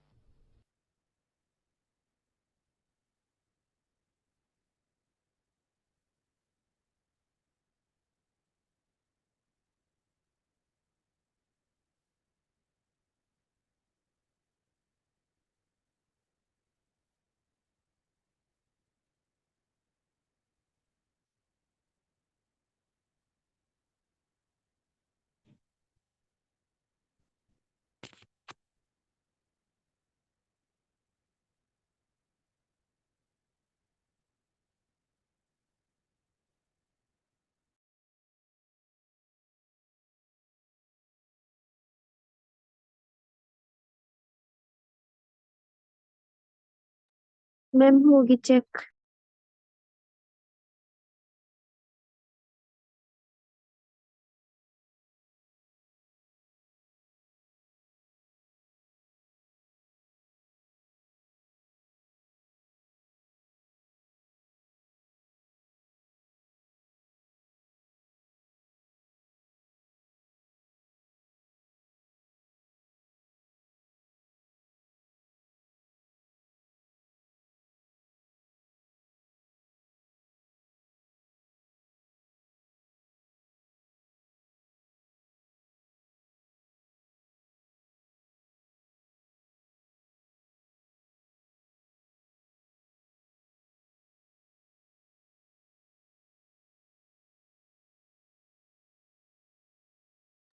ਹਾਂਜੀ students third section ਦੇਖੋ ਫਿਰ third section ਬਹੁਤ ਜ਼ਿਆਦਾ easy ਆ ਤੁਸੀਂ just ਇਹਦੇ ਵਿੱਚੋਂ choose ਕਰਨਾ ਹੈ ਕਿ 21 ਆ ਵਾਲਾ ਏਰੀਆ ਕਿਹੜਾ ਹੈ ਵੀਡੀਓ ਰਿਸੋਰਸ ਸੈਂਟਰ ਹੈ ਰੀਡਿੰਗ ਰੂਮ ਆ ਫੂਡ ਸਰਵਿਸ ਸੈਂਟਰ ਹੈ ਪੀਰੀਓਡਿਕਲਸ ਨੇ ਇਨਕੁਆਇਰੀ ਡੈਸਕ ਹੈ ਸੈਟੇਲਾਈਟ ਟੀਵੀ ਸਟੇਸ਼ਨ ਹੈ 21 ਕੀ ਹੈ 22 ਕਿਹੜੀ ਪਲੇਸ ਹੈ 3 4 5 6 ਆ ਮੈਪ ਵੀ ਦਿੱਤਾ ਹੈ ਮੇਬੀ ਤੁਹਾਨੂੰ ਨਾਰਥ ਸਾਊਥ ਈਸਟ ਵੈਸਟ ਦੱਸ ਸਕਦੇ ਆ ਜਾਂ ਫਿਰ ਟਾਪ ਬਾਟਮ ਰਾਈਟ ਲੈਫਟ ਦੀ ਗੱਲ ਕਰ ਸਕਦੇ ਆ ਠੀਕ ਹੈ ਜੀ ਸੋ 27 to 30 ਕਿਹੜੇ ਨੇ no more than 3 words ਨੇ ਇਹਦੇ ਵਿੱਚ ਕੀ ਦਿੱਤਾ ਹੋਇਆ ਕਹਿੰਦੇ if you need to find information on a certain book you can use dash checkout cards ਸੋ ਤੁਸੀਂ ਕਹਿੰਦੇ ਕਿਹੜੇ use ਕਰ ਸਕਦੇ ਹੋ next time if you want to find information in specific field use the dash guides ਕਿਹੜੀਆਂ guides use ਕੀਤੀਆਂ ਜਾਣ next a computer is the sum dash cannot be linked to the network next you can find more information in a dash on my desk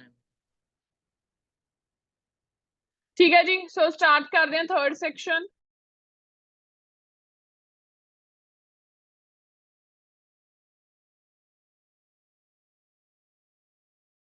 Section 3. You will hear a librarian called Adam Smith talking to the students about how to use the facilities in the library. First, you have some time to look at questions 21 to 26.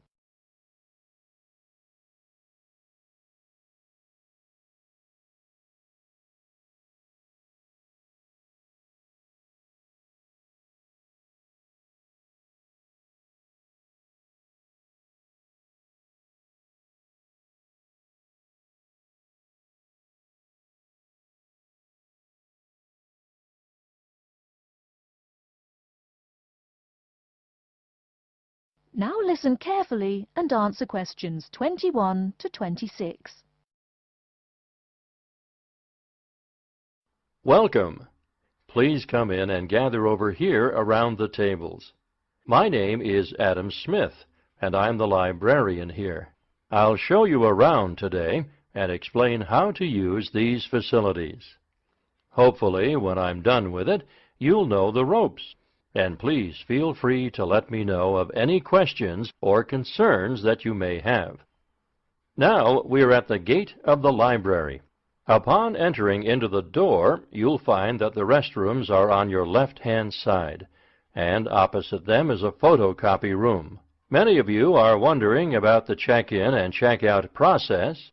What you have to do is go to the circulation desk, which is to the east of the photocopy room. The reading room is a really large area in the center of the library, just to the north of the circulation desk. I'm sure you won't miss it. If you're here to do research, this is where you should bring books to look through. However, if you're here to do any group projects or other interactive activities, I advise you to use one of the study rooms, which are just to the east of the reading room. Moving on to the southeast corner, we have the periodicals section, just next to the study rooms. We have a collection of different newspapers and magazines in this section. You can get last week's weather reports, or all the top stories 5 years ago. Our periodicals can be traced back 20 years to the time when our school library was built. Our first question. Yes. Can we check out magazines from the library? I'm sorry, but you cannot take any periodicals out of the library. You're welcome to read them for as long as you want while you're here, but you cannot check them out. I wonder if there is any place where we can get some food in the library. Do we have a store here? Of course. The Food Service Center is just meters away from the study rooms. It's on the northeast corner as you look at the map. The Food Service Center offers different kinds of snacks, though it's not big. Well, moving on along to the west, you will find the Video Resource Center on your right hand. We have educational videos and documentaries, as well as major motion pictures. We ask that you pay attention to the tag on the video that you pick up, as many of our documentaries are for on-site viewing only and may not be taken out of the library. To the west of the Video Resource Center is our satellite TV station. Here we stream the news from Channel 19 for most of the day. How many channels does it have? It does have nearly 200 channels, but we generally will give top priority to channels with some big events, like presidential addresses or other breaking news. During the coverage of the presidential debate, students will take a break from studying and flock to watch it. Last, but perhaps most important, is the inquiry desk. It's just on the left-hand side when you walk into the library, so it's impossible to miss it. If you have any questions about how to use equipment or where to find something, come and ask the assistant. Don't be shy, because that's what they're here for. Before you hear the rest of the talk, you have some time to look at questions 27 to 30.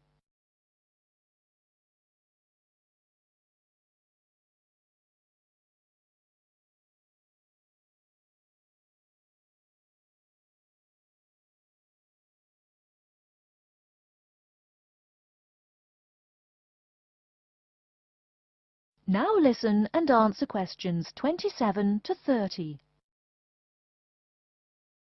Speaking of questions, one of the questions we get asked is how to actually check out a book once a student has picked one out. If it's a fiction or non-fiction book, look for the pink and yellow checkout card inside the back cover of the book. You can also find information about the book on these cards, including its publishing date, genre, ISBN, and a log of dates it's been checked out before. Present this card to me or any library assistant, and we'll stamp it, and then the book can be kept for 3 weeks. You can find general information on a field of study by using one of our subject guides. We have them on paper here, but any of our computers will allow you to search within fields as well. What if the library doesn't have a resource we're looking for? Great question. I'm going to address that.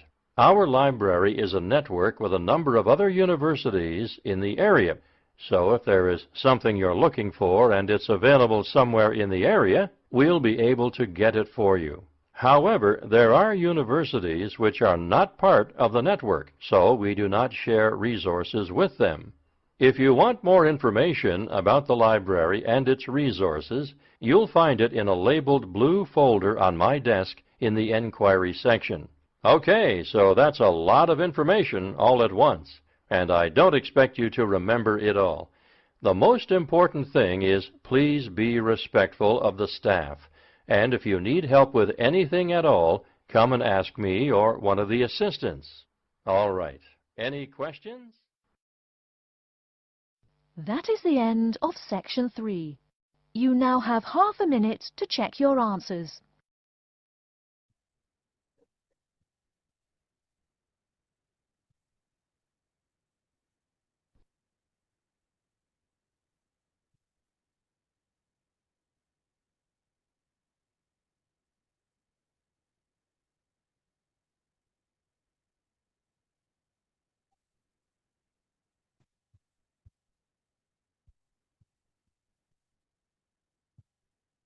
Now turn to section 4.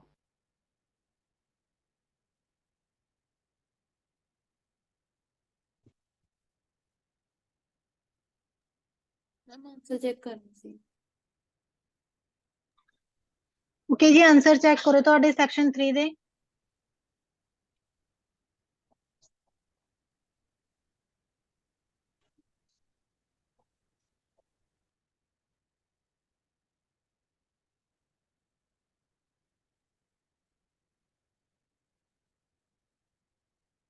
ਕਿਸੇ ਦਾ ਕੋਈ doubt ਹੈ section 3 ਚੋਂ?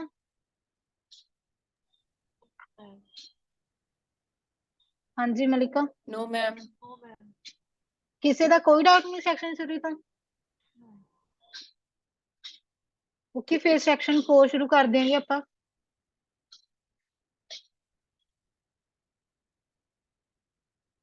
Start ਕਰ ਦਈਏ section 4? ਹਾਂਜੀ ma'am.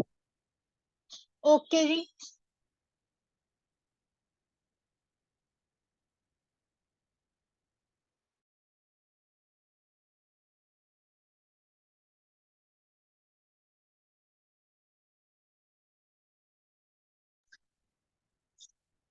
Section 4. You will hear a lecture about Crocodylus niloticus and its living habits. First, you have some time to look at questions 31 to 40.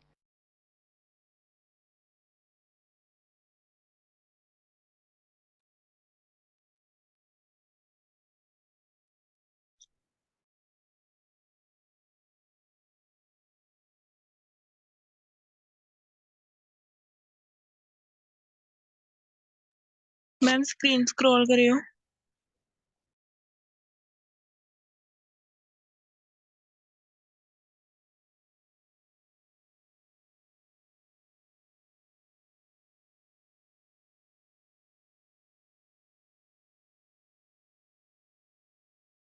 Now, listen carefully and answer questions 31 to 40.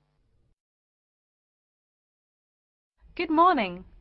Today we will continue our study of Crocodylus niloticus by talking about its living habits. We've already discussed the evolutionary attributes that set it apart from its crocodile relatives. Does everyone remember that? Yes, it has an extremely narrow snout and 3 or 4 rows of protective scales on its back, as compared to 2 rows on other members of the Crocodylus genus. Let's take a look at how these carnivorous man-eaters live, where they live, and finally, whether they really deserve their vicious reputation. To start, I'd like to address a great question posed to me by a student during yesterday's office hours. We talked about the distribution of crocodiles in Africa and saw that they are highly concentrated in the south and west of the continent.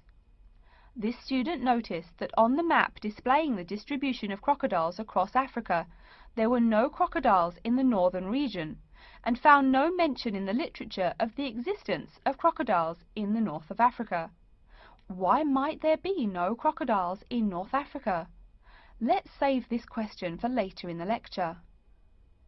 To find out more about the social habits of the African crocodile, one researcher named Tara Shine of the University of Ulster in Northern Ireland conducted a survey of the wetlands in Mauritania and received reports of 46 crocodiles living in one group, or float as we say when referring to crocodiles, though the usual number is a little less than half of that. In general, crocodiles are more highly concentrated in wet subtropical environments near bodies of water and rich vegetation. While South American crocodiles thrive in cool rainforests, the African crocodile is more equipped for heat. Though they can survive at the hot temperatures found in some deserts, they are not equipped to handle dry climates and thus cannot survive in places like the Sahara Desert of North Africa. As cold-blooded animals, crocodiles' core temperatures fluctuate from their average of 38 degrees Celsius as external conditions change. Thus, they need to avoid extreme temperatures. Others live an underwater life, keeping a body temperature close to that of the water. As their own unique method of regulating their body temperatures, some African crocodiles have made dens by digging holes in the ground to provide themselves with a cool, dark place to retreat from the hot African sun. Speaking of the hot African sun, let's go back to the question asked at the beginning of the lecture. We know that there used to be crocodiles in northern Africa, yet today there are none. What are some possible explanations for this? Some students have suggested that the African crocodile has evolved from a desert creature into a wetland creature, thus causing them to migrate south for more appropriate conditions. Others presume that the crocodile was hunted out of northern Africa by a fiercer predator. While these are intelligent guesses, the real story is a little bit different. The key to this migration is that the Sahara Desert did not always cover the north of Africa. About 8,000 years ago, the land was fertile wetlands, perfect for breeding crocodiles. Over time, though, the area dried out and the wetland slowly turned to desert, leading the African crocodile to migrate south to the marshlands they call home today. Some crocodiles did, however, adapt to living in dry conditions. In Mauritania, some crocodiles have learned to survive in an area where they can go up to 8 months with no water, by spending the driest of times in what's called a torpor, or short period of hibernation. To utilize every bit of rainfall, these desert crocodiles dig underground caves that collect runoff, thus staying cool and hydrated. During the mating period in November and December, males attract females to their viciously protected territory through a number of behaviors that range from snapping their jaws all the way to sending infrasonic pulses through the water. Afterwards, the female digs a hole up to 60 centimeters in depth to store the eggs for an 80-day incubation period. The female protects these eggs during the period, and sometimes even helps crack the eggs with her snout at the end. These teeth-gnashing carnivores are softer than we think. Although these vicious creatures have attacked humans on a few occasions, the residents are not afraid of them. In fact, they show a great deal of reverence towards these wondrous creatures. Some say that crocodiles bring water to their habitat, so if they leave, they will bring the water with them. Obviously, this is not true, but it demonstrates the admiration the inhabiting people have for crocodiles. Generally, crocodiles do not predate on humans. They attack when humans populate the crocodile's habitat, instilling fear and uneasiness in the crocs. Like any other species, crocodiles are known to attack when feeling fear. There's still a lot more to be discovered about the African crocodile. Researchers want to know more about the population size, how many crocodiles inhabit Africa in all, how they form separate floats, etc. There is still also much to learn about migration patterns and relations to other populations of crocodiles now found in other parts of the world. Next time, we'll examine a few specific case studies of crocodile populations in southern Africa. That is the end of section 4. You now have half a minute to check your answers. Okay ਜੀ answer check ਕਰੋ ਤੁਹਾਡੇ section 4 ਦੇ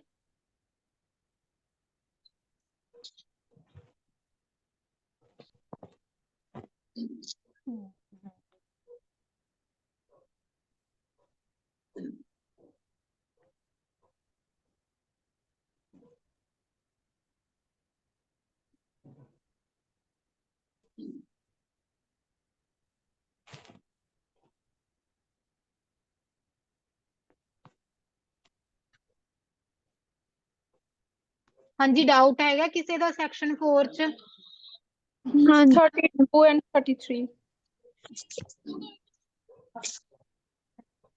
Ma'am, 38 and 39.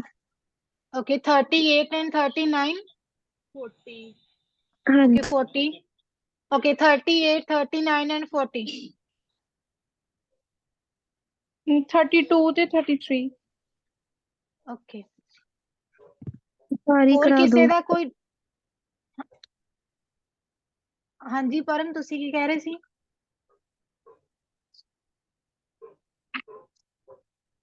Okay 32 33 38 39 and 40 Ma'am, 34.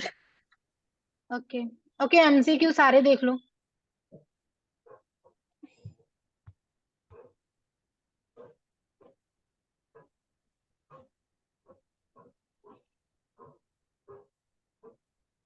Now listen carefully and answer questions 31 to 40. Crocodylus niloticus by talking about its living habits. We've already discussed the evolutionary attributes that set it apart from its crocodile relatives. Does everyone remember that?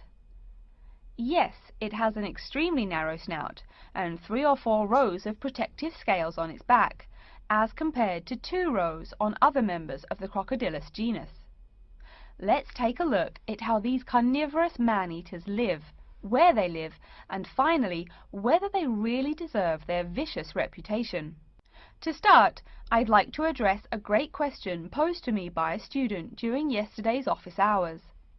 We talked about the distribution of crocodiles in Africa and saw that they are highly concentrated in the south and west of the continent. This student noticed that on the map displaying the distribution of crocodiles across Africa, there were no crocodiles in the northern region, and found no mention in the literature of the existence of crocodiles in the north of Africa.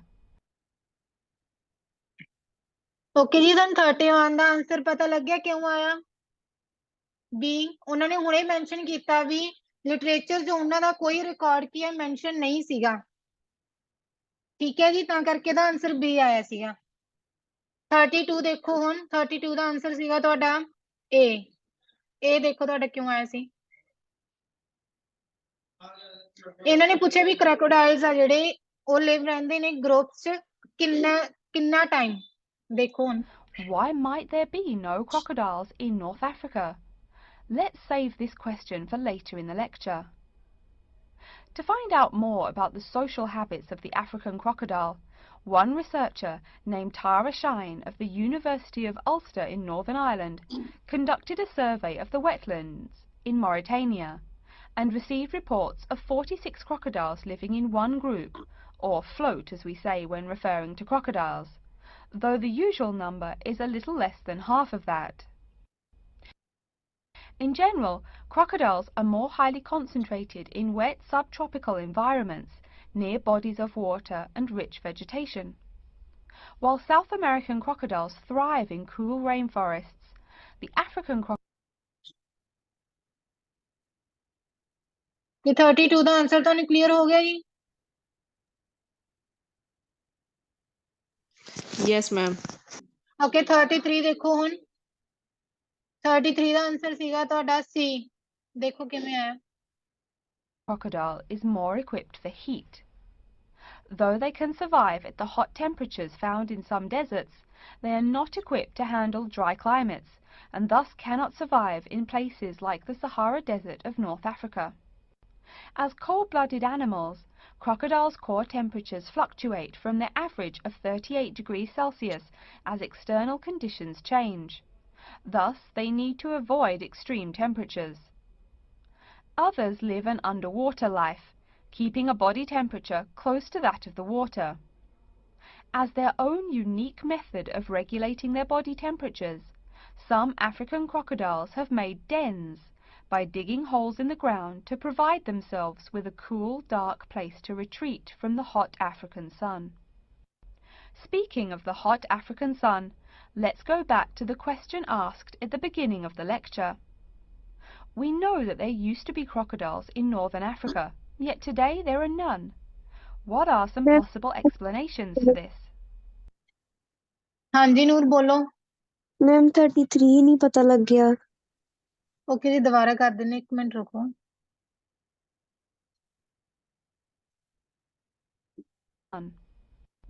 Speaking of the hot African sun, let's go. Okay ਇਹਨਾਂ ਨੇ ਆਪਾਂ ਨੂੰ ਪੁੱਛਿਆ ਹੈਗਾ ਵੀ ਜਿਹੜੇ ਕਿ African crocodile ਉਹ usually ਤਾਂ ਧਿਆਨ ਨਾਲ Back ਸੁਣੋ to the ਇਹਨੂੰ question. Cool, dark place to retreat from the hot African sun. Cool, dark place to retreat from the hot African sun. Speaking of the hot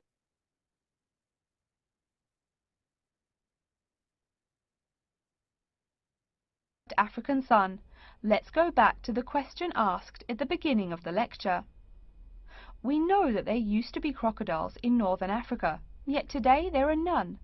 What are some possible explanations for this? Some students have suggested that the African crocodile has evolved from a desert creature. What are some possible explanations for this?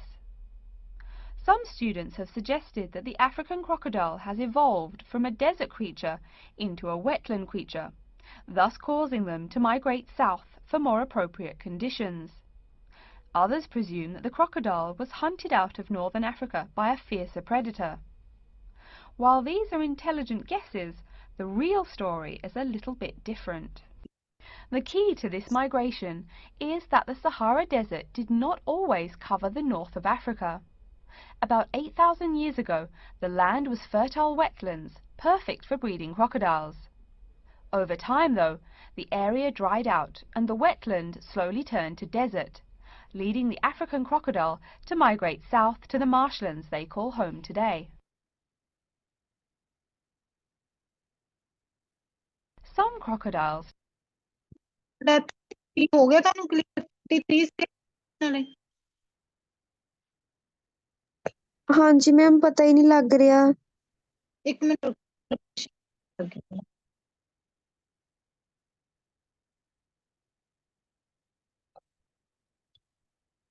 is that the Sahara Desert did not evolve from a desert creature. Crocodiles have made dens by digging holes in the ground, underwater life, keeping a body temperature close to that of the water. Conditions change. Thus, they need to avoid extreme temperatures. They are not equipped to handle dry climates and thus cannot be equipped for heat. While South American crocodiles thrive in cool rainforests, the African crocodile is more equipped for heat. Though they can survive at the hot temperatures found in some deserts, they are not equipped to handle dry climates and thus cannot survive in places like the Sahara Desert of North Africa. As cold-blooded animals, crocodiles okay ਤੁਹਾਨੂੰ ਪਤਾ ਹੈ ਵੀ ਉਹ ਜ਼ਿਆਦਾ hot ਚ ਵੀ ਨਹੀਂ ਕਰ ਸਕਦੇ survive ਕਿਉਂਕਿ ਤਾਂ ਪਾਮ ਤੇ ਵੈਟ ਟਾਈਮਰ ਠੀਕ ਹੈ ਜੀ ਹਾਂਜੀ ਮੈਮ। ਕਿ ਥਰਡ पर देखो मैम मैम आवाज नहीं क्लियर आ रही। क्लियर नहीं हाँ जी नहीं आ रही कि तो नहीं आ रही मैम कट कट के आ रही है ma'am cut cut cut cut के आ के रही है।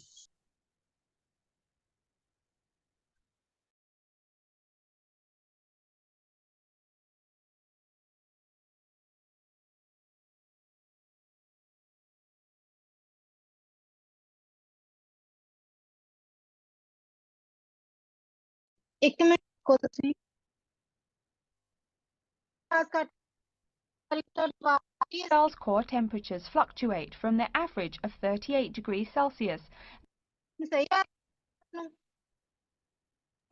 ਮੈਮ ਲਿਸਨਿੰਗ ਦੀ ਤਾਂ ਪੂਰੀ ਕਰੈਕਟ ਆ ਰਹੀ ਹੈ थोड़ी आ ਥੋੜੀ रही ਸਹੀ ਆ ਰਹੀ ਕੱਟ ਹੋ ਰਹੀ ਹੈ ਮੈਮ ਤੁਹਾਡੀ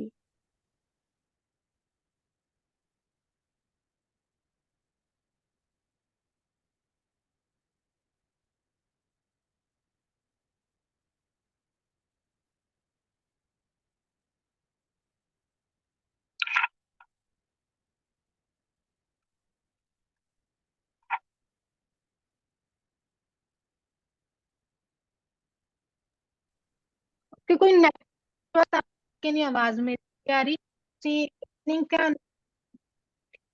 डिस्कशन देता भी ना समझ दोबारा करवा दो ठीक है As external conditions change. Thus, they need to avoid extreme temperatures. Others live an underwater life, keeping a body temperature close to that of the water. As their own unique method of regulating their body temperatures, some African crocodiles have made dens by digging holes in the ground to provide themselves with a cool, dark place to retreat from the hot African sun. Speaking of the hot African sun, let's go back to the question asked.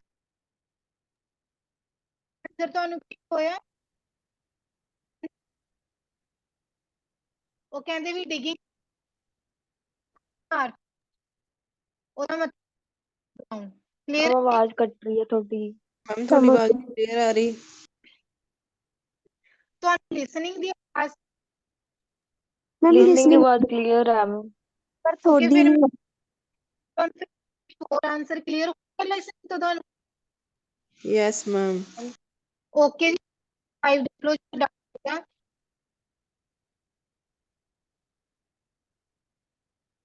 At the beginning of the lecture. We know that there used to be crocodiles in northern Africa, yet today there are none. What are some possible explanations for this? Some students have suggested that the African crocodile has evolved from a desert creature into a wetland creature, thus causing them to migrate south for more appropriate conditions. Others presume that the crocodile was hunted out of northern Africa by a fiercer predator. While these are intelligent guesses, the real story is a little bit different. The key to this migration is that the Sahara Desert did not always cover the north of Africa. About 8,000 years ago, the land was fertile wetlands, perfect for breeding crocodiles. Over time, though, the area dried out and the wetland slowly turned to desert, leading the African crocodile to migrate south to the marshlands they call home today. Some crocodiles did, however, adapt to living in dry.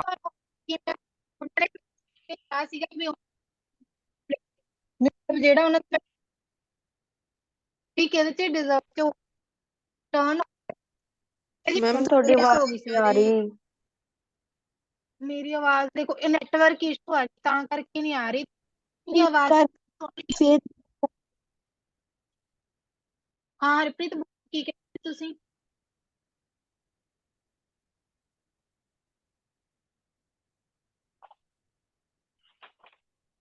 आवाज नहीं house clear आ रही service information.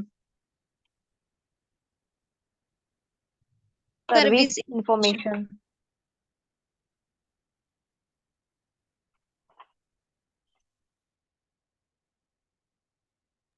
मेरी भी ना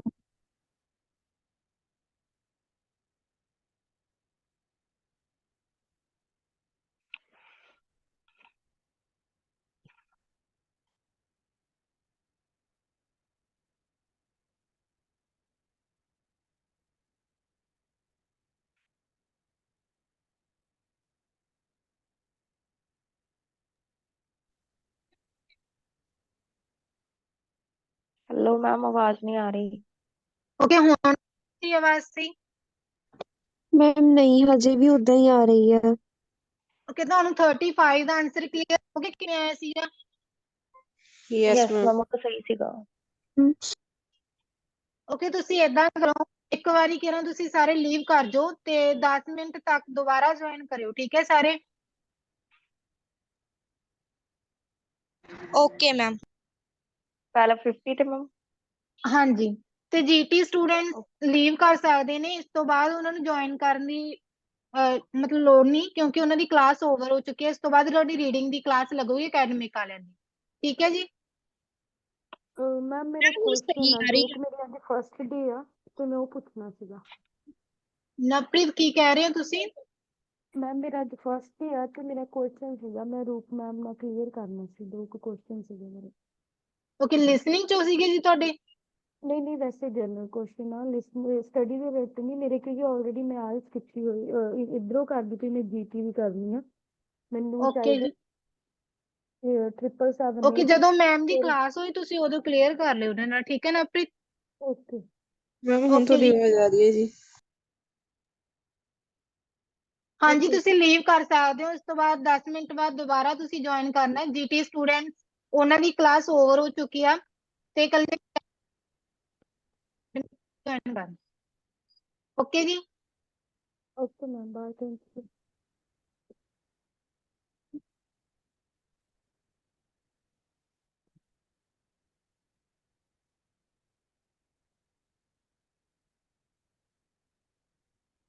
ਬਣਿਆ ਕਿ ਉਹਨਾਂ ਨੂੰ ਕੀ ਮੰਨਣਾ ਪਈ ਹੈ ਜੇ ਧਿਆਨ ਕਰਦੇ ਆ ਉਹ ਸਰ ਮੈਂ ਕਰ ਜਾਨੀ ਕਿ ਉਹੀ ਖਰਾਬ ਹੋ ਗਿਆ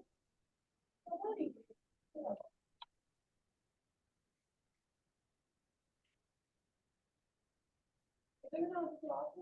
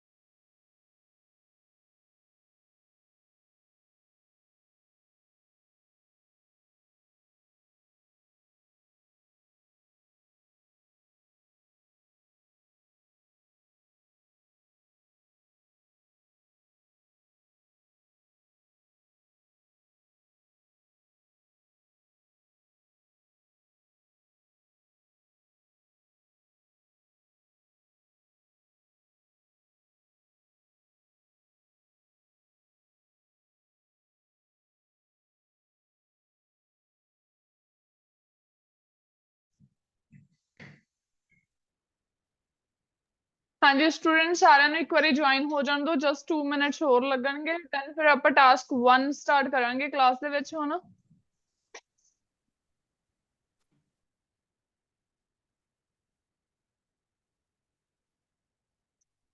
ਐਂਡ ਟਾਸਕ 1 ਦਾ ਸਾਰੇ ਜਣੇ ਸਕਰੀਨਸ਼ਾਟ ਲੈ ਲਓ ਹੁਣੇ ਬਾਰ ਗ੍ਰਾਫ ਸ਼ੇਅਰ ਹੋ ਰਿਹਾ ਤੁਹਾਡੇ ਨਾਲ ਐਂਡ ਇਹਦਾ ਸਕਰੀਨਸ਼ਾਟ ਲੈ ਲਓ ਜੀ ਸਾਰੇ ਸਟੂਡੈਂਟਸ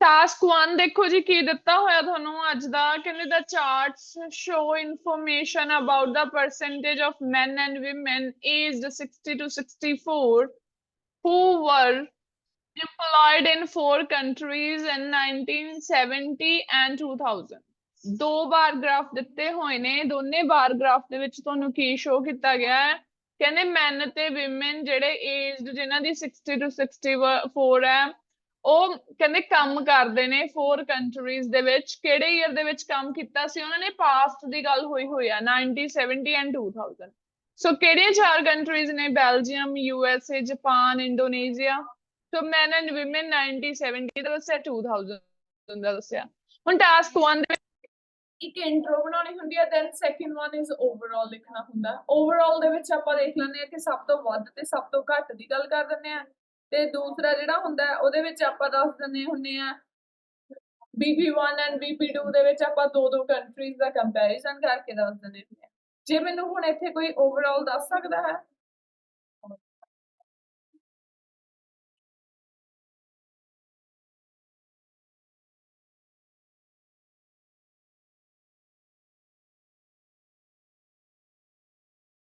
ਹਾਂਜੀ ਦੱਸੋ ਜੀ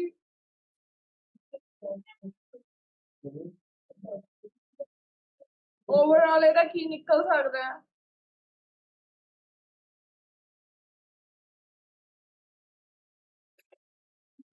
ਮੈਕਸਿਮਮ ਪਰਸੈਂਟੇਜ ਆਫ ਕਿਹਨੇ ਕੰਮ ਕੀਤਾ ਮੈਨ ਨੇ ਕਿ ਵਿਮਨ ਨੇ ਮੈਨ ਦੀ ਬਾਰ ਆ ਵਾਲੀ ਇਹ ਚ ਵੀ ਹਾਈਐਸਟ ਹੈ ਮੈਨ ਦੀ ਬਾਰ ਸੋ ਇਸ ਤੋਂ ਬਾਅਦ ਮੈਨ ਦੀ ਇੱਥੇ ਵੀ ਜ਼ਿਆਦਾ ਹੈ ਧਿਆਨ ਨਾਲ ਲਿਖੋ ਇੱਥੇ ਵੀ ਮੈਨ ਦੀ ਜ਼ਿਆਦਾ ਹੈ ਇੱਥੇ ਵੀ ਸਾਰਿਆਂ ਦੇ ਵਿੱਚ ਜ਼ਿਆਦਾ ਹੈ ਸੋ ਆਪਾਂ ਇਹੀ ਕਹਾਂਗੇ ਕਿ ਜਿਹੜੇ ਮੈਨ ਨੇ ਉਹਨਾਂ ਨੇ ਜ਼ਿਆਦਾ ਕੰਮ ਕੀਤਾ ਐਜ਼ ਕੰਪੇਅਰ ਟੂ ਵਿਮਨ ਤਾਂ ਇਹੀ ਆਪਣਾ ਕੀ ਨਿਕਲਿਆ ਹੋਊਗਾ ਜੀ ਓਵਰਆਲ ਇਹੀ ਆਪਾਂ ਓਵਰਆਲ ਦਵਾਂਗੇ ਸੋ ਸਿੰਪਲੀ ਆਪਣਾ ਓਵਰਆਲ ਇਹੀ ਬਣ ਜੂਗਾ ਕਹਿੰਦੇ overall it is clear that maximum percentage of men worked in all given countries during the given time period whereas the least ਕਹਿੰਦੇ ਕਿੰਨਾ ਨੇ ਕੰਮ ਕੀਤਾ whereas the least could be seen in terms of women ਤੇ least ਕਿਹਦੇ time 'ਚ ਦੇਖਿਆ ਗਿਆ time of women ਦੇ ਸੋ ਆਪਣਾ ਓਵਰਆਲ ਆਪਾਂ ਇਦਾਂ ਹੀ ਲਿਖ ਦਾਂਗੇ ਤੇ ਇੰਟਰੋਡਕਸ਼ਨ ਕਿਵੇਂ ਬਣ ਜੂਗੀ ਇੰਟਰੋਡਕਸ਼ਨ ਆਪਾਂ ਲਿਖਾਂਗੇ the information regarding the proportion of both senior genders ਕਿਹੜੇ ਦਿੱਤੇ ਹੋਏ ਨੇ both senior ਮਤਲਬ men ਤੇ women both senior genders who did ਇੱਥੇ ਲਿਖਿਆ ਸੀ were employed ਆਪਾਂ ਲਿਖ ਦਾਂਗੇ who did jobs in 4 different countries ਦੀ ਜਗ੍ਹਾ ਆਪਾਂ ਲਿਖ ਦਾਂਗੇ nations in 4 different nations in 1970 and 2000 has been depicted by the assigned bar graph ਦੁਬਾਰਾ ਇੰਟਰੋ ਦੱਸ ਰਹੀ ਹਾਂ ਕਿਵੇਂ ਲਿਖ ਦਾਂਗੇ the information regarding ਕਿਸ ਦੇ regarding information the information regarding the proportion of both senior genders ਕਿਹੜੇ senior genders ਨੇ ਜੀ both senior genders who did jobs in 4 different nations in 1970 and 2000 has been depicted by assigned bar graph and overall ਕੀ ਨਿਕਲ ਜੂਗਾ ਫਿਰ ਕਹਿੰਦੇ it is clear that maximum percentage of men worked in all given countries ਸਭ ਤੋਂ ਜ਼ਿਆਦਾ men ਨੇ ਕੰਮ ਕੀਤਾ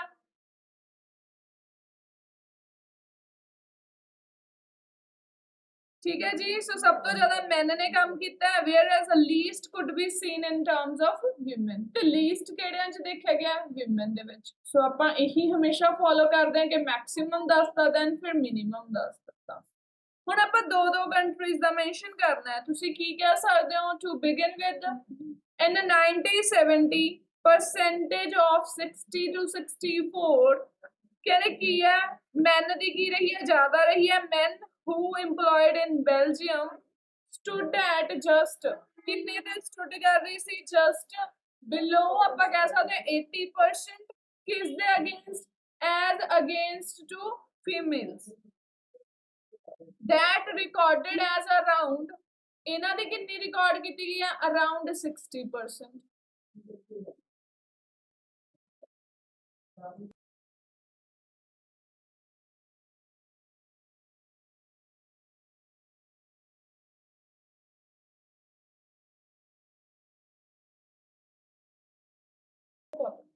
ਹਾਂਜੀ ਸਟੂਡੈਂਟ ਸਮਝ ਆ ਰਿਹਾ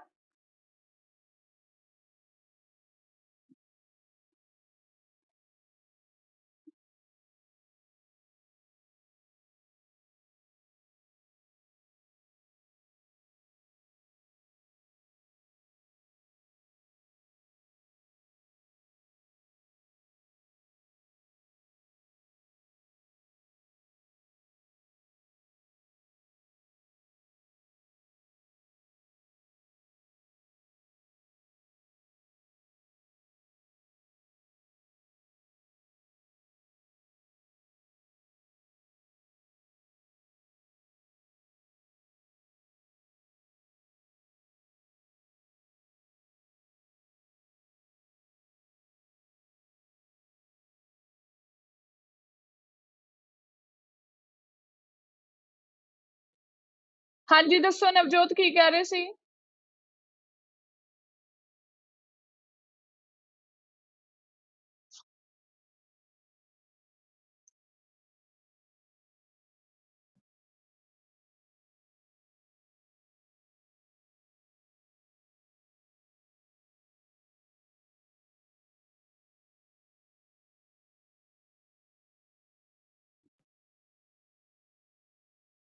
ਤੁਸੀਂ ਰਾਈਟ ਕਰਕੇ ਦੱਸ ਦਿਓ ਬੱਚੇ ਅੱਜ ਨਾ ਮੈਨੂੰ ਪਤਾ ਨਹੀਂ ਕਿਉਂ ਇਧਰੋਂ ਆਵਾਜ਼ ਨਹੀਂ ਆ ਰਹੀ ਕਿਸੇ ਵੀ ਸਟੂਡੈਂਟ ਦੀ ਮੈਨੂੰ ਚੈਟ ਬਾਕਸ 'ਚ ਮੈਸੇਜ ਭੇਜ ਦਿਓ ਜੇ ਕੁਝ ਨਹੀਂ ਸਮਝ ਆ ਰਿਹਾ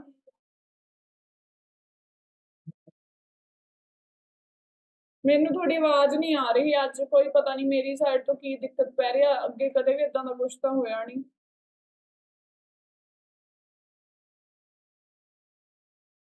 ਓਕੇ ਬੈਲਜੀਅਮ ਵਾਲਾ ਮੈਂ ਦੁਬਾਰਾ ਸਮਝਾਉਣੀ ਆ ਜੀ ਦੁਬਾਰਾ ਸਮਝੋ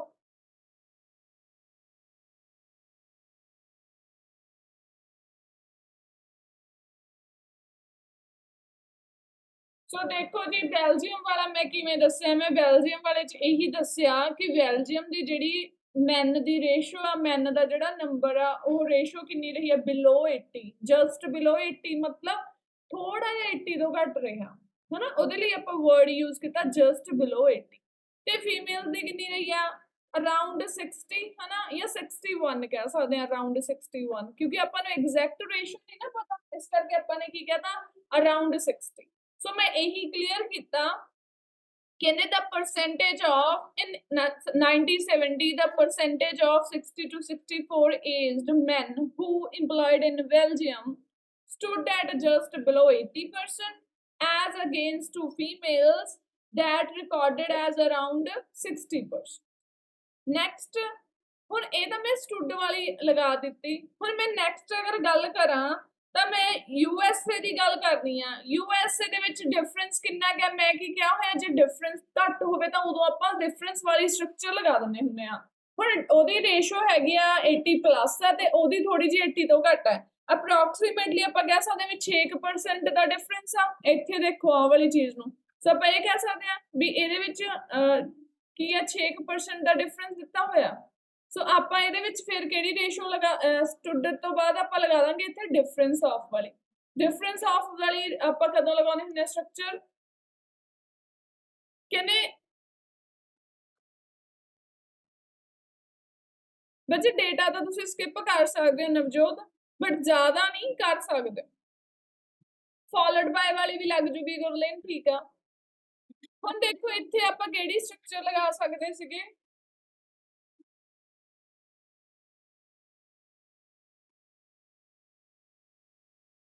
ਤੁਸੀਂ ਹੁਣ ਇੱਥੇ ਸਟਰਕਚਰ ਜਿਹੜੀ ਲਗਾ ਸਕਦੇ ਹੋ ਡਿਫਰੈਂਸ ਆਫ ਵਾਲੀ ਲਗਾ ਸਕਦੇ ਹੋ। ਕਿੰਨਾ ਕੁ ਡਿਫਰੈਂਸ ਹੈ 6% ਦਾ ਡਿਫਰੈਂਸ ਹੈ। ਆਪਾਂ ਕਹਿ ਸਕਦੇ ਹਾਂ ਬੋਥ ਜੈਂਡਰਸ ਦੇ ਵਿੱਚ ਕਹਿੰਦੇ there has been a difference, there had been, sorry past ਦੀ ਗੱਲ ਹੋ ਰਹੀ ਹੈ, there had been difference,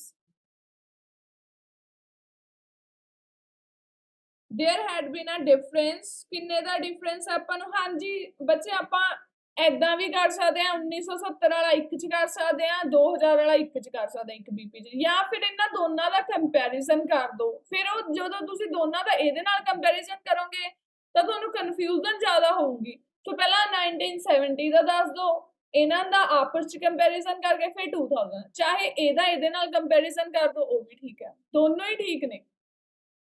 then ਉਸ ਤੋਂ ਬਾਅਦ ਇਹ ਚ ਡਿਫਰੈਂਸ ਆਫ ਵਾਲੀ ਲਗਾ ਦਾਂਗੇ there had been a difference of ਕਿੰਨਾ approximately 6% between the both genders worked in the US। ਆਪਾਂ ਨੇ ਸੈਂਟੈਂਸ ਨਹੀਂ ਸੇਮ ਕਰਨਾ।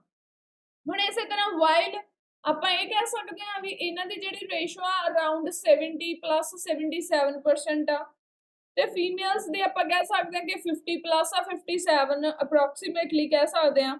ਸੋ ਇਹਨੂੰ ਆਪਾਂ ਸਿੰਪਲ ਹੀ ਲਿਖ ਦਾਂਗੇ, ਕਹਿੰਦੇ while nearly ਕਹਿੰਦੇ ਕੀ ਆ 77% males and 57% females did work in Japan। ਕਿੰਨਾ ਕੰਮ ਕਰਦੇ ਸੀ? ਇੰਨੀ ਰੇਸ਼ੋ ਦੱਸਦੀ ਤੇ ਉਹ ਕਹਿੰਦੇ ਕੰਮ ਕਰਦੇ ਸੀ ਜਾਪਾਨ ਦੇ ਵਿੱਚ। ਨੈਕਸਟ ਦੂਸਰਾ ਅਗਰ ਆਪਾਂ ਉਹਦਾ ਦੱਸੀਏ ਕੰਟਰਾਸਟ ਕਰਕੇ, ਉਹ ਚ ਸਿੰਪਲੀ ਰੇਂਜਡ ਫਰੋਮ ਵਾਲੀ ਸਟਰਕਚਰ ਲਗਾ ਦਾਂਗੇ ਆਪਾਂ। ਰੇਂਜ ਫਰੋਮ ਵਾਲੀ ਆਪਾਂ ਕਦੋਂ ਲਗਾਉਂਦੇ ਹੁੰਦੇ ਆ ਕਿ ਜਿਹੜੀ ਰੇਸ਼ੋ ਕਿੱਥੇ ਤੋਂ ਕਿੱਥੇ ਤੱਕ ਆ, ਰੇਂਜ ਮਤਲਬ ਘੱਟ ਤੋਂ ਸ਼ੁਰੂ ਹੋ ਕੇ ਵੱਧ ਤੱਕ ਆਪਾਂ ਲਗਾਉਣੀ ਹੈ।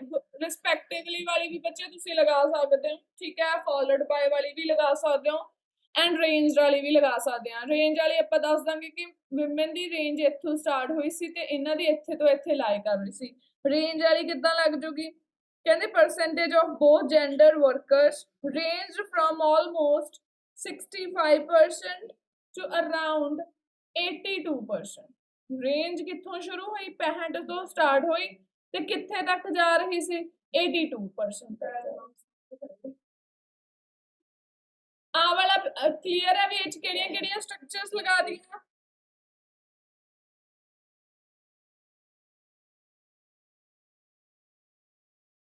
ਸੋ ਹੁਣ ਅਗਲੇ ਵਾਲੇ ਚ ਦੇਖੋ 2000 ਵਾਲੇ ਚ, ਠੀਕ ਹੈ, ਇਹਦੇ ਵਿੱਚ ਇਹਦਾ ਇਹਦੇ ਨਾਲ ਵੀ ਕੰਪੈਰੀਜ਼ਨ ਕਰ ਸਕਦੇ ਆ, ਕੋਈ ਇਸ਼ੂ ਨਹੀਂ ਹੈਗਾ। ਇਹਨੂੰ ਅਲੱਗ-ਅਲੱਗ ਵੀ ਕੰਪੇਅਰ ਕਰ ਸਕਦੇ ਆ, ਤੁਹਾਡੀ ਵਿਸ਼ ਹੈ ਤੁਸੀਂ ਜਿਵੇਂ ਲਿਖਣਾ ਚਾਹੁੰਦੇ ਹੋ। ਤੇ 2000 ਦੀ ਆਪਾਂ ਗੱਲ ਕਰ ਦਾਂਗੇ। 2000 ਚ ਆਪਾਂ ਸਿਗਨੀਫੀਕੈਂਟਲੀ ਮੋਰ ਵਾਲੀ ਰੇਸ਼ੋ ਲਗਾ ਦਾਂਗੇ। ਕੀ ਕਹਿ ਸਕਦੇ ਆ ਕਿ ਸਿਗਨੀਫੀਕੈਂਟਲੀ ਕੀ ਸੀ? ਮੋਰ ਸੀ ਰੇਸ਼ੋ। ਕਹਿੰਦੇ in Belgium significantly more man did jobs in 2000, ਠੀਕ ਹੈ, just above 50% as compared to women that accounted for nearly 9%। ਸੋ ਆਪਾਂ ਬੈਲਜੀਅਮ ਦੀ ਗੱਲ ਕਰਤੀ, ਕਹਿੰਦੇ ਬੈਲਜੀਅਮ ਦੇ ਵਿੱਚ ਕੀ ਹੋਇਆ ਸੀਗਾ? ਕਹਿੰਦੇ ਕੀ ਸੀ? ਸਿਗਨੀਫੀਕੈਂਟਲੀ ਮੋਰ ਦਾ ਮਤਲਬ ਉਦੋਂ ਲਗਾਉਣੇ ਹੁੰਦੇ ਆ ਜਦੋਂ ਇੱਕ ਦੀ ਰੇਸ਼ੋ ਬਿਲਕੁਲ ਘੱਟ ਹੋਵੇ ਤੇ ਦੂਜੇ ਦੀ ਬਹੁਤ ਜ਼ਿਆਦਾ ਹੋਵੇ। ਮਤਲਬ ਕਿ ਕਿੰਨਾ ਡਿਫਰੈਂਸ ਹੈ, ਜਦੋਂ ਜ਼ਿਆਦਾ ਡਿਫਰੈਂਸ ਹੋਵੇ ਆਪਾਂ ਉਦੋਂ ਲਗਾਉਣੇ ਹੁੰਦੇ ਆ ਸਿਗਨੀਫੀਕੈਂਟਲੀ ਮੋਰ ਦੀ ਰੇਸ਼ੋ। ਸੋ ਦੇਖੋ ਜੀ ਹੁਣ ਸਿਗਨੀਫੀਕੈਂਟਲੀ ਮੋਰ ਆਪਾਂ ਕਿਵੇਂ ਲਗਾਇਆ? ਕਹਿੰਦੇ in Belgium significantly more men, ਆ ਜ਼ਿਆਦਾ men ਨੇ ਕੰਮ ਕੀਤਾ, more men did jobs in 2000 just above 50%। ਇਹ words ਜ਼ਰੂਰ ਲਗਾਉਣੇ ਆ, just below, just above, around, approximately।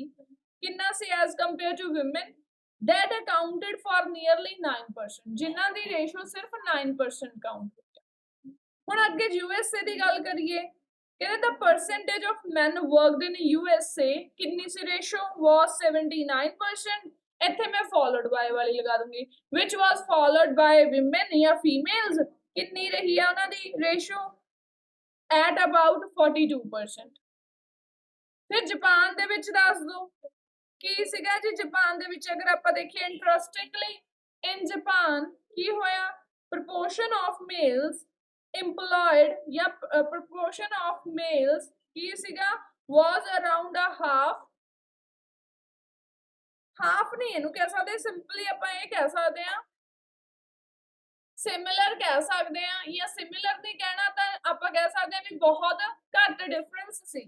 ਸੋ ਆਪਾਂ ਕਹਿ ਸਕਦੇ ਆ ਸਿਮਿਲਰ proportion ਕੀ ਦੇਖੀ ਗਈ ਆ there was a similar proportion of both genders was in Japan simple ਇਹ ਲਿਖ ਦੋ ਕਿਉਂਕਿ negligible difference ਹੀ ਹੈ ਠੀਕ ਹੈ ਲਾਸਟ ਇਹ ਕੀ ਆ ਕਹਿੰਦੇ ਤਾਂ men and women ਦਾ ਦੱਸਿਆ ਹੋਇਆ ਇੰਡੋਨੇਸ਼ੀਆ ਦੇ ਵਿੱਚ ਕੀ ਹੋਇਆ percentage of men and women who belong to 60 to 64 age group employed in Indonesia was 70 and 50% respectively ਹੁਣ ਸਟਰਕਚਰਸ ਦੇਖ ਲਓ ਕਿੰਨੀਆਂ ਲਗਾਈਆਂ ਨੇ ਪਹਿਲੀ ਸਟਰਕਚਰ ਆਪਾਂ ਨੇ ਇੱਥੇ ਯੂਜ਼ ਕੀਤੀ ਸਟੂਡ ਐਟ ਵਾਲੀ ਦੂਸਰੀ ਸਟਰਕਚਰ ਆਪਾਂ ਨੇ ਯੂਜ਼ ਕੀਤੀ ਡਿਫਰੈਂਸ ਆਫ ਵਾਲੀ ਤੀਸਰੀ ਸਟਰਕਚਰ ਮੈਂ ਸਿੰਪਲ ਹੀ ਦੱਸਦਾ ਸੀ ਵੀ ਇੰਨੇ ਦਾ ਡਿਫਰੈਂਸ ਵਾਲੀ ਲਗਾਤੀ ਸੀ ਐਂਡ ਲਾਸਟ ਇੱਥੇ ਲਗਾਈ ਸੀ ਮੈਂ ਰੇਂਜਡ ਫਰੋਮ ਵਾਲੀ ਐਂਡ ਨੈਕਸਟ ਇਸੇ ਤਰ੍ਹਾਂ ਮੈਂ ਬੈਲਜੀਅਮ ਦੇ ਵਿੱਚ ਸਿਗਨੀਫੀਕੈਂਟਲੀ ਮੋਰ ਵਾਲੀ ਲਗਾਤੀ ਦੈਨ ਇਹਦੇ ਵਿੱਚ ਮੈਂ ਲਗਾ ਦਿੱਤੀ ਸੀਗੀ ਫੋਲੋਡ ਬਾय ਵਾਲੀ ਇਹਦੇ ਵਿੱਚ ਮੈਂ ਕਹਤਾ ਸਿਮਿਲਰ ਹੈ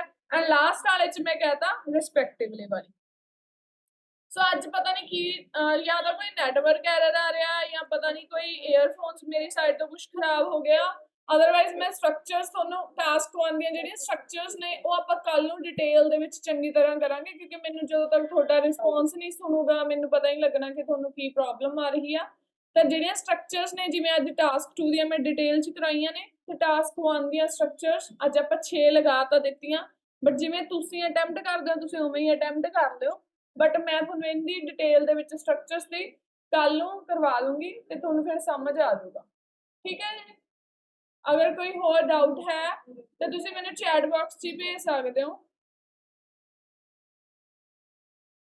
ਹਾਂ ਮੈਂ ਇਹਦਾ ਸੈਂਪਲ ਸ਼ੋ ਕਰ ਦਿੰਦੀ ਹਾਂ ਕਿ ਸਟਰਕਚਰਸ ਕਿਵੇਂ ਲਗਾਈਆਂ ਗਈਆਂ ਨੇ ਜਸਟ ਵੇਟ ਮੈਂ ਸੈਂਪਲ ਸ਼ੇਅਰ ਕਰ ਦਿੰਦੀ ਹਾਂ ਕਿ ਤਾਂ ਕਿ ਤੁਹਾਨੂੰ ਪਤਾ ਲੱਗ ਜਾਵੇ ਜਸਟ ਵੇਟ ਕਰੋ ਸਕਰੀਨਸ਼ਾਟ ਲੈ ਲਓ ਜੀ ਕੁਐਸਚਨ ਸਟੇਟਮੈਂਟ ਦਾ क्वेश्चन स्टेटमेंट का स्ट्रक्चर फिर मैं स्ट्रक्चर कितना लगनी है मैं ਉਹਦਾ सैंपल शेयर करनी है दैन ਤੁਸੀਂ ਦੇਖੋ ਵੀ ਕਿਵੇਂ ਕਿਵੇਂ ਲਗਾਈਆਂ ਗਈਆਂ जस्ट वेट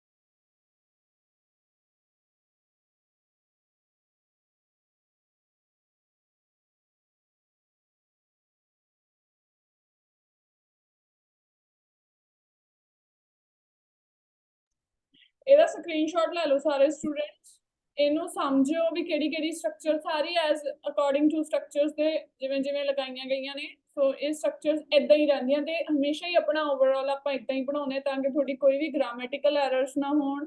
ਇੱਕ ਆਪਾਂ ਬਣਾ ਦਿੰਦੇ ਆ ਲਾਈਕ ਪਾਸਟ ਦੇ ਨਾਲ V2 ਦੇ ਨਾਲ ਬਣਾਉਂਦੇ ਆ ਤੇ ਦੂਸਰਾ ਆਪਾਂ ਫੁੱਡ ਦੇ ਨਾਲ ਬਣਾ ਦਿੰਦੇ ਆ। ਅਦਰਵਾਈਜ਼ ਕੋਈ ਸਟੂਡੈਂਟ ਫੁੱਡ ਯੂਜ਼ ਨਹੀਂ ਕਰਦਾ ਹੁੰਦਾ। ਤੇ ਪਹਿਲੀ ਆਪਾਂ ਇੰਟਰੋ ਪੈਸੇਜ ਚ ਸੇਮ ਐਜ਼ ਇਟ ਇਜ਼ ਇਦਾਂ ਹੀ ਬਣਾਉਂਦੇ ਆ। ਕੋਈ ਵੀ ਟਾਸਕ ਹੋਵੇ ਚਾਹੇ ਬਾਰ ਹੈ ਚਾਹੇ ਲਾਈਨ ਹੈ ਕੋਈ ਵੀ ਹੋਵੇ, ਠੀਕ ਹੈ ਜੀ। ਐਂਡ ਇਹ ਸਟਰਕਚਰ ਸਿਰਫ ਲਾਈਨ ਗ੍ਰਾਫ ਨੂੰ ਛੱਡ ਕੇ ਬਾਰ, ਟੇਬਲ, ਪਾਈ, ਠੀਕ ਹੈ, ਉਹਦੇ ਵਿੱਚ ਟੇਬਲ ਚ ਸਾਰਿਆਂ ਚ ਸੇਮ ਹੀ ਰਹਿਣੀਆਂ ਨੇ। ਤੇ ਇਹ ਸਟਰਕਚਰਸ ਇੱਥੇ ਇਸ ਤਰੀਕੇ ਨਾਲ ਤੁਹਾਨੂੰ ਲਗਾ ਕੇ ਦੱਸੀਆਂ ਗਈਆਂ ਨੇ।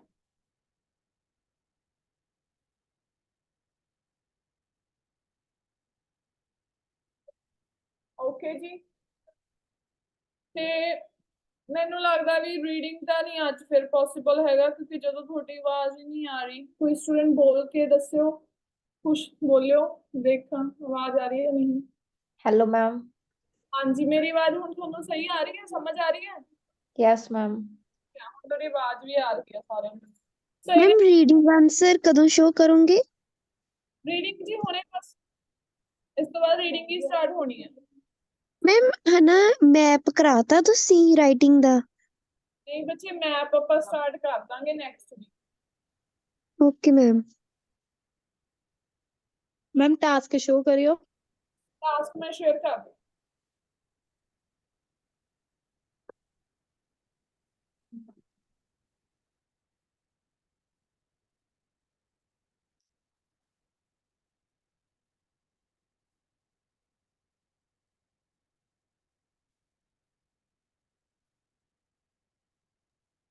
Hello ma'am.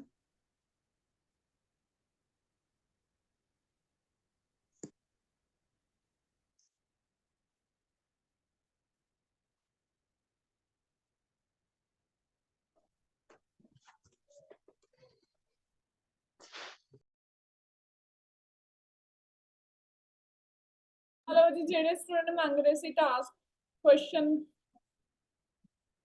Okay ma'am. तो रीडिंग औजार्ड इफेक्ट वाली पहला पैसेज है, ठीक है, ਉਹਦੀ डिस्कशन ਹੋਣੀ ਹੈ ਅੱਜ। ਤੇ ਜਿਹੜੀ ਕੁਐਸਚਨ ਟਾਈਪ ਜਾਂ ਕੋਈ ਵੀ ਡਾਊਟ ਆ ਉਹਦੇ ਰਿਲੇਟਡ ਤੁਹਾਨੂੰ ਸਮਝਾਇਆ ਜਾਊਗਾ। ਤੇ ਕੱਲ ਨੂੰ ਤੁਸੀਂ ਰੀਡਿੰਗ ਦਾ ਘਰੋਂ ਕੋਈ ਹੋਮਵਰਕ ਨਹੀਂ ਕਰਨਾ। ਰੀਡਿੰਗ ਤੁਹਾਡੀ ਕੱਲ ਨੂੰ ਕਲਾਸ ਦੇ ਵਿੱਚ ਹੀ ਕਰਵਾਈ ਜਾਊ ਕਿਉਂਕਿ ਤੁਸੀਂ ਕੀ ਕਰਦੇ ਹੋ, ਤੁਸੀਂ ਪਹਿਲਾਂ ਹੀ ਹੋਮਵਰਕ ਲੈ ਲੈਂਦੇ ਹੋ, ਪਤਾ ਤਾਂ ਲੱਗਦਾ ਨਹੀਂ ਤੁਸੀਂ ਟਾਈਪ। ਮੈਮ ਇੱਕ ਵਾਰ ਸਾਰੇ ਆਨਸਰ ਸ਼ੋ ਹੋ ਜਾਣਗੇ ਇਕੱਠੀ ਰੀਡਿੰਗ ਦੇ? ਹਾਂਜੀ ਹਾਂਜੀ ਹੋ ਜਾਣਗੇ ਜੀ।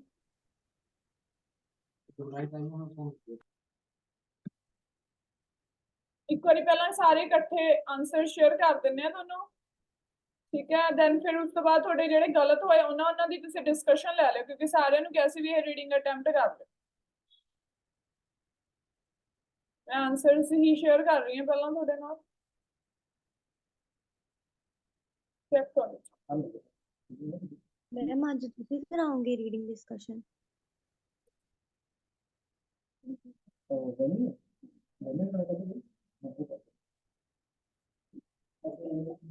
ਹਾਂਜੀ ਚੈੱਕ ਕਰੋ ਜੀ ਸਾਰੇ 1 to 40 ਆਨਸਰਸ।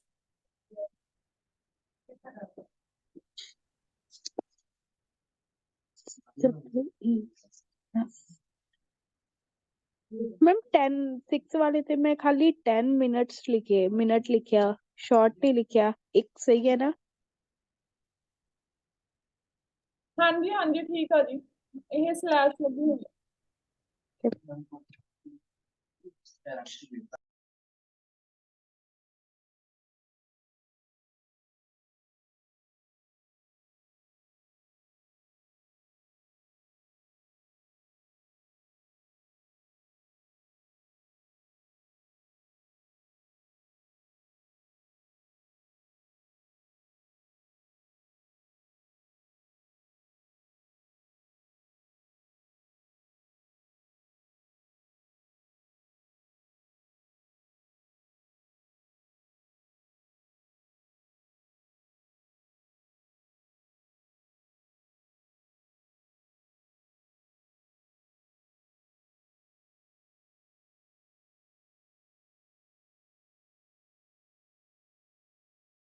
ਹਾਂਜੀ ਸਟੂਡੈਂਟਸ ਆਨਸਰ ਚੈੱਕ ਕਰ ਲਏ ਸਾਰਿਆਂ ਨੇ?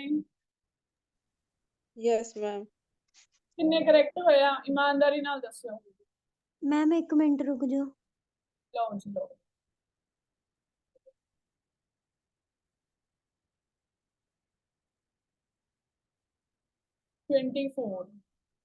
ਰਿਸਕ ਤੇ ਹੋ ਗਗਨ ਹਲੇ 29 ਗੁੱਡ 27 ਵੀ ਠੀਕ ਹੈ 24 23 6 ਚੱਲ ਰਿਹਾ ਸਕੋਰ 6.5 ਚੱਲ ਰਿਹਾ 6.5 ਨੂਰ ਗਿੱਲ ਬਾਕੀਆਂ ਦਾ ਜੀ ਨਹੀਂ ਕੀਤਾ ਅਟੈਂਪਟ ਕਰਨ ਨੂੰ ਵੀ ਕਿਉਂ ਅਸੀਂ ਆਪਣੀਆਂ ਉਹ ਕਾਲੀ ਕਰਨੀਆਂ ਹੈ ਸ਼ੀਟ ਖਰਾਬ ਹੋ ਚੁੱਕੀ 25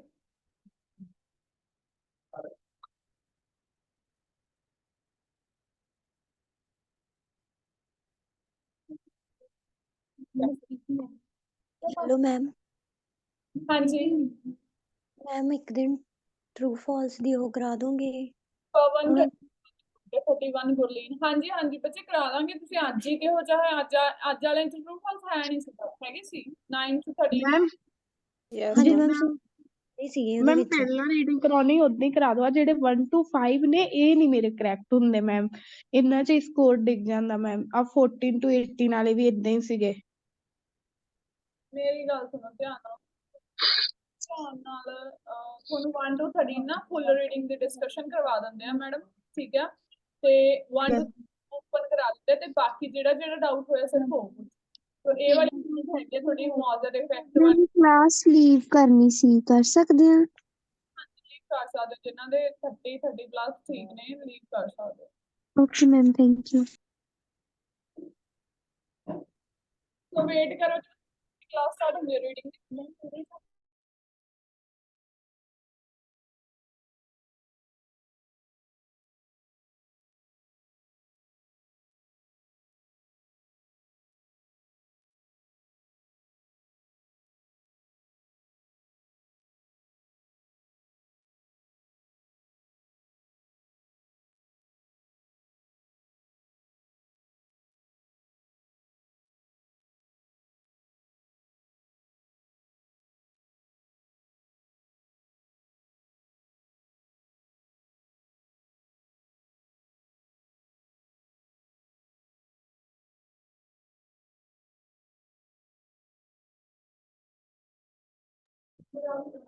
ਕੋਕੀ ਦੇ ਆਨਸਰ ਚੈੱਕ ਕਰ ਲਏ ਸਾਰਿਆਂ ਨੇ? ਹਾਂਜੀ ਮੈਮ। ਓਕੇ ਤਾਂ ਹੁਣ ਮੈਨੂੰ ਦੱਸੋ 1 to 5 ਚ ਡਾਊਟ ਹੈਗਾ ਕਿਸੇ ਦਾ? ਮੈਮ ਆਲ ਹੀ ਐਕਸਪਲੇਨ ਕਰ ਦੋ, ਇਹ ਵਾਲੇ ਬਹੁਤ ਗਲਤ ਜਾਂਦੇ ਨੇ। ਓਕੇ ਜੀ ਦੇਖੋ ਸਭ ਤੋਂ ਪਹਿਲਾਂ ਕੀ ਕਰਨਾ ਹੁੰਦਾ ਜਿਹੜੇ ਤੁਹਾਡੇ ਆਹ ਵਾਲੇ ਹੁੰਦੇ ਨੇ ਨਾ ਯੈਸ ਮੈਮ। ਫੋਲੋਇੰਗ ਇਨਫੋਰਮੇਸ਼ਨ ਇਹਦੇ ਵਿੱਚ ਦੇਖੋ ਸਭ ਤੋਂ ਪਹਿਲਾਂ ਚੈੱਕ ਕਰੋ ਠੀਕ ਹੈ। ਇਹਦਾ ਆਨਸਰ ਤੁਹਾਡਾ ਤੁਹਾਡੇ ਸਾਹਮਣੇ ਹੀ ਹੁੰਦਾ, ਤੁਹਾਡੀ 1 ਜਾਂ 2 ਲਾਈਨ ਚ ਹੁੰਦਾ ਬਹੁਤ ਕੀਵਰਡ ਤੋਂ ਵੀ ਰੱਖ ਸਕਦੇ ਹੋ ਤੁਸੀਂ। ਇਹਦੇ ਵਿੱਚ ਮੇਨ ਹੁੰਦਾ ਤੁਹਾਡਾ ਕੀਵਰਡ ਠੀਕ ਹੈ। Okay ma'am. ਤੁਸੀਂ ਜਿਵੇਂ ਫਸਟ ਸੀਗਾ ਆਪਣਾ ਫਸਟ ਚ ਕੀ ਦੇਖਣਾ ਸੀਗਾ the description of how music affects the brain development of infants ਕਿਹੜੇ ਹੁੰਦੇ ਨੇ infants? ਮੈਮ ਆਵਾਜ਼ ਨਹੀਂ ਕਲੀਅਰ ਆ ਰਹੀ। ਫਸਟ ਚ ਆਪਾਂ ਕੀਵਰਡ ਚੱਕਣੇ ਨੇਗੇ। ਹੁਣ ਕਲੀਅਰ ਆ ਰਹੀ ਹੈ ਮੇਰੀ ਆਵਾਜ਼? ਹਾਂਜੀ ਮੈਮ। ओके देखो फर्स्ट जो कीवर्ड्स देखो हाउ म्यूजिक इफेक्ट्स पहला तो ये आ गया कीवर्ड आपका ठीक है। सेकंड देखो डेवलपमेंट ऑफ इन्फेंट इन्फेंट्स केड़े हुंदे ने ये कहंदे ਆਪਾਂ child new born baby ma'am. Under ਜਿਹੜੇ 1 ਈਅਰ ਦੇ ਹੁੰਦੇ ਨੇਗੇ ਉਹਨਾਂ ਨੂੰ ਕਹਿ ਦਿੱਤਾ ਜਾਂਦਾ ਕਿ ਫਿਰ ਤੁਸੀਂ ਲੋਕੇਸ਼ਨ 'ਚ ਦੇਖਣਾ ਸੀ ਵੀ ਬੱਚਿਆਂ ਦੀ ਗੱਲ ਤੁਹਾਡੀ ਕਿਹੜੇ ਪੈਰਾਗ੍ਰਾਫ 'ਚ ਕੀਤੀ ਗਈ ਹੈ। ਸਭ ਤੋਂ ਛੋਟੇ ਇਹ ਤੁਹਾਡੀ ਸੀਗੀ ਡੀ ਪੈਰਾਗ੍ਰਾਫ 'ਚ ਗੱਲ ਕੀਤੀ ਗਈ ਹੈ ਤੁਹਾਡੀ ਇਹਦੀ ਤਾਂ ਡੀ ਪੈਰਾਗ੍ਰਾਫ 'ਚ ਦੇਖੋ ਆਪਣੀ ਸਾਰੀ ਬੱਚਿਆਂ ਦੀ ਗੱਲ ਕੀਤੀ ਗਈ ਸੀ। ਇਹਨੇ ਦੱਸਿਆ ਸੀ ਵੀ ਕਿਵੇਂ ਕਨੈਕਸ਼ਨਸ ਬਣਦੇ ਨੇਗੇ ਇਫੈਕਟ ਕਿਵੇਂ ਕਰਦਾ ਬ੍ਰੇਨ ਦੀ ਡਿਵੈਲਪਮੈਂਟ ਤਾਂ ਆਪਣੀ ਬ੍ਰੇਨ ਦੀ ਡਿਵੈਲਪਮੈਂਟ ਦੀ ਗੱਲ ਕਿਹਦੇ ਕੀਤੀ ਸੀ ਡੀ ਦੀ ਕੀਤੀ ਗਈ ਸੀ। ਤੁਹਾਨੂੰ ਐਗਜ਼ਾਮਪਲ ਵੀ ਦਿੱਤੀ ਸੀਗੀ ਇਹਦੇ 'ਚ ਦੇਖੋ although आवा इक्वल है कि देखो although a large number of these connections required experience they must occur with a certain time frame. For example, a child born with fractures cannot develop connection with their contacts if fractures are removable by surgery right away the child will develop normally however after the age of 2 ठीक है जी। ਇਹਦੇ ਵਿੱਚ ਆਪਾਂ ਨੂੰ ਦੱਸਿਆ ਸੀਗਾ child ਨਵਾਂ ਮਤਲਬ ਨਵਾਂ ਬੱਚਾ ਵਾਲੇ ਹੋਇਆ ਹੁੰਦਾ ਉਹਨਾਂ ਦੇ ਕਿਵੇਂ ਕਨੈਕਸ਼ਨਸ ਜਿਹੜੇ ਹੁੰਦੇ ਨੇਗੇ ਡਿਵੈਲਪ ਹੁੰਦੇ ਨੇਗੇ ਕਿਵੇਂ ਨਹੀਂ ਹੁੰਦੇ ਠੀਕ ਹੈ ਜੀ ਕਲੀਅਰ ਹੈ ਜੀ ਹਾਂਜੀ ਮੈਮ ਓਕੇ ਜੀ ਫਿਰ ਨੈਕਸਟ ਦੇਖੋ ਇੱਥੋਂ ਵੀ ਦਿੱਤਾ ਪਿਆ ਸੀਗਾ ਤੁਹਾਨੂੰ some of the page certain connections have already been made like connections for heartbeat and breathing clear ਹੈ ਜੀ ਤੁਸੀਂ ਕੀ ਚੱਕਣਾ ਸੀ ਕੀਵਰਡ ਉਹਦੇ ਚੋਂ infants okay second ਦੇਖਦੇ ਹਾਂ public first reaction to discovery of Mozart effect ਆਪਾਂ ਇਹ ਕੀ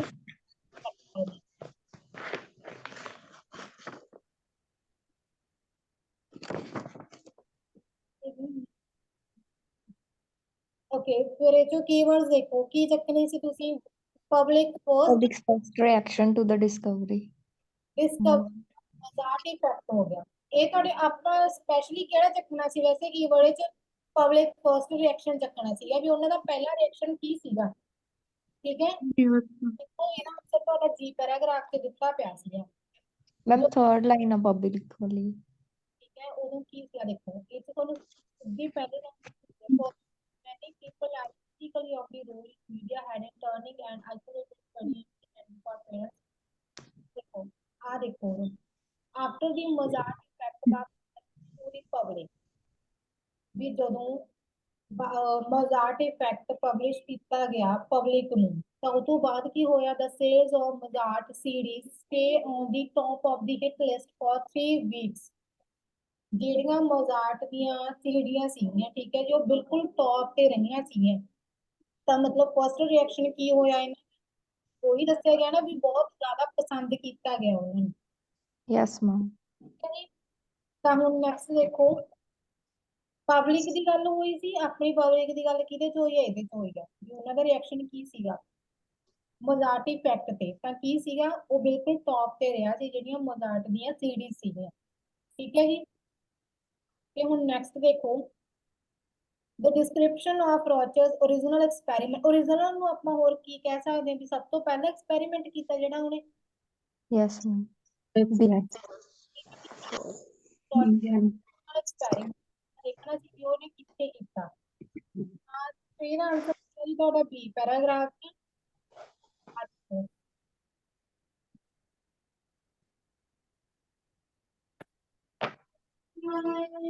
ओरिजिनल ਨੂੰ ਆਪਾਂ ਉਹ ਵੀ ਕਹਿ ਸਕਦੇ ਹਾਂ ਵੀ ਜਿਹੜਾ ਉਹਨੇ ਸਭ ਤੋਂ ਪਹਿਲਾਂ ਜਿੱਥੇ ਮਤਲਬ origignal ਲਾਈਫ ਤੋਂ ਉਹਨੇ ਅਪਲਾਈ ਕੀਤਾ ਹੋਵੇ ਹਨਾ ਉਹ ਕਹਿ ਸਕਦੇ ਹਾਂ ਦੇਖੋ French's Archer PhD first demonstrated the correlation between music and learning and experiment ਆਪਣੇ ਕੋਲੇ ਕਾਦੀ ਮੰਗਿਆ ਸੀ ਉਹਨਾਂ ਨੇ ਐਕਸਪੈਰੀਮੈਂਟ ਹੀ ਕਿਹਾ ਸੀ ਆਪਾਂ ਨੂੰ ਵੀ yes ma'am learning ਐਕਸਪੈਰੀਮੈਂਟ ਦੀ ਗੱਲ ਕਿਹਦੇ ਚ ਕੀਤੀ ਗਈ ਸੀ ਇਕੱਲੇ ਬੀ ਪੈਰਾਗ੍ਰਾਫ ਚ ਕੀਤੀ ਗਈ ਸੀ ਪੂਰੇ ਪੈਰਾਗ੍ਰਾਫ ਚ ਐਕਸਪੈਰੀਮੈਂਟ ਦੀ ਗੱਲ ਕੀਤੀ ਹਾਂਜੀ ਹੋਰ ਕਿਸੇ ਪੈਰਾਗ੍ਰਾਫ ਚ ਆਪਾਂ ਨੇ ਐਕਸਪੈਰੀਮੈਂਟ ਦੀ ਗੱਲ ਕੀਤੀ ਸੀ ਨਹੀਂ ਮੈਮ ਆਨਸਰ ਕੀ ਆ ਗਿਆ ਸੀਗਾ ਆਪਣਾ ਬੀ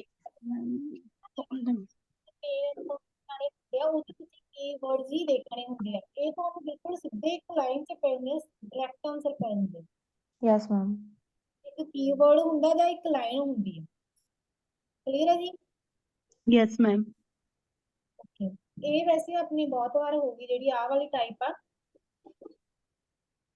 the description fourth ਦੇਖੋ the description of using music और करना ਸੀ ਇਹਦੇ ਚੋਂ ma'am music handing other countries healing in other ਇੱਕ ਕਰਨਾ ਸੀ other countries ਬਾਬਾ ਸਾਹਿਬ ਤੇ healing ਦੀ ਗੱਲ ਇਹਦੇ ਚ ਕੀਤੀ ਗਈ ਆ ਆਪਾਂ ਦੇਖਣਾ ਸੀ ਫਸਟ ਪੈਰਾਗ੍ਰਾਫ ਹੈ ਮੈਮ ਇਹ ਪੈਰਾਗ੍ਰਾਫ ਵੀ ਕੀਤੀ ਗਈ ਸੀ ਫਸਟ ਲਾਈਨ 'ਚ ਹੀਲ ਆ ਰਿਹਾ ਮੈਮ ਉਹਦੇ ਪੂਰੇ 'ਚ ਕੰਟਰੀਜ਼ ਦੀ ਗੱਲ ਕੀਤੀ ਹੋਈ ਹੈ ਅਲੱਗ-ਅਲੱਗ countries the Therapists notice music could help calm anxiety, and researchers show that listening to music could cause a drop in blood pressure. ठीक है जी? ਯੈਸ ਮੈਮ ਜਿਹੜੀ ਐਂਜ਼ਾਇਟੀ ਕਹਿ ਦਿੰਦੇ ਆ ਹੈਲਪ ਕਰਦੀ ਇਹਨੂੰ ਕਾਮ ਕਰਨ ਚ ਬਲੱਡ ਪ੍ਰੈਸ਼ਰ ਡ੍ਰੌਪ ਹੁੰਦਾ ਆਪਣਾ ਠੀਕ ਹੈ ਹੋਰ ਵੀ ਹੈਗੀਆਂ ਨੇ ਕਈ ਥੈਰੇਪਿਸਟ ਯੂਜ਼ ਕਰਦੇ ਨੇ ਠੀਕ ਹੈ ਜੀ ਤੇ ਕਈ ਮਤਲਬ ਆਪਣੀ ਕੰਟਰੀਜ਼ ਦੀ ਗੱਲ ਕੀਤੀ ਤਾਂ ਕੰਟਰੀਜ਼ ਦੇਖੋ ਕਿੰਨਾ ਜਿਵੇਂ ਜਾਪਾਨ ਹੋ ਗਿਆ एग्जाम्पल ਤੁਹਾਨੂੰ yes ma'am America Paris keyword ਪਿਆ ਹੀਲ ਦਾ ਸਟਿਕ ਠੀਕ ਹੈ ਜੀ yes ma'am rituals yes ma'am yes ma'am qualities needed in all learning ਆਪਾਂ ਇਹਦੇ ਚ ਕੀਵਰਡ ਕਿਹੜਾ ਚੱਕਣਾ ਸੀ ਅਦਰ ਕੁਆਲਿਟੀ ਤੇ ਲਰਨਿੰਗ ਠੀਕ ਹੈ ਜੀ ਆਲ ਲਰਨਿੰਗ ਚੱਕਣਾ ਸੀਗਾ ਇਹਦੀ ਅੱਛਾ ਫੋਰਥ ਲਾਈਨ ਹੈ ਮੈਮ ਕੀ ਗਈ ਆ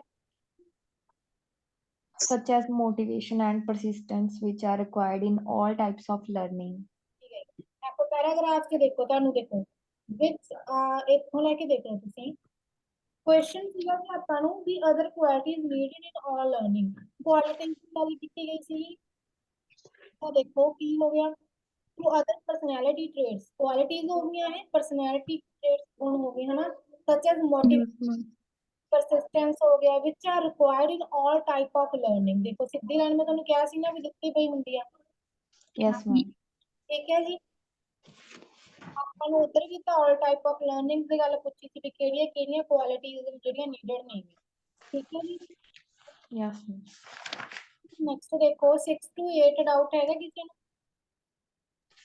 नो मैम ਕਿਸੇ ਨੂੰ ਕੋਈ ਡਾਊਟ ਨਹੀਂ ਹੈਗਾ नो मैम ਯੈਸ ਕੌਣ ਕਹਿ ਰਿਹਾ ਵਿੱਚ ਹਾਂਜੀ ਮੈਮ ਕਿਹੜੇ ਦਾ ਡਾਊਟ ਪੁੱਛੋ ਮੈਮ 6 ਚ 6 ਓਕੇ ਦੇਖੋ ਡੂਰਿੰਗ मैम बी पैराग्राफ से आप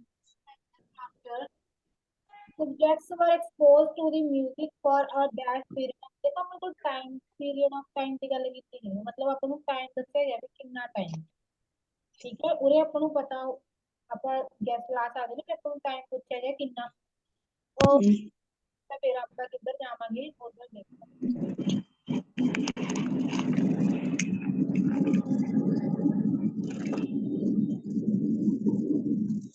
ओके मेरी भी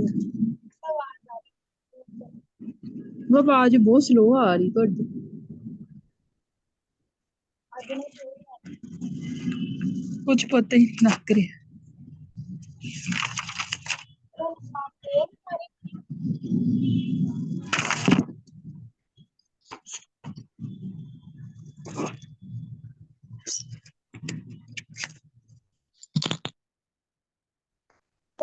ਦੇਖੋ ਤੁਹਾਨੂੰ ਇਹਨਾਂ ਨੇ ਕੀ ਕਿਹਾ ਸੀਗਾ 6 ਚ time period exposed to the music for a dash period of time before they were tested ਕਿੰਨੇ ਟਾਈਮ ਲਈ ਉਹਨਾਂ ਨੂੰ ਮਤਲਬ ਉਹ ਕੀਤਾ ਗਿਆ ਸੀਗਾ expose ਕੀਤਾ ਗਿਆ ਸੀਗਾ मैम music 10 ਨੂੰ मिनट 10 minutes ਲਈ ਮੈਮ B ਪੈਰਾਗ੍ਰਾਫ ਹੈ ਸੈਕਿੰਡ ਲਾਈਨ मैम मैं तो सेकंड लाइन तो 10 मिनट्स यस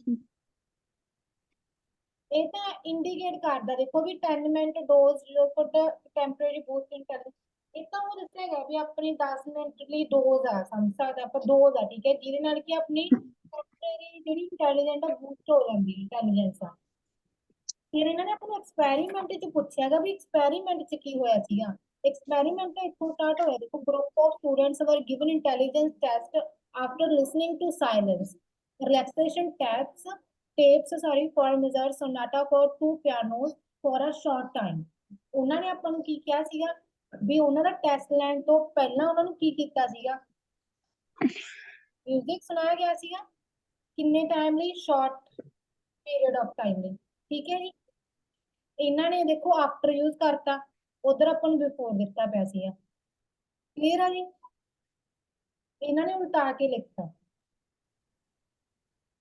ਇਹਦਾ ਡਾਊਟ ਸੀਗਾ ਕਲੀਅਰ ਹੋ ਗਿਆ ਉਹਨਾਂ ਨੂੰ ਸ਼ਾਰਟ ਟਾਈਮ ਹੈ ਮੈਮ ਆਨਸਰ ਹਾਂਜੀ ਸ਼ਾਰਟ ਕੱਲਾ ਸ਼ਾਰਟ ਪੀਰੀਅਡ ਤਾਂ ਦੇਖੋ ਟਾਈਮ ਉਹੀ ਆ ਗਿਆ ਪੀਰੀਅਡ ਆਫ ਟਾਈਮ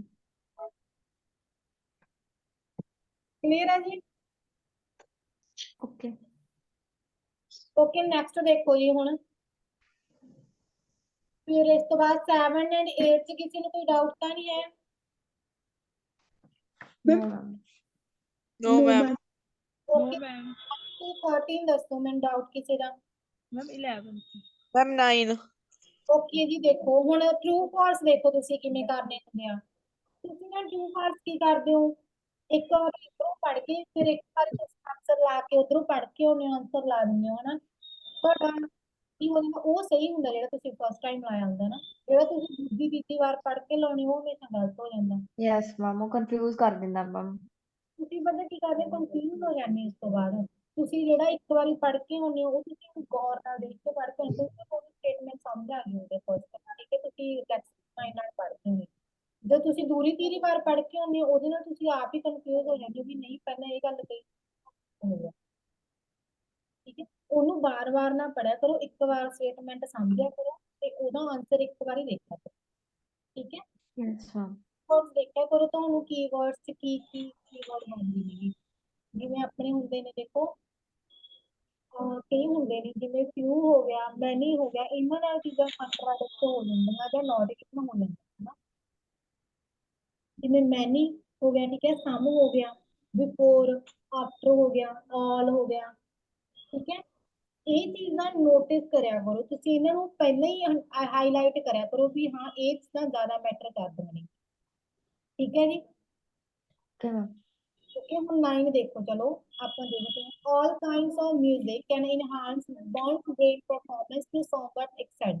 ਕਹਿੰਦੇ ਹਰੇਕ ਟਾਈਪ ਦਾ 뮤직 ਆ ਜਿਹੜਾ, ਠੀਕ ਹੈ, ਬ੍ਰੇਨ ਦੀ ਪਰਫਾਰਮੈਂਸ ਨੂੰ ਕੁਝ ਕੁ ਹੱਦ ਤੱਕ ਕੀ ਆ, ਮਤਲਬ ਇਨਹਾਂਸ ਕਰ ਦਿੰਦਾ, ਵਧਾ ਦਿੰਦਾ ਵਾ। ਤਾਂ ਆਪਾਂ ਕੀ ਕੀਵਰਡ ਚੱਕਣਾ ਸੀਗਾ, all kind of music, Yes, ma'am. Yes, ma'am. Brain performance. ਠੀਕ ਹੈ, ਐਂਡ somewhat extent, ਠੀਕ ਹੈ ਜੀ। ਹੁਣ ਦੇਖ ਕੇ ਆਪਾਂ ਲੋਕੇਸ਼ਨ ਆਪਣਾ 9 ਸੀਗਾ, 9 ਦੀ ਲੋਕੇਸ਼ਨ ਦੇਖੋ ਤੁਹਾਡੀ ਇਹ ਪੈਰਾਗ੍ਰਾਫ ਚ ਪਈ ਹੈ ਜੀ, ਤੁਹਾਡੀ ਲੋਕੇਸ਼ਨ ਦੇਖੋ।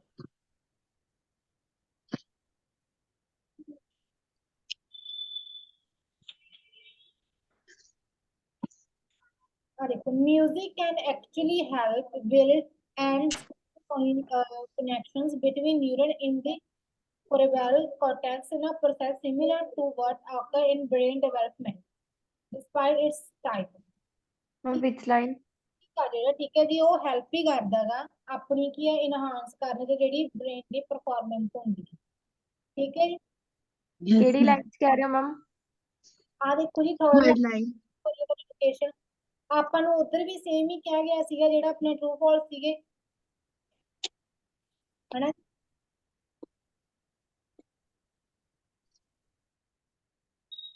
ਕਲੀਅਰ ਹੋਇਆ ਤੁਹਾਨੂੰ? ਆਪਾਂ ਨੂੰ ਇੱਧਰ ਤੇ ਕੁਐਸਚਨ ਆਨਸਰ ਚ ਸੇਮ ਦਿੱਤੀਆਂ ਹੋਈਆਂ ਲਾਈਨਸ ਨੇ ਵੀ ਜਿਹੜਾ 뮤직 ਹੈਗਾ ਉਹ ਕੀ ਆ ਆਪਣੀ ਬ੍ਰੇਨ ਦੀ ਪਰਫਾਰਮੈਂਸ ਨੂੰ ਇਨਹਾਂਸ ਕਰਨ ਚ ਹੈਲਪ ਕਰਦਾ। ਤਾਂ ਆਪਣਾ ਕੀ ਆ ਗਿਆ ਇਹ? ਇਸ ਤੋਂ ਬਾਅਦ ਤੁਹਾਨੂੰ ਟਾਈਮ ਚ ਵੀ ਡਾਊਟ ਹੈਗਾ ਕਿਸੇ ਨੂੰ? No, ma'am. 11 ਦੇਖੋ, ਫਿਰ 11 ਚ ਵੀ ਕਿਸੇ ਦਾ ਡਾਊਟ ਸੀ ਮੈਨੂੰ ਲੱਗਦਾ। ਹਾਂਜੀ ਮੈਮ, ਹਾਂਜੀ। 10 ਦੇਖੋ, 11 ਦੇਖੋ, ਫਿਰ there are very few who question the Mozart effect। ਉਹ ਕਹਿੰਦੇ ਦੇਖੋ ਮੈਂ ਤੁਹਾਨੂੰ ਕੀ ਆ ਕੀਵਰਡਸ ਦੇਖਣੇ ਹੁੰਦੇ ਨੇਗੇ, Very few। ਆ ਗਿਆ ਇਹਦੇ ਚ ਆਪਾਂ few ਨੂੰ ਧਿਆਨ ਚ ਲੈ ਕੇ ਚੱਲਣਾ ਵੀ few ਨੇ ਜਿਹੜੇ ਕੁਐਸਚਨ ਕਰਦੇ ਨੇ, ਉਹ ਕਹਿੰਦੇ ਵੀ there are very few question ਦਾ ਮੋਜ਼ਾਰਟ ਇਫੈਕਟ, ਵੀ ਕਹਿੰਦੇ ਬਹੁਤ ਜ਼ਿਆਦਾ ਘੱਟ ਨੇ ਜਿਹੜੇ ਕੀ ਆ ਕੁਐਸਚਨ ਕਰਦੇ ਨੇ ਮੋਜ਼ਾਰਟ ਇਫੈਕਟ ਦੇ ਬਾਰੇ, ਠੀਕ ਹੈ ਜੀ। ਤਾਂ ਇਹ ਆਪਣਾ ਕੀ ਆ ਗਿਆ ਸੀਗਾ ਫਾਲਸ। ਆਪਣਾ ਕੀਵਰਡ ਕੀ ਹੈ ਇਹਦੇ ਚ? few। ਕੁਐਸਚਨਸ ਕੀ ਤੇ ਕੀ ਆ ਹੁਣ ਆਪਾਂ ਜਾਣਦੇ ਲੋਕੇਸ਼ਨ ਤੇ। ਲੋਕੇਸ਼ਨ ਦੇਖੋ ਆਪਣੀ ਕਿੱਥੇ ਪਈ ਆ,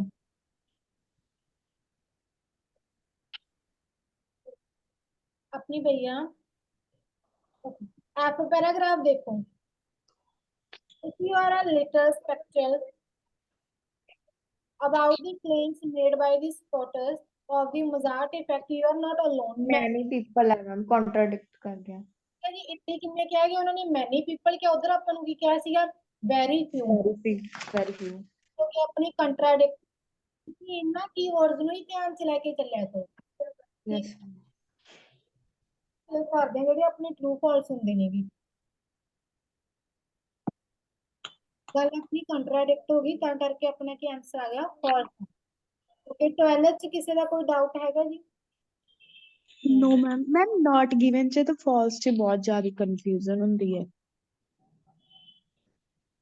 ਉਹ ਦੇਖੋ ਜਦੋਂ ਤੁਹਾਨੂੰ ਇਨਫੋਰਮੇਸ਼ਨ ਦਿੱਤੀ ਨਹੀਂ ਨਾ ਉਹਦੀ, ਕਿਸੇ ਮਤਲਬ ਜਿਹੜਾ ਆਪਾਂ ਨੂੰ ਕੁਐਸਚਨ ਦਿੱਤਾ ਗਿਆ ਗਾ, ਹਾਂਜੀ ਮੈਮ। ਉਹ ਤਾਂ ਆਪਣਾ ਨਾਟ ਗਿਵਨ ਹੀ ਹੁੰਦਾ ਜਦੋਂ ਤੁਹਾਡੀ ਇਨਫੋਰਮੇਸ਼ਨ ਉਹਦੇ ਉਲਟ ਆ ਰਹੀ ਹੈਗੀ। ਜਿਵੇਂ ਤੁਹਾਨੂੰ ਹੁਣ ਦਿੱਤਾ ਗਿਆ ਸੀ ਦੇਖੋ ਪਿਛਲੇ ਤੇ ਵੈਰੀ ਉਧਰ ਮੈਂ ਵੀ ਕਹਤਾ ਗੱਲ ਆਪਣੀ ਕੰਟਰਾਡਿਕਟ ਹੋ ਰਹੀ ਸੀ, ਇਨਫੋਰਮੇਸ਼ਨ ਦਿੱਤੀ ਗਈ ਸੀ ਤੁਹਾਨੂੰ, ਯੈਸ ਮੈਮ। ਫਿਰ ਇਹ ਆਪਣਾ ਫਾਲਸ ਬਣ ਜਾਂਦਾ। ਹੁਣ 12 ਦਾ ਤੁਹਾਨੂੰ ਕੋਈ ਇਨਫੋਰਮੇਸ਼ਨ ਗਿਵਨ ਨਹੀਂ ਜਾਂ ਇਹ 'ਚੋਂ ਕੋਈ ਚੀਜ਼ ਮਿਸਿੰਗ ਆ ਜਿਹੜੀ ਬੜੀ ਇੰਪੋਰਟੈਂਟ ਆ, ਫਿਰ ਨਾਟ ਗਿਵਨ ਆ ਜਾਊਗਾ। ਮੈਂ ਮੈਨੂੰ ਲੱਗਦਾ ਰਹਿੰਦਾ ਕਿ ਸਿਨੋਨੀਅਮ ਨਾ ਯੂਜ਼ ਹੋਇਆ ਹੋਵੇ, ਮੈਨੂੰ ਪਤਾ ਨਾ ਹੋਵੇ ਜ਼ਿਆਦਾ ਮਤਲਬ ਸਿਨੋਨੀਅਮ, ਉਦੋਂ ਮੈਂ ਫਿਰ ਫਾਲਸ ਕਰ ਦਿੰਨੀ ਆ ਪਰ ਨਿਕਲਦਾ ਨਾਟ ਗਿਵਨ। ਨਾ ਲਾਇਆ ਕਰੋ ਹਨਾ, ਤੁਸੀਂ ਜਿਹੜੀ ਤੁਹਾਡੀ ਇਨਫੋਰਮੇਸ਼ਨ ਦਿੱਤੀ ਗਈ ਹੈ ਨਾ ਤੁਸੀਂ ਉਹਨੂੰ ਹੀ ਗੌਰ ਨਾਲ ਦੇਖਿਆ ਕਰੋ। Yes ma'am. ਓਕੇ, ਕਿਉਂਕਿ ਦੇਖੋ ਰੀਡਿੰਗ 'ਚ ਕੋਈ ਵੀ ਤੁਹਾਡਾ ਐਸਟੀਮੇਟ ਨਹੀਂ ਕਰਦਾ, ਜਿਵੇਂ ਰੀਡਿੰਗ ਤੁਹਾਨੂੰ ਆਨਸਰ ਕੁਐਸਚਨ ਜਿਵੇਂ ਮੈਮ ਆਵਾਜ਼ ਘੱਟ ਆ ਰਹੀ ਆ ਤੁਹਾਡੀ। ਮੈਮ ਕੀ ਕਹਿ ਰਹੇ ਸੀ ਫਿਰ ਦੱਸਿਓ। ਦੇਖੋ ਤੁਸੀਂ ਐਸਟੀਮੇਟ ਨਾ ਲਾਇਆ ਕਰੋ, ਆਪਦੇ ਕੋਲ ਪ੍ਰੈਡਿਕਸ਼ਨਸ ਨਾਲ ਲਾਇਆ ਕਰੋ ਰੀਡਿੰਗ 'ਚ, ਠੀਕ ਹੈ, ਐਜ਼ ਇਟ ਕਰਨਾ ਪੈਂਦਾ ਜਿਵੇਂ ਤੁਹਾਨੂੰ ਰੀਡਿੰਗ 'ਚ ਦਿੱਤਾ ਹੁੰਦਾ। Yes ma'am. ਓਕੇ, 13 'ਚ ਕਿਸੇ ਦਾ ਕੋਈ ਡਾਊਟ ਹੈਗਾ? No ma'am. No ma'am. ਕਿਸੇ ਦਾ ਡਾਊਟ ਹੋਵੇ? ਮੈਮ ਹਾਂਜੀ ਬੋਲੋ। ਮੈਮ ਜਿਵੇਂ 9th ਦੇ ਵਿੱਚ ਉਹਨਾਂ ਨੇ ਆਲ ਕਾਈਂਡ ਆਫ 뮤직 ਦੀ ਗੱਲ ਕੀਤੀ ਹੈ, ਮੈਂ ਫਿਰ ਉਧਰ ਪੈਸੇਜ ਤਾਂ ਹੈਗਾ ਨਹੀਂ ਐਵੇਂ। ਉਹਨਾਂ ਨੇ 뮤직 ਦੇਖੋ ਸਾਰੇ 뮤직 ਦੀ ਗੱਲ ਕਰਤੀ ਸੀ ਉਹਨਾਂ ਨੇ ਸਿੱਧਾ ਕਹਿਤਾ ਸੀ ਨਾ ਆਪਾਂ ਨੂੰ ਜਿਹੜਾ ਉਹ ਹੈਲਪ ਕਰਦਾ ਹੈ ਕਦੋਂ ਆਪਾਂ ਨੂੰ ਉਹਨਾਂ ਦੀ ਆਪਾਂ ਨੂੰ ਕੋਈ ਵੈਰਾਈਟੀ ਦੀ ਗੱਲ ਨਹੀਂ ਕੀਤੀ, ਟਾਈਪ ਦੀ ਗੱਲ ਨਹੀਂ ਕੀਤੀ, ਉੱਥੇ ਉਹਨਾਂ ਨੇ ਸਾਰੇ 뮤직 ਦੀ ਹੀ ਗੱਲ ਕਰਤੀ ਕਿ 뮤직 ਕੀ ਹੈਲਪ ਕਰਦਾ। 뮤직 ਆ ਦੇਖੋ ਆ ਦੇਖੋ 뮤직 ਕੈਨ ਐਕਚੁਅਲੀ ਹੈਲਪ, ਇਹਨਾਂ ਦੀ 뮤직 'ਚ ਸਾਰਾ 뮤직 ਹੀ ਆ ਗਿਆ, ਠੀਕ ਹੈ ਜੀ। Okay ma'am. ਓਕੇ ਜੀ, ਫਸਟ ਪੈਸੇਜ ਸਾਰਿਆਂ ਨੂੰ ਕਲੀਅਰ ਹੈ? Yes ma'am. ਤੇ ਹੁਣ ਤੁਹਾਨੂੰ ਆ ਕਲੀਅਰ ਨੇ ਕਿ ਜਿਹੜੇ ਵਿੱਚ paragraph contains the following information, ਇਹ 'ਚ ਕੋਈ ਡਾਊਟ ਨਹੀਂ? No ma'am.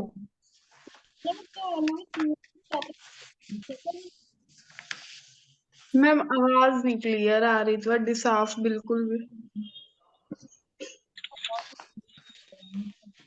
ਘੱਟ ਆ ਰਹੀ ਆ ਮੈਮ, ਆ ਤਾਂ ਰਹੀ ਆ।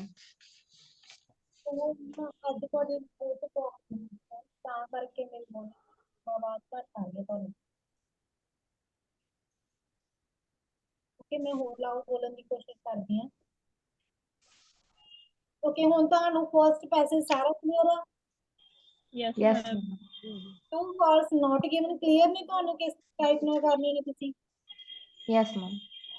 ਕਿਉਂਕਿ ਕੀਵਰਡਸ ਹਾਂਜੀ ਕੀਵਰਡਸ ਚੱਕਣੇ ਨੇਗੇ ਇਹਦੇ ਚੋਂ, ਤੇ ਧਿਆਨ ਨਾਲ ਕਰਨਾ ਮੈਨੂੰ ਪਹਿਲਾਂ। ਸਿਨੋਨੀਅਮ ਦੇਖਣੇ ਨੇ ਤੇ ਮੈਮ ਜਿਹੜੇ ਵਰਡ ਦੱਸੇ ਨੇ ਤੁਸੀਂ ਹਨਾ, ਸਮ, ਮੈਨੀ, ਬਿਫੋਰ, ਆਫਟਰ, ਇਹ ਵਾਲੇ ਵਰਡ ਦੇਖਣੇ ਨੇ।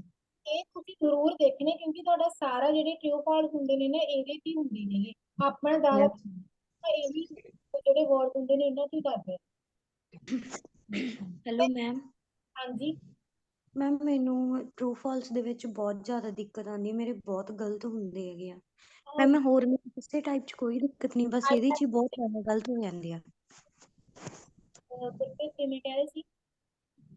ਮੈਂ ਕਿਹਾ ਮੈਮ ਹੋਰ ਤਾਂ ਕਿਸੇ ਟਾਈਪ 'ਚ ਕੋਈ ਦਿੱਕਤ ਨਹੀਂ ਗੀ, ਬਸ ਟਰੂ ਫਾਲਸ ਮੇਰੇ ਬਹੁਤ ਜ਼ਿਆਦਾ ਹੀ ਗਲਤ ਹੋ ਜਾਂਦੇ ਆ, ਜਿਵੇਂ ਕਿ ਦੇਖੋ ਪਹਿਲਾਂ ਆਊਟ ਆਫ ਟੂ। ਠੀਕ ਹੈ, ਸਾਰਾ ਜਿਹੜਾ ਤੁਹਾਡੀ ਸਟੇਟਮੈਂਟ ਹੁੰਦੀ ਹੈ ਉਹਨੂੰ ਧਿਆਨ ਨਾਲ ਪੜ੍ਹਿਆ ਕਰੋ।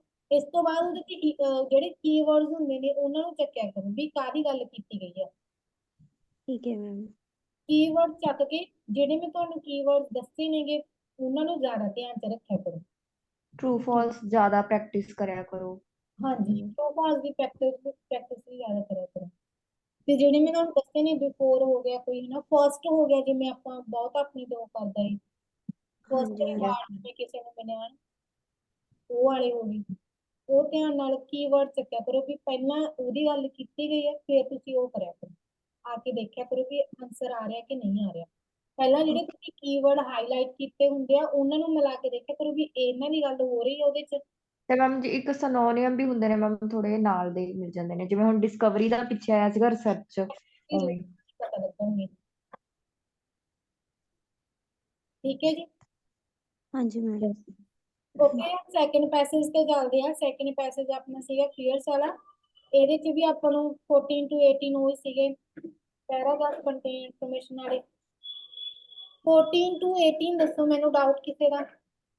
14 ਮੈਮ 18 ਤੇ 16 ਦੋ ਦੱਸ ਦਿਓ। ਓਕੇ 14 ਦੇਖੋ ਜੀ, ਪਹਿਲਾਂ 14 ਚ ਆਪਣੇ ਕਿਹੜੇ ਕਿਹੜੇ ਬਣਦੇ ਸੀ ਕੀਵਰਡਸ।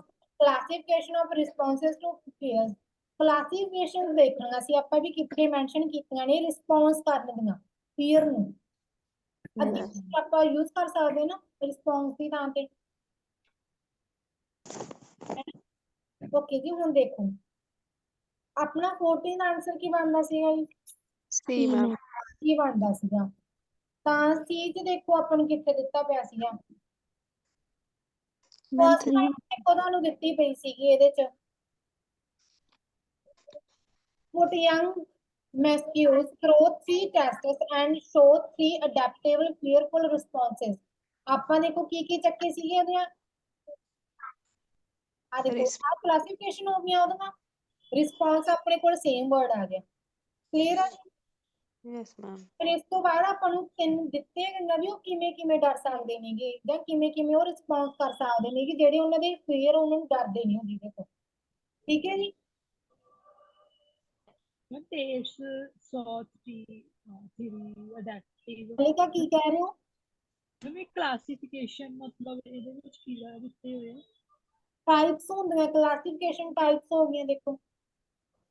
ਇਹਨਾਂ ਨੇ ਉਹਦੀ ਕਲਾਸੀਫਿਕੇਸ਼ਨ ਦੀ ਥਾਂ ਤੇ ਇਹਨਾਂ ਨੇ ਕੀ ਕਹਿਤਾ 3 ਅਡੈਪਟੇਬਲ ਫੀਅਰਫੁਲ ਰਿਸਪੌਂਸਸ।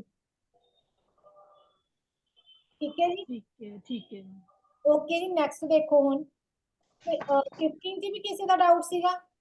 ਹਾਂਜੀ ਮੈਮ 15 ਓਕੇ 15 ਦੇ ਦੇਖੋ ਤੁਸੀਂ ਚੱਕਣਾ ਕੀ ਸੀ ਇਧਰੋਂ ਕੀਵਰਡ ਹਾਈ ਸਟੇਟਸ ਮੇਲਸ। ਠੀਕ ਹੈ ਜੀ। ਫਿਰ ਤੁਸੀਂ ਕੀ ਚੱਕਣਾ ਸੀ greater fear in SL monkey.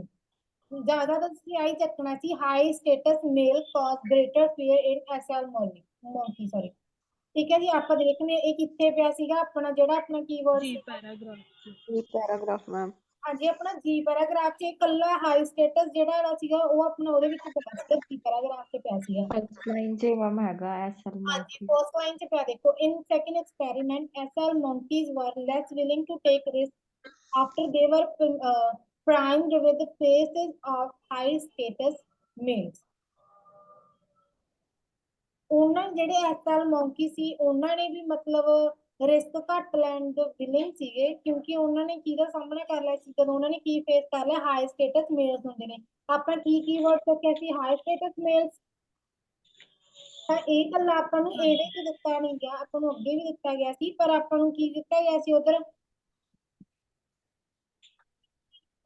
We face of high status male cause greater fear in SL monkey. ਜਿਹੜੇ ਹਾਈ ਸਟੇਟਸ ਵਾਲੇ ਮੇਲਸ ਹੁੰਦੇ ਨੇ ਉਹ ਸਾਰੀ ਲਾਈਨ ਉਵੇਂ ਪਈ ਹੈ ਹਾਈ ਸਟੇਟਸ ਮੇਲਸ। ਉਹਨਾਂ ਦੇ ਡਰ ਦਾ ਕਾਰਨ ਬਣਦੇ। ਠੀਕ ਹੈ ਜੀ। ਫਿਰ ਆਪਾਂ ਨੂੰ ਫਸਟ ਲਾਈਨ ਚ ਇਹੀ ਮਤਲਬ ਕਲੀਅਰ ਕੀਤਾ ਗਿਆ ਸੀ ਉਹਨਾਂ ਦੁਆਰਾ ਵੀ ਉਹ ਕਿਉਂ ਘੱਟ ਵਿਲਿੰਗ ਹੁੰਦੇ ਨੇ ਰਿਸਕ ਲੈਣ ਚ ਕਿਉਂਕਿ ਉਹਨਾਂ ਨੂੰ ਕਾਹਦੇ ਤੋਂ ਡਰ ਹੁੰਦਾ ਹੈਗਾ ਹਾਈ ਸਟੇਟਸ ਮੇਲਸ ਤੋਂ ਡਰ ਹੁੰਦਾ। ਠੀਕ ਹੈ ਜੀ। Yes ma'am.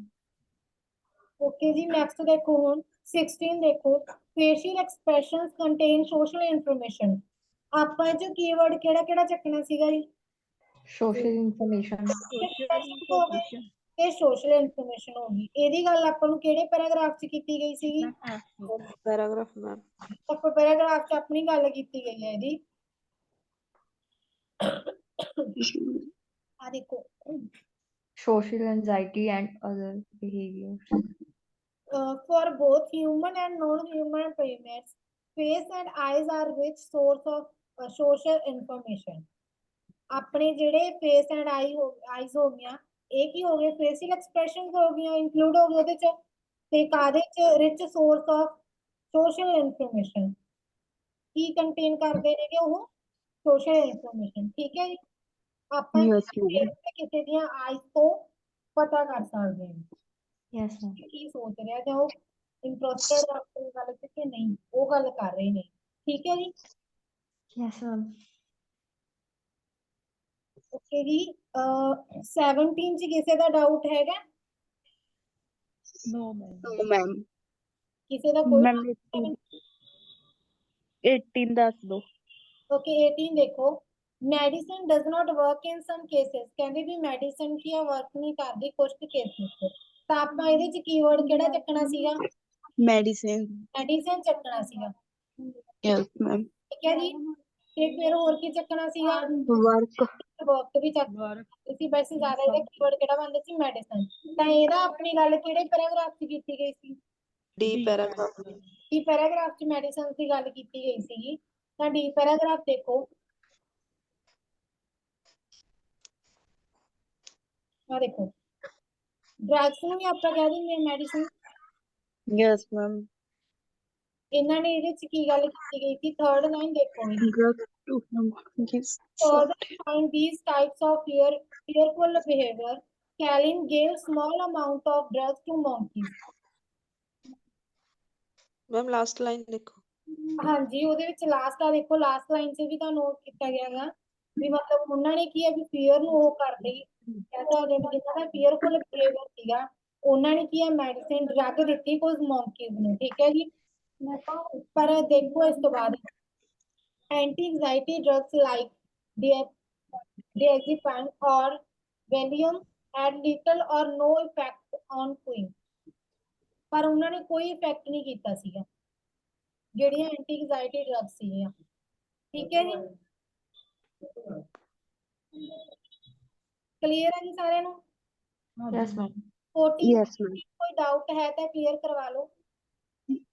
No ma'am. Okay ਜੀ। 19 to 22 ਮੈਮ 22 ਦੱਸਿਓ। ਓਕੇ। 22 ਤੋਂ ਪਹਿਲਾਂ ਕਿਸੇ ਦਾ ਕੋਈ ਡਾਊਟ ਹੋਵੇ? मैम 20। ਓਕੇ ਦੇਖੋ, what reaction 20 ਦੇਖੋ, what reaction did the monkey start with when they were gazed at expressionless? ਕਿਹੜਾ ਰਿਐਕਸ਼ਨ ਆ ਜਿਹੜੇ monkeys ਦੇਣਾ ਸਟਾਰਟ ਕਰ ਦਿੰਦੇ ਨੇ ਜਦੋਂ ਉਹ ਕਿਸੇ ਗੇਜ਼ਡ ਹੋ ਗਏ, ਜਿਵੇਂ ਆਪਾਂ ਕਹਿੰਦੇ ਨੇ ਕਿਸੇ ਵੱਲ ਦੇਖਣਾ, ਨਿਗਾਹ ਮਾਰਨਾ, ਠੀਕ ਹੈ, ਉਹਨੂੰ ਕਹਿ ਦਿੰਦੇ ਜਦੋਂ ਐਕਸਪ੍ਰੈਸ਼ਨਲੈਸ ਵੱਲ ਦੇਖਦੇ ਨੇਗੇ। ਕਿਹੜਾ ਰਿਐਕਸ਼ਨ ਦਿੰਦੇ ਨੇ ਉਹ? ਆਪਾਂ ਇਹਦੇ ਚ ਕੀ ਦੇਖਣਾ ਸੀਗਾ ਪਹਿਲਾਂ? ਵਟ ਰਿਐਕਸ਼ਨ, ਮਤਲਬ ਇੱਥੇ ਆਪਾਂ ਕਿਸੇ ਰਿਐਕਸ਼ਨ ਦਾ ਨੇਮ ਦੱਸਣਾ ਸੀਗਾ। ਠੀਕ ਹੈ ਜੀ। ਤਾਂ 20 ਦਾ ਆਨਸਰ ਸੀਗਾ ਡਿਫੈਂਸਿਵ ਐਗਰੈਸ਼ਨ। ਇਹਦੀ ਤੁਹਾਡੀ ਲੋਕੇਸ਼ਨ ਦੇਖੋ ਕਿੱਥੇ ਪਈ ਸੀ? 20 ਦੀ ਸੀ ਪੈਰਾਗ੍ਰਾਫ 'ਚ ਪਈ ਸੀ। ਦੇਖੋ ਆ ਦੇਖੋ, ਵੈਨ ਅ ਪਰਸਨ, ਇੱਥੋਂ ਸਟਾਰਟ ਕਰੋ ਜਿਹੜੀ ਲਾਸਟ 4 ਲਾਈਨਾਂ। When a person started expressionless at the monkey, ਵੀ ਜਦੋਂ ਪਰਸਨ ਆ ਜਿਹੜਾ ਵੀ ਮਤਲਬ ਦੇਖਦਾ, ਠੀਕ ਹੈ, ਐਕਸਪ੍ਰੈਸ਼ਨਲੈਸਲੀ ਮੌਂਕੀ ਦੀ ਤਰਫ, started a kind of defensive aggression reaction. ਕਿਹੜਾ ਰਿਐਕਸ਼ਨ ਦਿੰਦੇ ਨੇ ਉਹ? Defensive aggression. ਠੀਕ ਹੈ ਜੀ। Yes ma'am. ਇਹ ਓਕੇ। ਮੈਂ ਵੈਸੇ ਕਿੰਨਾ ਜਾ ਹੁੰਦਾ ਇਹ डिफेंसिव एग्रेशन? ਫਾਈਲ ਕੋਈ ਨਹੀਂ ਕਰਨੀ ਹੈਗੀ ਸਕਰੀਨ ਤੇ। मैम जो ਤੁਸੀਂ 20 ਦਾ ਆਨਸਰ ਦੱਸਿਆ ਇਹਦਾ मीनिंग ਕੀ ਹੈ? ਕਿਹੜਾ ਰਿਐਕਸ਼ਨ ਹੈ ਮੈਮ 20 ਵਾਲਾ ਜੋ ਦੱਸਿਆ ਤੁਸੀਂ? ਗੇਜ਼ ਦਾ ਕਹਿ ਰਹੇ ਹੋ? Yes ma'am. ਓਕੇ, ਗੇਜ਼ ਦਾ ਹੁੰਦਾ ਮਤਲਬ ਆਪਾਂ ਕਿਸੇ ਨੂੰ ਦੇਖਣਾ, ਨਿਗਾਹ ਕਰਨਾ ਕਹਿ ਦਿੰਦੇ ਨਾ। Yes ma'am. ਕਹਿ ਦਿੰਦੇ ਕਿਸੇ ਵੱਲ ਦੇਖਣਾ। Okay ma'am. ਗੇਜ਼ ਦਾ ਮਤਲਬ ਤਾਂ ਮੈਮ ਦੇਖਣਾ ਹੋ ਗਿਆ, ਬਟ ਇਹ ਡਿਫੈਂਸਿਵ ਐਗਰੈਸ਼ਨ ਹੈ, ਇਹਦਾ ਮਤਲਬ ਪੁੱਛ ਰਿਹਾ ਸੀ। ਡਿਫੈਂਸਿਵ ਮੈਮ ਉਹ ਡਿਫੈਂਸਿਵ ਹੋ ਗਿਆ ਜਿਵੇਂ ਕਿਸੇ ਨਾਲ ਅਗਰੈਸਿਵ ਉਹ ਹੋਣਾ, ਕਿਸੇ ਨਾਲ ਬਤਾਉਣ ਵਾਲਾ, ਉਹਦੇ ਤੇ ਕਹਿ ਸਕਦੇ ਆ। ਠੀਕ ਹੈ ਜੀ। Okay, 22 ਦੇਖੋ, according to the passage, what determines social behavior in both human and monkey? ਵੀ ਪੈਸੇਜ ਦੇ ਅਕੋਰਡਿੰਗ ਕਹਿੰਦੇ ਕਿ ਕਿਹੜਾ ਡਿਟਰਮੀਨੈਂਟ ਕਰਦਾ ਸੋਸ਼ਲ ਬਿਹੇਵੀਅਰ ਬੋਥ ਹਿਊਮਨ ਤੇ monkeys ਚ? ਹਾਂਜੀ। ਕੌਣ ਡਿਟਰਮੀਨੈਂਟ ਕਰਦਾ? ਦੇਖਦੇ ਹਾਂ ਆਪਾਂ।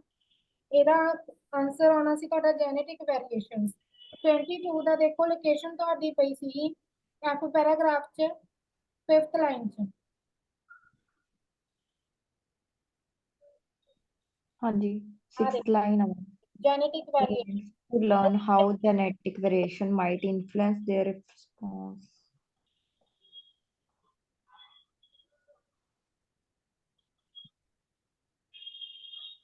ठीक है, ये देखो, 3 experiment with male monkeys that had been genotyped for a SL or LL variant to learn how genetic variations might influence their response to social rewards and punishment. ठीक है जी। ਹਾਂਜੀ। ਓਕੇ 23 to 27 ਕਿਸੇ ਦਾ ਡਾਊਟ ਹੋਵੇ 27 ma'am 25 ਦੱਸਿਓ। Okay 25 and 27 ਹੋਰ ਕਿਸੇ ਦਾ ਕੋਈ ਡਾਊਟ ਹੈ ਨਹੀਂ 24 24 25 ਦੇਖੋ ਫਿਰ ਇਹਨਾਂ ਨੇ 25 ਚ ਕੀ ਕਿਹਾ ਆਪਾਂ ਨੂੰ it was found that monkeys with one copy of short gene were less likely to look at the face of a dash and to take a risk ਉਹਨਾਂ ਨੇ ਕਿਹਾਗਾ ਵੀ ਕਹਿੰਦੇ ਵੀ that monkeys with the one copy of short gene ਜਿੱਦਾਂ monkey ਕੋਲੇ ਕੀ ਹੈ one copy of short gene ਹੁੰਦੇ ਆ ਠੀਕ ਹੈ ਵੀ they were less likely to look ਵੀ ਮਤਲਬ ਉਹਨਾਂ ਦੀ ਸੰਭਾਵਨਾ ਨਹੀਂ ਘੱਟ ਸੰਭਾਵਨਾ ਹੁੰਦੀ ਹੈ look at the face of ਕਿੰਨਾ ਦੇ ਫੇਸ ਵੱਲ ਦੇਖਣ ਦੀ ਤਾਂ 25 ਦੀ ਲੋਕੇਸ਼ਨ ਦੇਖੋ ਤੁਹਾਡੀ ਕਿੱਥੇ ਪਈ ਸੀ ਐਚ ਪੈਰਾਗ੍ਰਾਫ ਚ ਪਈ ਹੈ ਜੀ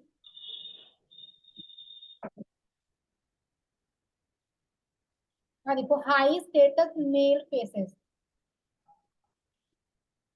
ਹਾਂਜੀ ਠੀਕ ਹੈ ਜੀ ਮੈਮ 23 ਦੱਸਿਓ 23 ਦੇਖ ਲਓ ਜੀ 23 ਦੇਖੋ in order to understand the brain processes that cause dash in people ਵੀ ਮਤਲਬ ਉਹਨਾਂ ਨੂੰ ਸਮਝਣ ਲਈ ਜਿਹੜੇ ਬ੍ਰੇਨ ਦੇ ਪ੍ਰੋਸੈਸ ਨੇ ਉਹਨਾਂ ਨੂੰ ਸਮਝਣ ਲਈ ਵੀ ਕੀ ਕਾਰਨ ਕਰਕੇ ਲੋਕਾਂ ਤੇ ਮਤਲਬ ਉਹ ਹੁੰਦਾ ਅੱਛਾ ਠੀਕ ਹੈ ਕੀ ਕਾਰਨ ਕਿਹਦੇ ਕਰਕੇ ਲੋਕਾਂ ਦੇ ਮਤਲਬ ਮਨ ਚ ਕੀ ਪੈਦਾ ਹੁੰਦਾ ਵਾ ਤਾਂ ਆਪਣੀ ਦੇਖੋ ਤੁਹਾਡੀ ਲੋਕੇਸ਼ਨ ਇਹਦੀ ਪਈ ਸੀਗੀ 23 ਦੀ ਹੈਗੀ ਜੀ ਤੁਹਾਡੀ ਲੋਕੇਸ਼ਨ ਇਹ ਪੈਰਾਗ੍ਰਾਫ ਚ ਮੈਮ ਇਹ ਪੈਰਾਗ੍ਰਾਫ ਦੇਖੋ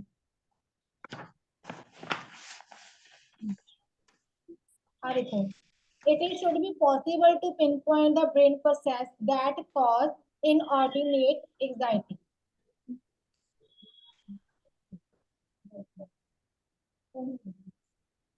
ਕੱਲਾ ਮੈਮ anxiety ਇਹਦਾ ਆਨਸਰ ਕਿ inordinate anxiety ਹੈ ਆ ਦੇਖੋ ਇਹਨਾਂ ਨੇ ਕੀ ਕਿਹਾ ਪਿਨ ਪੁਆਇੰਟ ਦਾ ਬ੍ਰੇਨ ਪ੍ਰੋਸੈਸ ਦੈਟ ਕੋਜ਼ ਵੀ ਮਤਲਬ ਉਹਨਾਂ ਨੇ ਪਿਨ ਪੁਆਇੰਟ ਕੀਤਾ ਬ੍ਰੇਨ ਦਾ ਉਹ ਪ੍ਰੋਸੈਸ ਜਿਹੜਾ ਕਿਹਦਾ ਕਾਰਨ ਬਣਦਾ ਹੈਗਾ ਇਨਆਰਡੀਨੇਟ ਐਂਜ਼ਾਈਟੀ ਦਾ ਲੋਕਾਂ 'ਚ ਠੀਕ ਹੈ ਜੀ ਇਹ ਇਕੱਠਾ ਆਊਗਾ anxiety ਤਾਂ ਮੈਮ ਹੁੰਦਾ ਵੀ ਹੈ ਨਾ ਘਬਰਾਹਟ ਹੋਣਾ ਇਹੀ ਹੁੰਦਾ ਨਾ ਆਪਾਂ ਤੇ inordinate ਮਤਲਬ ਮੈਮ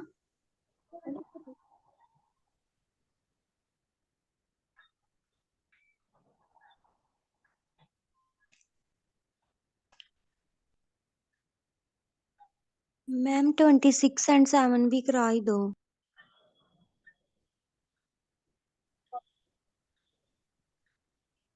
ਮੈਮ 24 ਵੀ ਕਰਵਾ ਦਿਓ ਆਰਡੀਨੇਟ ਦੇਖੋ ਕੀ ਹੁੰਦਾ ਆਰਡੀਨੇਟ ਹੁੰਦਾ ਕਾਮਨ ਇਨਆਰਡੀਨੇਟ ਹੁੰਦਾ ਜਿਹੜੀ ਕਾਮਨ ਨਹੀਂ ਹੁੰਦੀ ਠੀਕ ਹੈ ਜੀ ਓਕੇ 24 ਮੈਮ ਕਰਾ ਦਿਓ ਹੋਰ ਦੇਖੋ ਫਿਰ ਅੱਗੇ for both human and monkeys that can convey social information okay 24 the location ਦੇਖੋ ਤੁਹਾਡੀ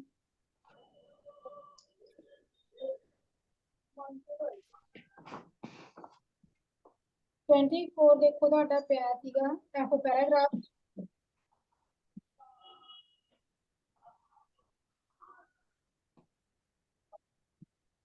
ਇਹਨਾਂ ਨੇ ਕਿਹਾ for both human and monkeys ਹੁੰਦੇ ਨੇ ਠੀਕ ਹੈ that convey social information ਜਿਹੜੇ ਕੀ ਆ ਕਿਹੜੀ ਚੀਜ਼ ਆ ਜਿਹੜੀ ਕਿ ਕਨਵੇ ਕਰਦੀ ਹੈ social information ਦਿੰਦੀ ਹੈ ਠੀਕ ਹੈ ਜੀ ਤਾਂ ਦੇਖੋ ਕੀ ਚੀਜ਼ ਦਿੰਦੀ ਆ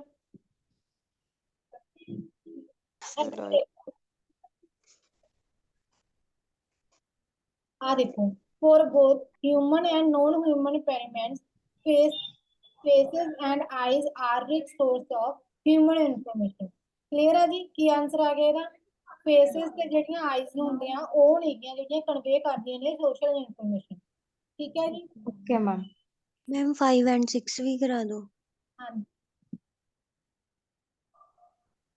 ਕਿਹੜੀ ਕਹਿ ਰਹੇ ਹੋ ਮੈਮ 25 and 26 ਇਹ 25 ਦੇਖੋ ਹੁਣ ਇਹ 25 ਮੈਂ ਤੁਹਾਨੂੰ ਕਰਵਾਤੀ ਦੁਬਾਰਾ ਦੇਖ ਲਓ ਹਾਂਜੀ ਮੈਮ ਇਹ ਤਾਂ ਹੋਗੀ 26 ਦੇਖੋ the monkey without a dash was sight on dominant males ਕਿਹਦੇ ਬਿਨਾ monkeys ਦੀ ਗੱਲ ਕਰ ਰਹੇ sight on dominant males 26 the location ਦੇਖੋ ਹੁਣ ਤੁਹਾਡੀ ਪਿੱਛੇ ਖੜੇ ਨੇ ਮੈਮ ਬਾਥਰੂਮ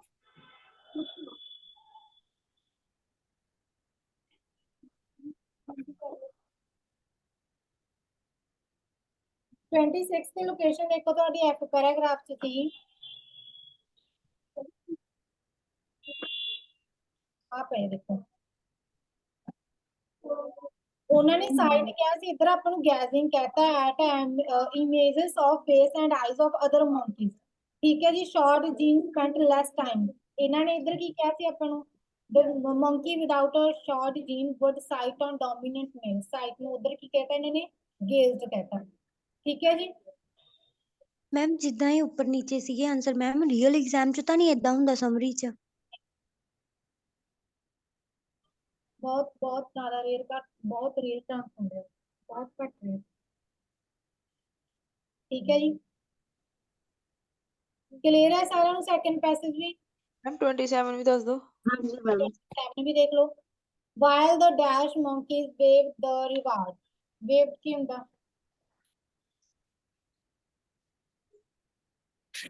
waved ਕੀ ਹੁੰਦਾ तो waved ਹੁੰਦਾ give up ਕਰਨਾ ignore ਕਰਨਾ ਕਿਹੜੇ monkeys ਨੇ ਜਿਹੜੇ ignore ਕਰ ਦਿੰਦੇ ਨੇ reward 27 ਦੀ ਲੋਕੇਸ਼ਨ ਦੇਖੋ ਹੁਣ ਤੁਹਾਡੀ ਕਿੱਥੇ ਪਈ ਹੈ ਐਚ ਪੈਰਾਗ੍ਰਾਫ 'ਚ ਹੀ ਪਈ ਹੈਗੀ ਆ ਦੇਖੋ dash LL monkeys actually had a big paid juice to view the dominant males ਜਿਹੜੇ LL monkey ਨੇ ਉਹ accept ਕਰ ਲੈਂਦੇ ਨੇ ਠੀਕ ਹੈ ਜੀ while SL monkeys gave up use for a look at these faces Ki give up ਕਰ ਦਿੰਦੇ ਨੇ ਕਿਹੜੇ ਕਰਦੇ ਨੇ SL monkeys ਦਾ ਆਨਸਰ ਆਪਣਾ ਕੀ ਆ ਗਿਆ SL monkeys SL ਆ ਗਿਆ ਕੱਲਾ monkeys ਤੁਹਾਨੂੰ already given ਆ ਠੀਕ ਹੈ ਜੀ ਓਕੇ ਮੈਮ ਸਾਰਿਆਂ ਨੂੰ ਸੈਕਿੰਡ ਪੈਸੇਜ ਵਿੱਚ ਕਿਸੇ ਨੂੰ ਕੋਈ ਡਾਊਟ ਆ ਤਾਂ ਕਲੀਅਰ ਕਰ ਲਓ ਹੁਣੇ no ma'am okay third passage ਦੇਖੋ ਤੁਹਾਡਾ 33 sorry 38 to 32 no ma'am all clear ਕੋਈ ਡਾਊਟ ਨਹੀਂ ਹੈ ਕਿਸੇ ਨੂੰ ਇਹਦੇ ਵਿੱਚ ਮੈਮ 41 ਦੱਸਿਓ ਕਿਹੜਾ ਕਹਿ ਰਹੇ ਹੋ ਜੀ Gagan ma'am 31 31 okay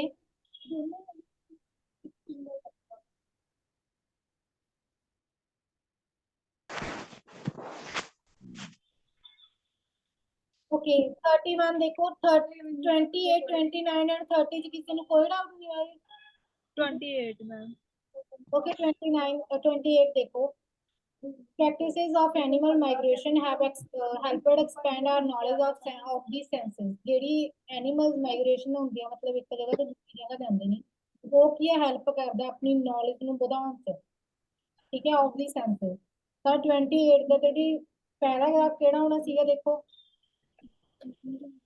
keywords ma'am knowledge है एनिमल माइग्रेशन है animal practice of animal migration ठीक है एक्सपैंड आवर नॉलेज ਹਾਂਜੀ ठीक है जी ਹੁਣ ਦੇਖੋ ਉਧਰ ਇਹਦਾ ਪੈਰਾਗ੍ਰਾਫ ਹੋਣਾ ਸੀ ਤੁਹਾਡਾ ਐਫ ਪੈਰਾਗ੍ਰਾਫ ਚ ਹੋਣਾ ਸੀਗਾ ਜੀ ਇਹ ਤੁਹਾਡਾ ਐਫ ਪੈਰਾਗ੍ਰਾਫ ਤੇ ਦੇਖੋ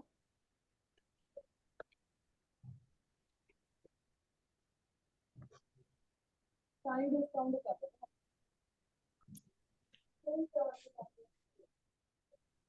ਆ ਦੇਖੋ First line देखो on the way of gaining new insight to the explore the animal world of senses.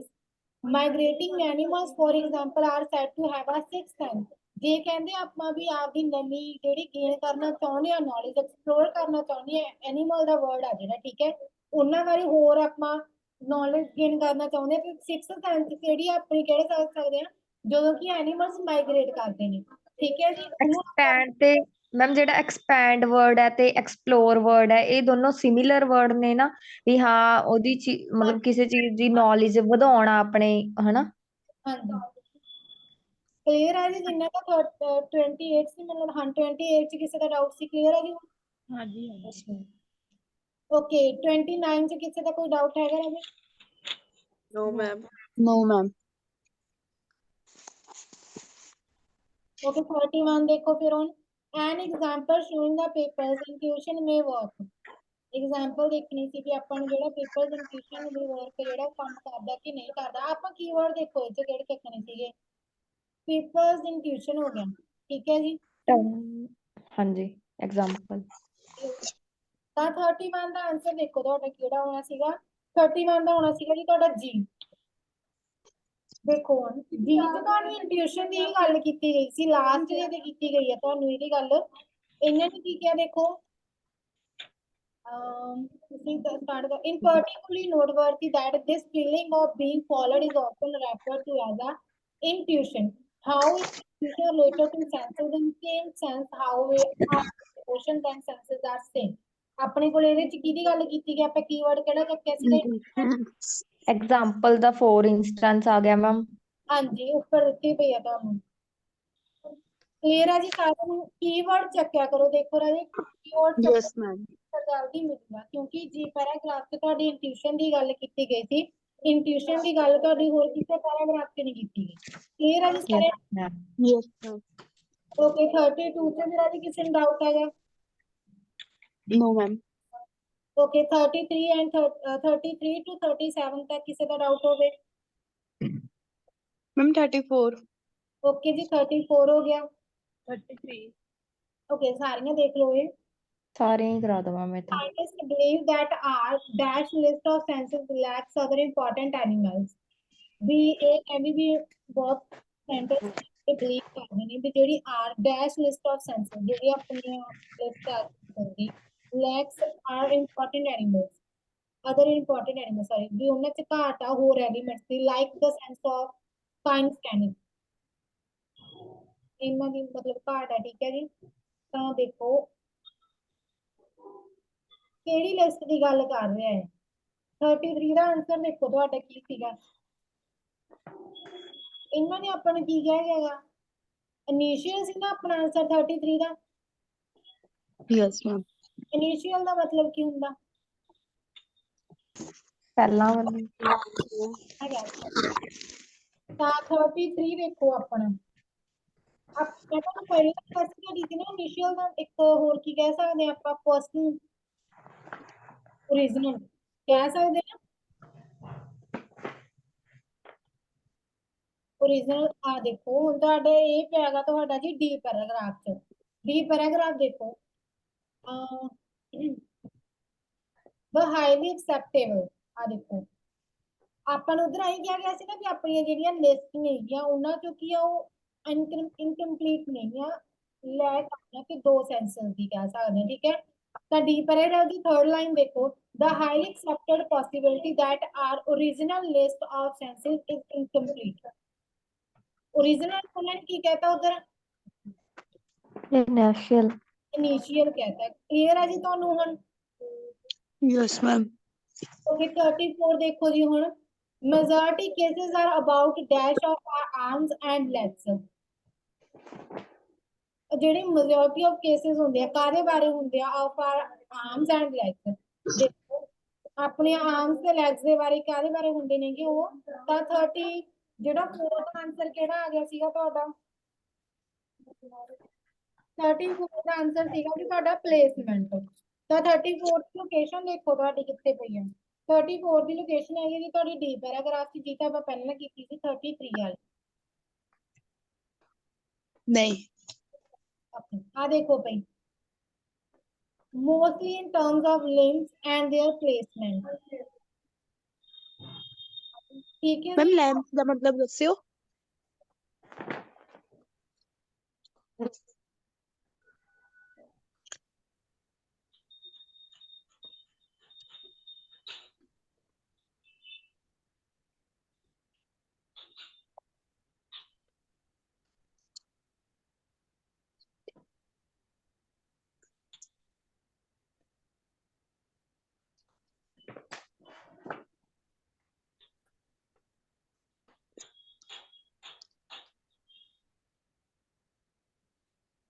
Okay देखो ਇਹਨਾਂ ਨੇ ਕੀ ਕਿਹਾ ਕਿ mostly in terms of limbs and their placement. ਇਹਨਾਂ ਨੇ ਕੀ ਕਿਹਾ ਵੀ mostly ਕਿੰਨਾਂ ਦੇ limbs ਆਪਾਂ ਕਹਿ ਦਿੰਦੇ ਆ ਅੰਗ ਹੁੰਦੇ ਆ, ਠੀਕ ਹੈ ਜਿਹੜੇ, ਤੇ ਉਹਨਾਂ ਦੀ ਪਲੇਸਮੈਂਟ ਚ। ਠੀਕ ਹੈ ਜੀ। Yes ma'am. ਆਪਾਂ ਨੂੰ ਇਹਨਾਂ ਨੇ ਇੱਧਰ ਆਈ ਪੁੱਛੇ ਸੀ ਨਾ ਲਿੰਬਸ ਇਹਨਾਂ ਨੂੰ ਕਿਹਨੇ ਕਹਿਤਾ, ਆਰਮਸ ਤੇ ਲੈਗਸ ਨੂੰ ਕਹਿਤਾ। ਇਹ ਆਪਣੇ ਅੰਗ ਹੁੰਦੇ ਹੈਗੇ, ਆਪਣੀਆਂ ਇਹਦਾ ਬਾਹਾਂ। Ma'am sensory organs answer. ਕੀ ਕਹਿ ਰਹੇ ਹੋ ਤੁਸੀਂ? ਇਹਦਾ ਆਂਸਰ ਕੀ ਹੈ ਮੈਮ? ਸੈਂਸਰੀ ਆਰਗਨਸ ਹੈ। ਪਲੇਸਮੈਂਟ ਹੀ, ਇਹ ਤੁਹਾਨੂੰ ਸਿੱਧਾ ਹੀ ਦਿੱਤਾ ਪਿਆ ਸੀਗਾ। The ਅੱਛਾ ਪਲੇਸਮੈਂਟ ਹੈ। about the placement of our arms and legs, ਠੀਕ ਹੈ ਜੀ। Okay ma'am. 35 ਚ ਵੀ ਕਿਸੇ ਦਾ ਕੋਈ ਡਾਊਟ ਹੈਗਾ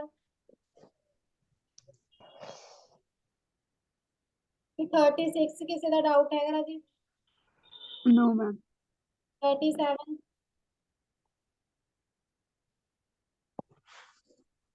ਓਕੇ 33 to 37 ਕਲੀਅਰ ਹੈ ਤੁਹਾਨੂੰ? ਹਾਂਜੀ ਮੈਮ। ਓਕੇ 38 to 40 ਦੱਸੋ। 38 38 ਮੈਨੂੰ ਲੱਗਦਾ ਤੁਹਾਡਾ ਨੋਟ ਗਿਵਨ ਸੀਗਾ।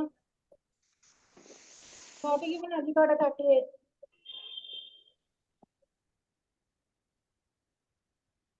39 40 ਚ ਕਿਸੇ ਨੂੰ ਡਾਊਟ ਨਹੀਂ ਹੈਗਾ? 39 39 ਯੈਸ ਮੈਮ। Okay, 39 देखो, animals are considered to have senses other than the original 5. भी animals are considered to have senses, भी animals कोले भी मतलब उन्हें जान को कहता है consider किते हैं भी उन्ना कोल भी senses ने जड़ियां और नहीं हैं other than जड़ियां original 5 ने उन्ना कोल भी एक sense है कि जड़ियां 5 और नहीं हैं। ठीक है जी। हाँ 39 ਦਾ ਸੀਗਾ ਤੁਹਾਡਾ ਟਰੂ। ਆਪਾਂ ਐਨੀਮਲ ਵਾਲਾ ਕਰਕੇ ਗਏ ਸੀ ਨਾ, ਕਿਹੜੇ ਚ ਕਰਕੇ ਗਏ ਸੀ ਆਪਾਂ? On the way of gaining new insight, ਆਪਾਂ ਪੈਰਾਗ੍ਰਾਫ ਦੀ ਫੋਰਥ ਲਾਈਨ ਤੋਂ ਦੇਖੋ, bird of senses, migrating animals for example are said to have 6 senses, which alludes to all unexplainable phenomena. ਠੀਕ ਹੈ ਜੀ। ਇਹਨਾਂ ਕੋਲ ਕਿਹੜੀ ਸੈਂਸ ਹੁੰਦੀ ਹੈ? 6 ਸੈਂਸ ਹੁੰਦੀ ਆ ਕਿ ਜਿਹੜੀਆਂ 5 original ਸੈਂਸ ਨੇ ਉਹਨਾਂ ਤੋਂ ਵੀ ਬਿਨਾਂ। ਤਾਂ ਕਰਕੇ ਆਪਣਾ ਕੀ ਆ ਗਿਆ ਸੀਗਾ ਇਹ? ਕਲੀਅਰ ਹੈ ਜੀ ਸਾਰਿਆਂ ਨੂੰ? ਹਾਂਜੀ। Yes ma'am. ਓਕੇ 40 ਚ ਕਿਸੇ ਦਾ ਕੋਈ ਡਾਊਟ ਤਾਂ ਨਹੀਂ ਹੈਗਾ? No ma'am. ਤੁਹਾਨੂੰ first, second and third passage clear ਹੈ? Yes yes ma'am.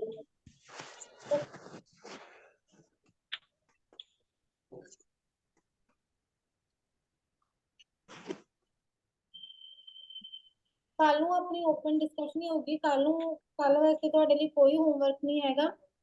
ਠੀਕ ਹੈ ਜੀ। ਕੱਲ ਆਪਾਂ ਟਾਈਪ ਕਲੀਅਰ ਕਰ ਲਾਂਗੇ, ਨਾਲੇ ਮੈਂ ਤੁਹਾਨੂੰ ਖੁਦ ਰੀਡਿੰਗ ਕਰਵਾ ਦੂੰਗੀ। ਠੀਕ ਹੈ ਜੀ। ਮੈਮ ਮੈਂ ਨਾ ਟਾਸਕ 2 ਤੇ ਲਿਸਨਿੰਗ ਅੱਜ ਅਟੈਂਪਟ ਨਹੀਂ ਕਰ ਪਾਈ, ਮੇਰਾ ਐਗਜ਼ਾਮ ਸੀ ਕਾਲਜ 'ਚ ਤੇ ਮੈਂ ਸਿਰਫ ਟਾਸਕ 1 ਤੇ ਰੀਡਿੰਗ ਹੁਣ ਅਟੈਂਪਟ ਕੀਤੀ ਹੈ। ਮੈਨੂੰ ਇਹ ਟਾਸਕ 2 ਸ਼ੋ ਕਰ ਦਿਓ ਮੈਮ। ਓਕੇ ਜੀ।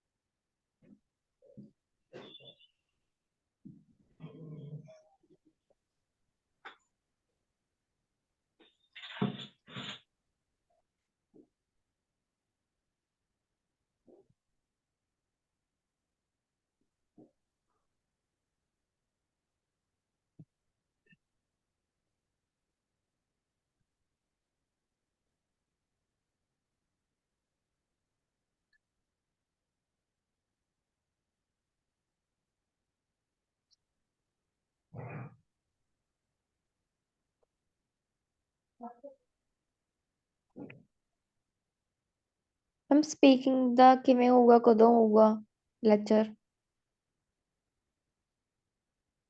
Ma'am can you hear me?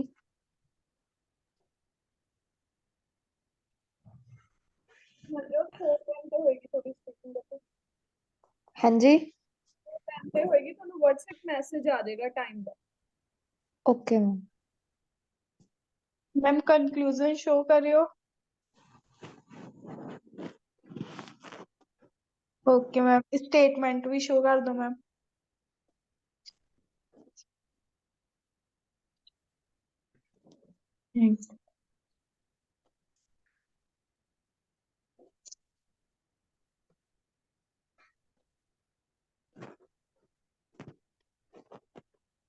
Ma'am fully statement नहीं शो हो रही।